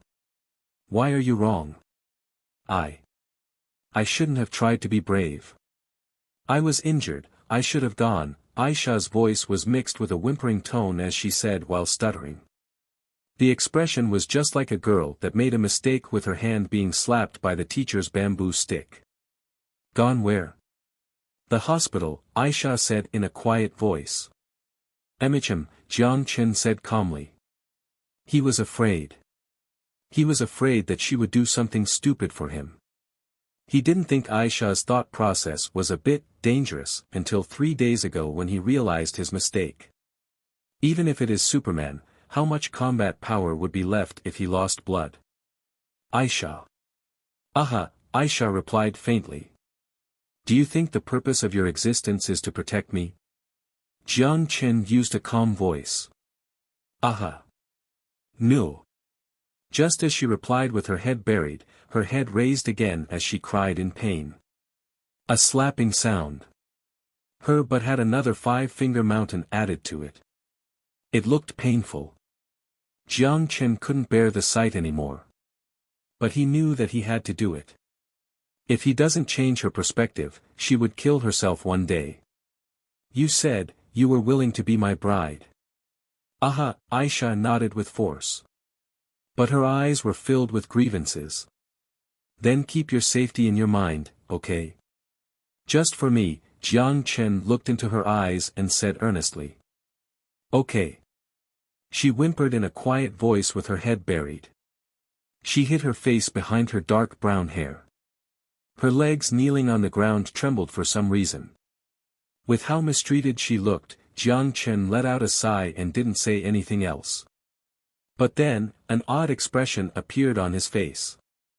The silvery silk, the water stain on the sheets. This girl, Jiang Chen was dumbfounded. He almost forgot that Aisha was an M. Because of some reason, the lecture that was supposed to end was extended for another 2 hours.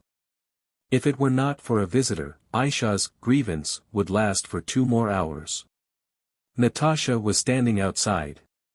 If it was for Jiang Chen's instruction, Aisha wanted to lock the girl outside. Oh, recovered already, what happened to you? When Natasha walked into the mansion and noticed Aisha's limping motion, she raised her eyebrows in confusion, but then she started laughing as she realized something.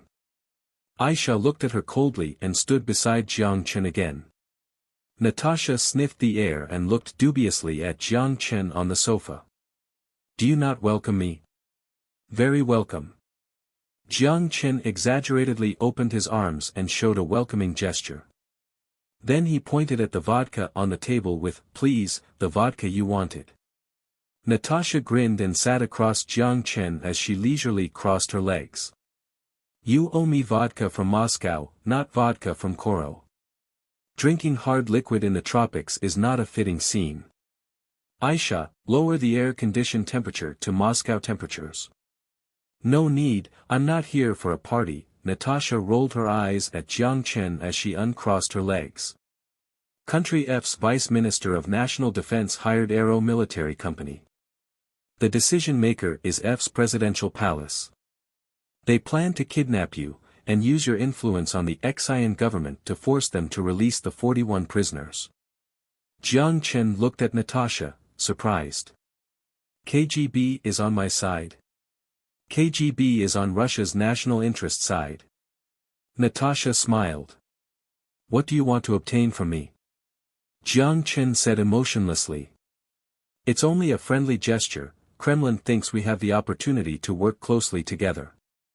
Natasha shook her head. If there is a condition, I wouldn't have disclosed everything to you from the start. Jiang Chen watched Natasha without any change in expression. He didn't know what her plan was. As he was looking at her, she was also observing him with a grin. The eye contact lasted for half a minute before she said abruptly. You are a man the KGB doesn't understand. It's my honor then. Do you not want to know why? Natasha chuckled. If you are willing to tell me, Jiang Chen said nonchalantly. You can always bring out something amazing. Natasha looked at Aisha. For example, an injury that would need a month of recovery time was healed in 24 hours. Precisely, it was 21 hours. Aisha looked apathetically at Natasha and was unmoved by her smile. How many rats did you put on my island? Jiang Chen sighed.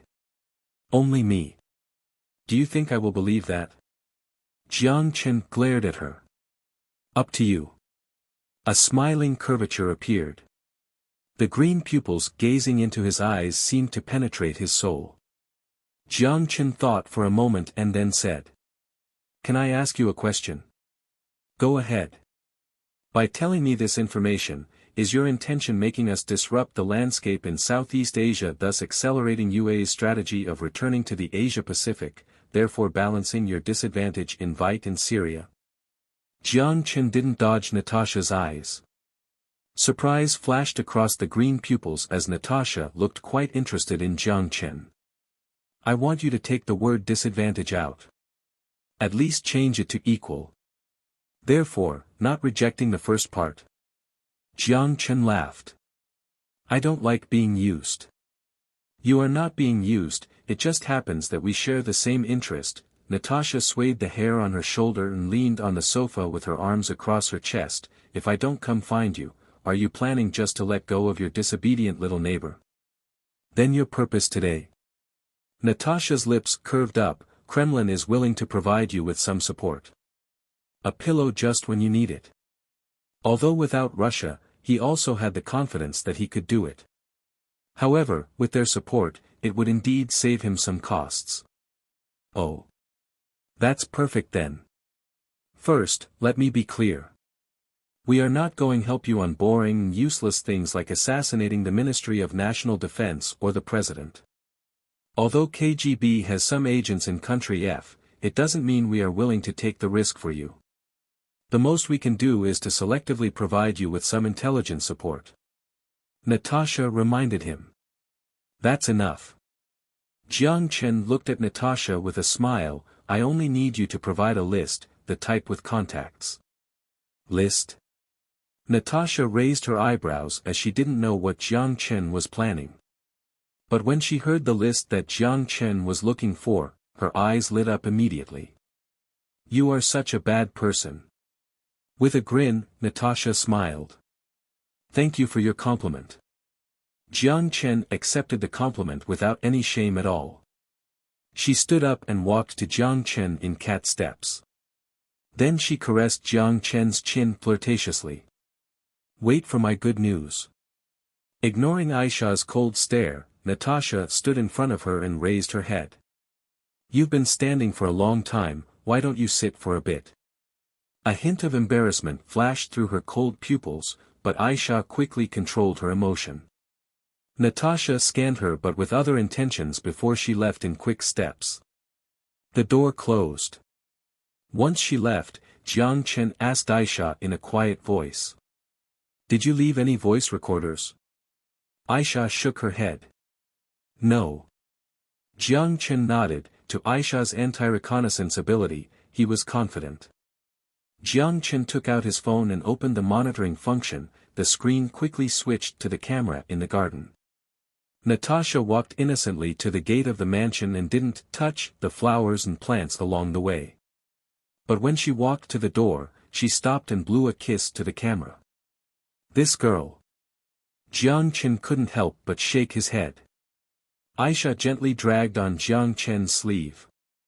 She is a dangerous woman. I know, that's why I didn't do anything to her that day. Jiang Chen referred to when he was in Donetsk. But Jiang Chen was surprised too because it was the first time Aisha was jealous. She seemed to have read Jiang Chen's mind as her face turned red and she rushed to explain. Not because of jealousy. I'm just afraid you'll be tricked by her.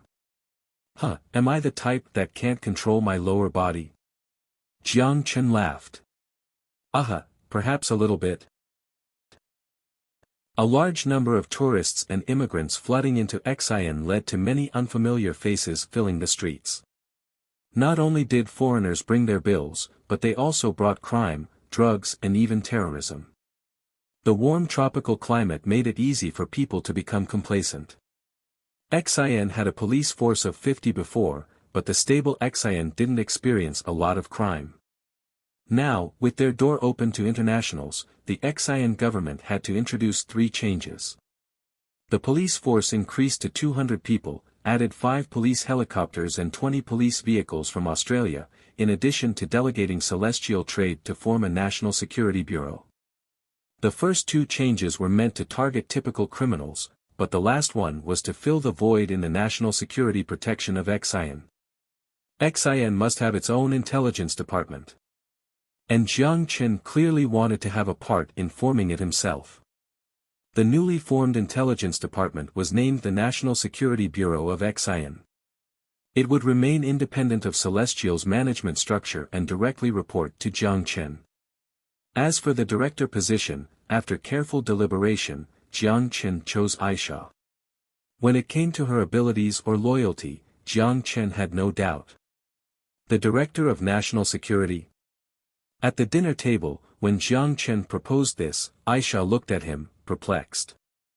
Xian must form its own national security department, and I want you to be the director, Jiang Chen said with seriousness. Aisha was hesitant. But I want to stay with you. Being a director doesn't mean you have to be far away from me. Although Jiang Chen said this, Aisha still had some concerns. She liked the life she had now without the need to appear in public frequently. She only needed to cook for her husband, drive for him when needed, and occasionally visit his parents. But I can't manage people, Aisha said in a small voice. That is a concern. It was just like how a great athlete may not be a great coach, and the best coach may not be the best athlete. Aisha's individual combat, reconnaissance, and anti-reconnaissance abilities were all strong, but she might not be able to manage an agent force equally well. Especially since she wasn't good at communicating with people, that would prove to be a significant obstacle to her being a leader. Jiang Chen began to reconsider while scratching his chin. Aisha looked disappointed because she couldn't help Jiang Chen, but Jiang Chen quickly came up with a good solution. How about this, could you help me train a group of agents? Aisha deliberated for a moment before nodding. If it's just training, I can do that. Okay then. Jiang Chen snapped his fingers. I will post the hiring information on Celestial's website. After the deadline, help me pick 100 applicants with potential and train them to become qualified agents. Once training ends, you can choose a talented individual to become the director. Can you do that? Aisha agreed. It wasn't that hard. That afternoon, Jiang Chen sought out the logistics manager, Barkery, and explained the hiring information to him. But to Jiang Chen's proposal for posting it online, Barkery brought up one concern. It might not be secure to post it online, there may be other agents hiding among the agents we end up hiring. Unless we can investigate the background of every applicant, it's hard to prevent something like this from happening. I propose that we do the hiring process by approaching people in person. Take MI6 for example, their hiring process at top university campuses was done by patting people on the shoulder. Usually, university professors working for the intelligence service would scout candidates then ask students to come in for a talk. If students were interested, they could join MI6 or they could choose to reject. Although this selection method was highly secure, the efficiency was lackluster. Jiang Chen refused to spend 2 to 3 years to select 50 agents. Don't worry, I have my own method of investigating their background. Funny, what secret cannot be revealed by truth-telling serum? Even senior KGB agents won't be able to withstand interrogation that way. Seeing Jiang Chen's explanation, Barkery didn't try to convince him further. He knew his boss had a lot of secrets unknown to him or methods he had yet to disclose to uncover people's backgrounds. He didn't need to be curious, he only needed to do his part of the job. Just like that, an interesting, or rather, a suspicious hiring post appeared on Facebook and Twitter. Do you want to do something meaningful? Do you want to escape a dull and routine life? Under these tempting words was a line of distinct red words, as well as a picture of the beautiful tropical island. Salary of $10,000 per month, and a plane ticket to the new world. The description of the position was as follows: you must be acute in your observations and remember every detail you encounter. You will frequently drive day and night, and you must be able to calmly maneuver any kind of road conditions.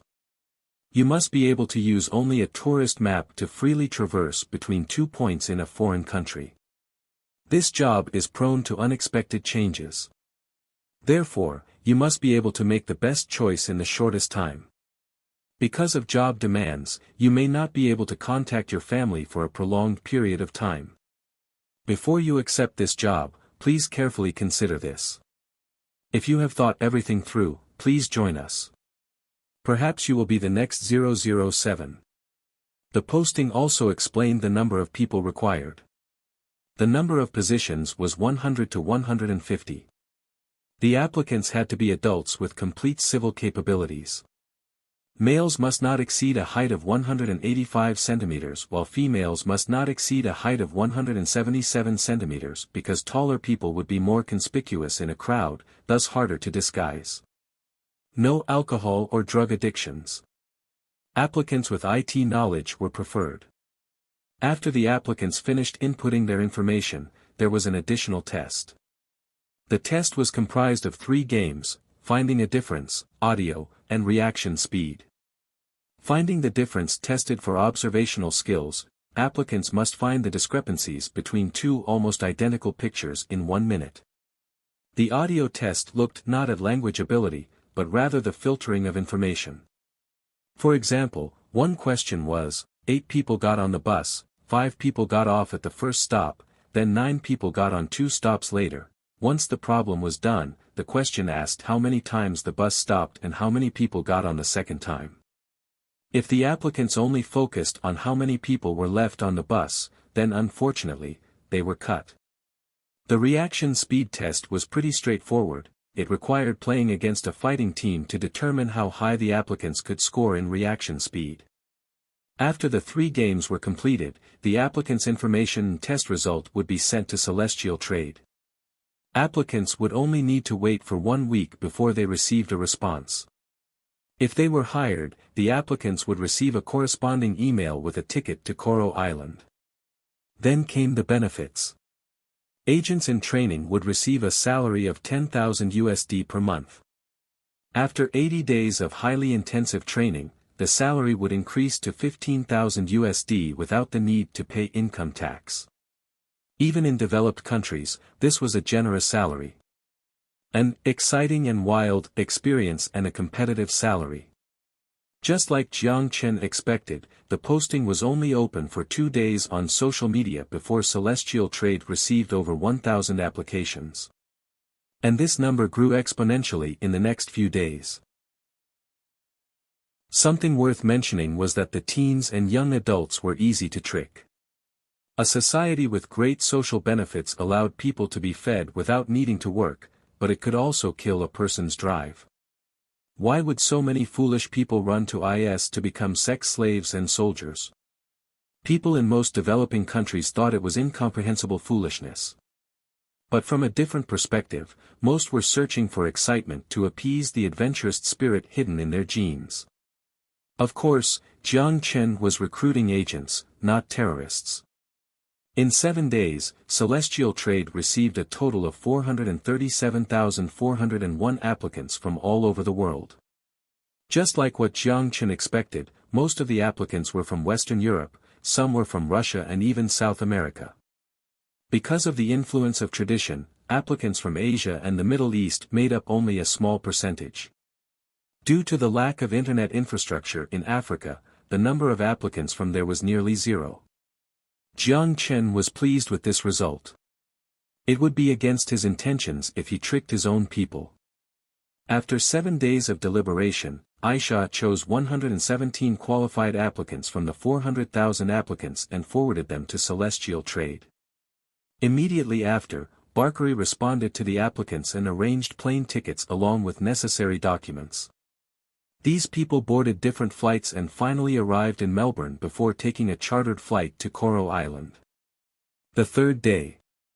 Under the bright sunshine, around 100 lively figures walked out of the Coral airport. They had colorful luggage, wore beach clothes and slippers, and looked like a planned field trip group from a high school. They had varying skin colors, but most of them were white. The high number of foreigners simultaneously showing up at the airport made locals turn their heads. Even with the increasing number of tourists, this was not a common occurrence. On the street not far away, Jiang Chen asked Aisha while face-palming, "Why did you just choose girls?" Aisha tilted her head and used a defensive tone, "Didn't you tell me to do as I wanted?" Although Jiang Chen didn't mind, in Aisha's traditional culture, a qualified wife could not have excessive contact with men other than her husband, let alone lead training where contact was common. Therefore, even if 80% of the applicants were male, she stubbornly chose 100 females out of the remaining 20%. Because Jiang Chen trusted Aisha so much, he didn't even ask for information about the selected applicants beforehand. Jiang Chen was speechless as he let out a sigh, his head throbbing. "Okay. That's fine, just train them well. All in all, I'll have to count on you for this since I have to return to the other side soon." He was prepared to make a speech to the new recruits, but upon seeing all the chatty girls, Jiang Chen lost interest. He left Aisha in charge and took off by himself. Staring at Jiang Chen's back, Aisha nodded with seriousness. Her serious expression meant that the new recruits would suffer. Jiang Chen didn't realize that the ghost agents who could make people tremble in fear were surprisingly born on this ordinary morning. When the girls got off the plane, they waited at the spot instructed by the email. For a lot of them, it was their first time leaving the country. Everything here seemed so refreshing to them. They exchanged names on the plane already, but now, they gathered in small groups taking photos and discussing how to spend their 80-day vacation. Celestial trade didn't make them wait for long. 3 buses appeared in front of them soon after their arrival. 6 female soldiers in kinetic skeletons and an indifferent-looking girl walked up to them. Aisha called their names off her list. She crossed off the 7 people who hadn't arrived, divided the remaining people into 3 groups, and assigned seating plans.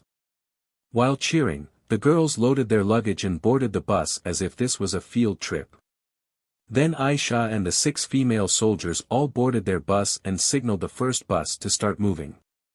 Aisha sat at the front of the bus in silence as she glanced at the talkative girls. Although the girls had yet to understand the situation, when they arrived on the island, she would make them understand that this was no joke. An Asian girl who was sitting beside a window quietly gazed at the scenery outside. In contrast with the rowdy crowd, she looked quiet and a bit left out of the group. The black hair falling over her shoulders looked silky. With her glasses, she really looked like a dedicated student. "My name is Penny.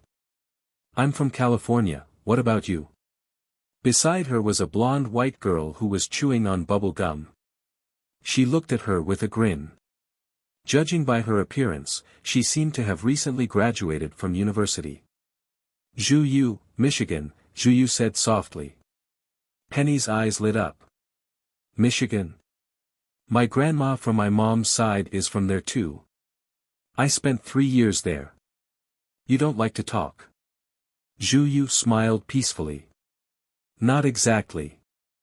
I just don't know what to say right now." "You could say a lot of things.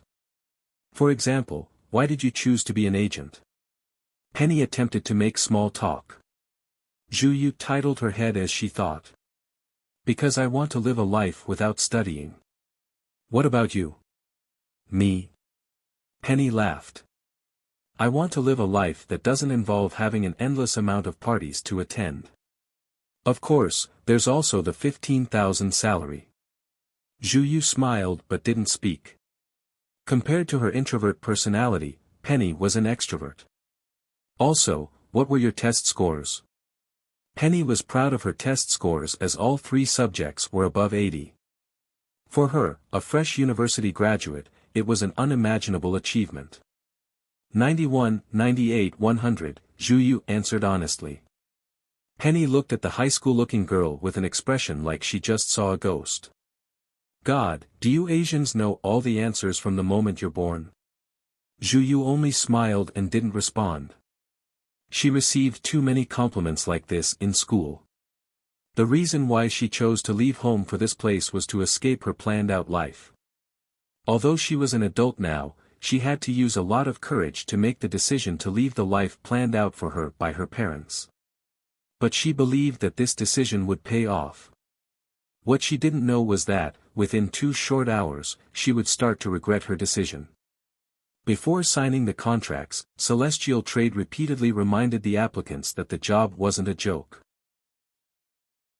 The 3 buses arrived at a hospital, and the girls were injected with an antivirus vaccine there. After they were injected, however, they lost consciousness. Faintly, they heard people ask them if they worked for any intelligence service before, and they all responded truthfully. When they woke up, they realized they were on a boat. Ah! Penny screamed as she checked her clothes. After realizing she hadn't been violated, she seemed to calm down. The other girls on the boat all had the same reaction. Any girls woken up from unconsciousness would first check their clothes. What happened? Zhu Yu had a frown. Although she was an introvert, in this unclear abnormal situation, she still felt a sense of panic. Then someone started to have a mental breakdown. I knew it. This is too weird. They said they were hiring men and women, but only women were selected. I knew there was something fishy about that. I want to go home, Dad. A blonde girl kneeled on the ground crying while grasping her own head in agony. People started to stare at her. Needless to say, fear was contagious, especially in an enclosed space. One girl started crying, another was pounding on the window screaming, someone else tried to turn on their phone but the signal was clearly jammed. The door is locked. Zhu Yu came back to sit beside Penny. Why are you so calm? Maybe we will be sold as sex slaves to Africa. Penny's voice carried a hint of trembling fear. Even if they were sold, it wouldn't be to Africa. Because there's no use in panicking. Zhu Yu shook her head and sat down. She was also afraid, but when she realized that being afraid wouldn't solve anything, she quickly calmed down. What the girls in the cabin didn't know was that their actions were all being recorded by the camera and viewed by Aisha in the control room. That Asian isn't bad, she controlled her emotions quickly. That Italian is pretty good too. She's trying to comfort her friend. That, other than the camera, the EP on Aisha's left wrist also displayed everyone's heartbeat. When they were injected with the truth-telling serum, an electronic collar was put on them. Until the private doctor Jiang Chen hired was familiar with spine neural injection technology, their electronic collar would be replaced with slavery chips. Aisha was recording every person's reaction in this crisis situation while focusing on each person's development. This training knowledge was all obtained from her studies in the virtual reality training chamber. Because of the limited number of training chambers, the new recruits' primary training method would be physical training combined with the effects of the genetic vaccine. The virtual reality helmets would be the secondary method. After 5 hours of travel, the vessel docked at an island. The uninhabited island was 5 square kilometers in size, located at the easternmost edge of Panu Islands. The island was covered in dense vegetation and had a hill in the middle. There was a hotel on the island which was now converted into a military camp. 6 fully armed female soldiers opened the cabin door. Directly in their fearful eyes, they pointed their guns at the girls, forcing them to board the boats heading to the island. After 10 trips, all 110 people finally reached the island. When they arrived on the island, Aisha, in a captain uniform, appeared in front of the recruits. When they saw it was a girl in charge, everyone felt relieved, but their emotions also exploded. Where's our luggage? A blonde European walked up and questioned Aisha in front of her face. Judging by her shirt exposing her belly and her pair of sunglasses, she seemed to be here on vacation. You'll get it back after 80 days of training, Aisha said expressionlessly. 80 days? You dare to confiscate our luggage? You can't do that. I want to go home. I'm quitting now. The blonde girl, who was half a head taller than Aisha, spoke aggressively. The terms were clearly stated in your contract. The moment you became an agent, you gave up your previous nationality and joined our group. You'll obey the order of the group, even if it means making personal sacrifices. The beauty's face instantly turned white, her lips trembled in fear. No one read the contract word by word, and even if they did, they merely thought those were typical clauses in a normal contract. Just like new soldier recruits, although their contract stated that they might die, they wouldn't necessarily be sent to their deaths. That contract. That's illegal. You don't have the right. This is XIN, it's legal under XIN's law, Aisha said apathetically. You. Let me go. The beauty dashed up and wanted to strangle Aisha's neck. But Aisha merely glared at her before she used one hand to clamp on the beauty's hand decorated with nail polish, then swept her legs out from under her. It was a fluid motion. Before the beauty could react, she felt her world spinning around her, then she was slammed to the ground. At the same time, a pistol was pointed at the back of her head. Witnessing this scene, a deafening scream erupted from the crowd as they moved away in fear. But behind them was the sea. They had nowhere to go. The boat that delivered them had already left, and the entire island was cut off from the rest of the world. The beauty's teeth shook, unaware that sand had slipped into her mouth. No, don't kill me, I'm sorry. The captain has the right to execute any deserters. This is a warning. Aisha pressed the trigger. Bang! The beauty, curled up on the ground, quivered at the bullet hole 2 inches away from her face. Pungent smoke was still coming out of the bullet hole. An even louder scream came from the girls on the beach, but Aisha watched everything expressionlessly. The mission Jiang Chen gave her was to train a group of agents capable of completing any mission. She would do anything to accomplish this. Tie her to the tree. Let her go after 24 hours. Aisha used a volume everyone could hear as she ordered the female soldier beside her. Yes, ma'am. The female soldier walked up in front of everyone and dragged the beauty, struggling to escape, to the coconut tree on the beach. Aisha closed her eyes. She wasn't a cruel person, but when the occasion called for it, she wouldn't have any excessive mercy either. Even if Jiang Chen ordered her to kill everyone here, she would do it without any hesitation. This deserted island is 200 nautical miles away from Coral Island. If you think you can swim there, I'll remind you that you may encounter sharks along the way. I believe you have all noticed an electronic collar around your neck by now. It will record your location information and heartbeat. To the person who is trying to cut it off with a nail clipper, you can stop now. Any attempt to destroy the collar will trigger the self-destruction mechanism, just like this. As she spoke, Aisha tossed a collar on the ground and threw a dagger at it. The sharp dagger cut through the collar and it blew up in everyone's face. Although the amount of explosive is small, it is more than enough to take a person's head off. Any betrayal will trigger the self-destruction mechanism, so please follow the terms of the contract you signed about your commitment to loyalty. You will receive 80 days of training on the island.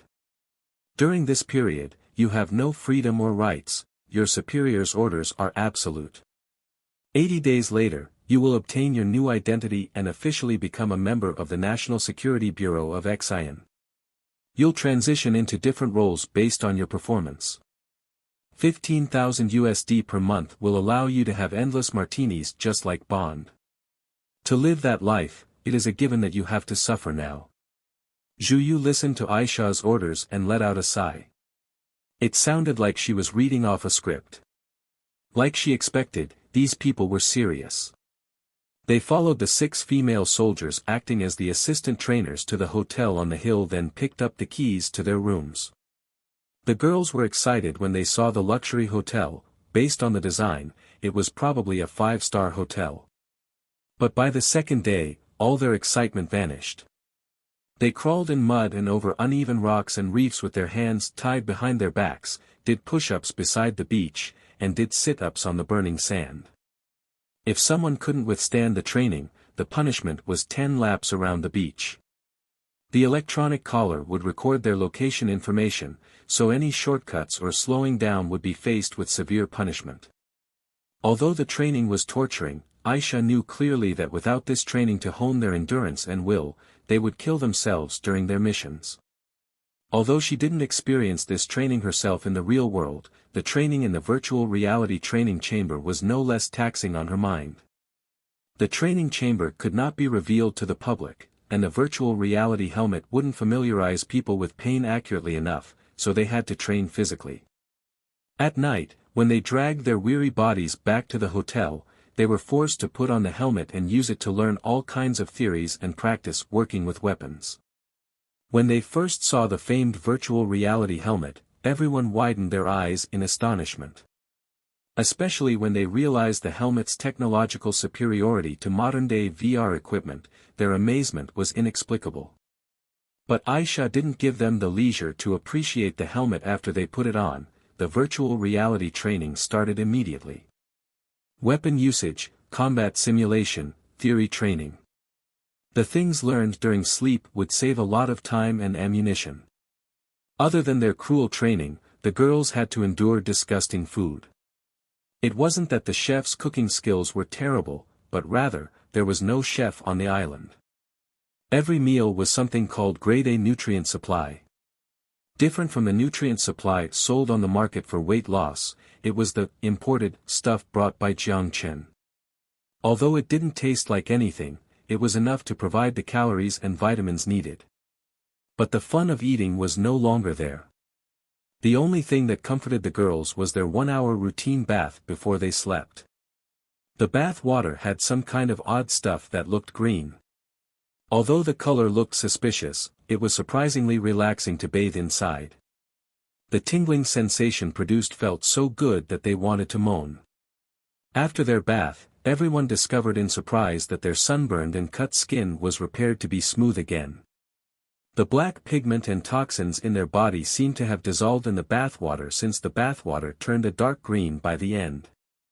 Other than that, their sore bones became refreshed again as if they received a new skeleton entirely. This kind of relaxation was 10 times better than sleeping. As to what was inside the bathtub, it was the nutrient liquid normally used inside the training chamber. It was also the most expensive kind at 40 crystals per kilogram. These grain-sized particles were commonly used in the training chamber. Not only would they increase body coordination and reflex, but they could also allow the abilities learned in virtual reality to sync with their real bodies. But even if the nutrient liquid was used alone, it was a great product to alleviate soreness, remove toxins, and strengthen the body. Jiang Chen invested heavily in these agents. He knew that the investment would absolutely pay off.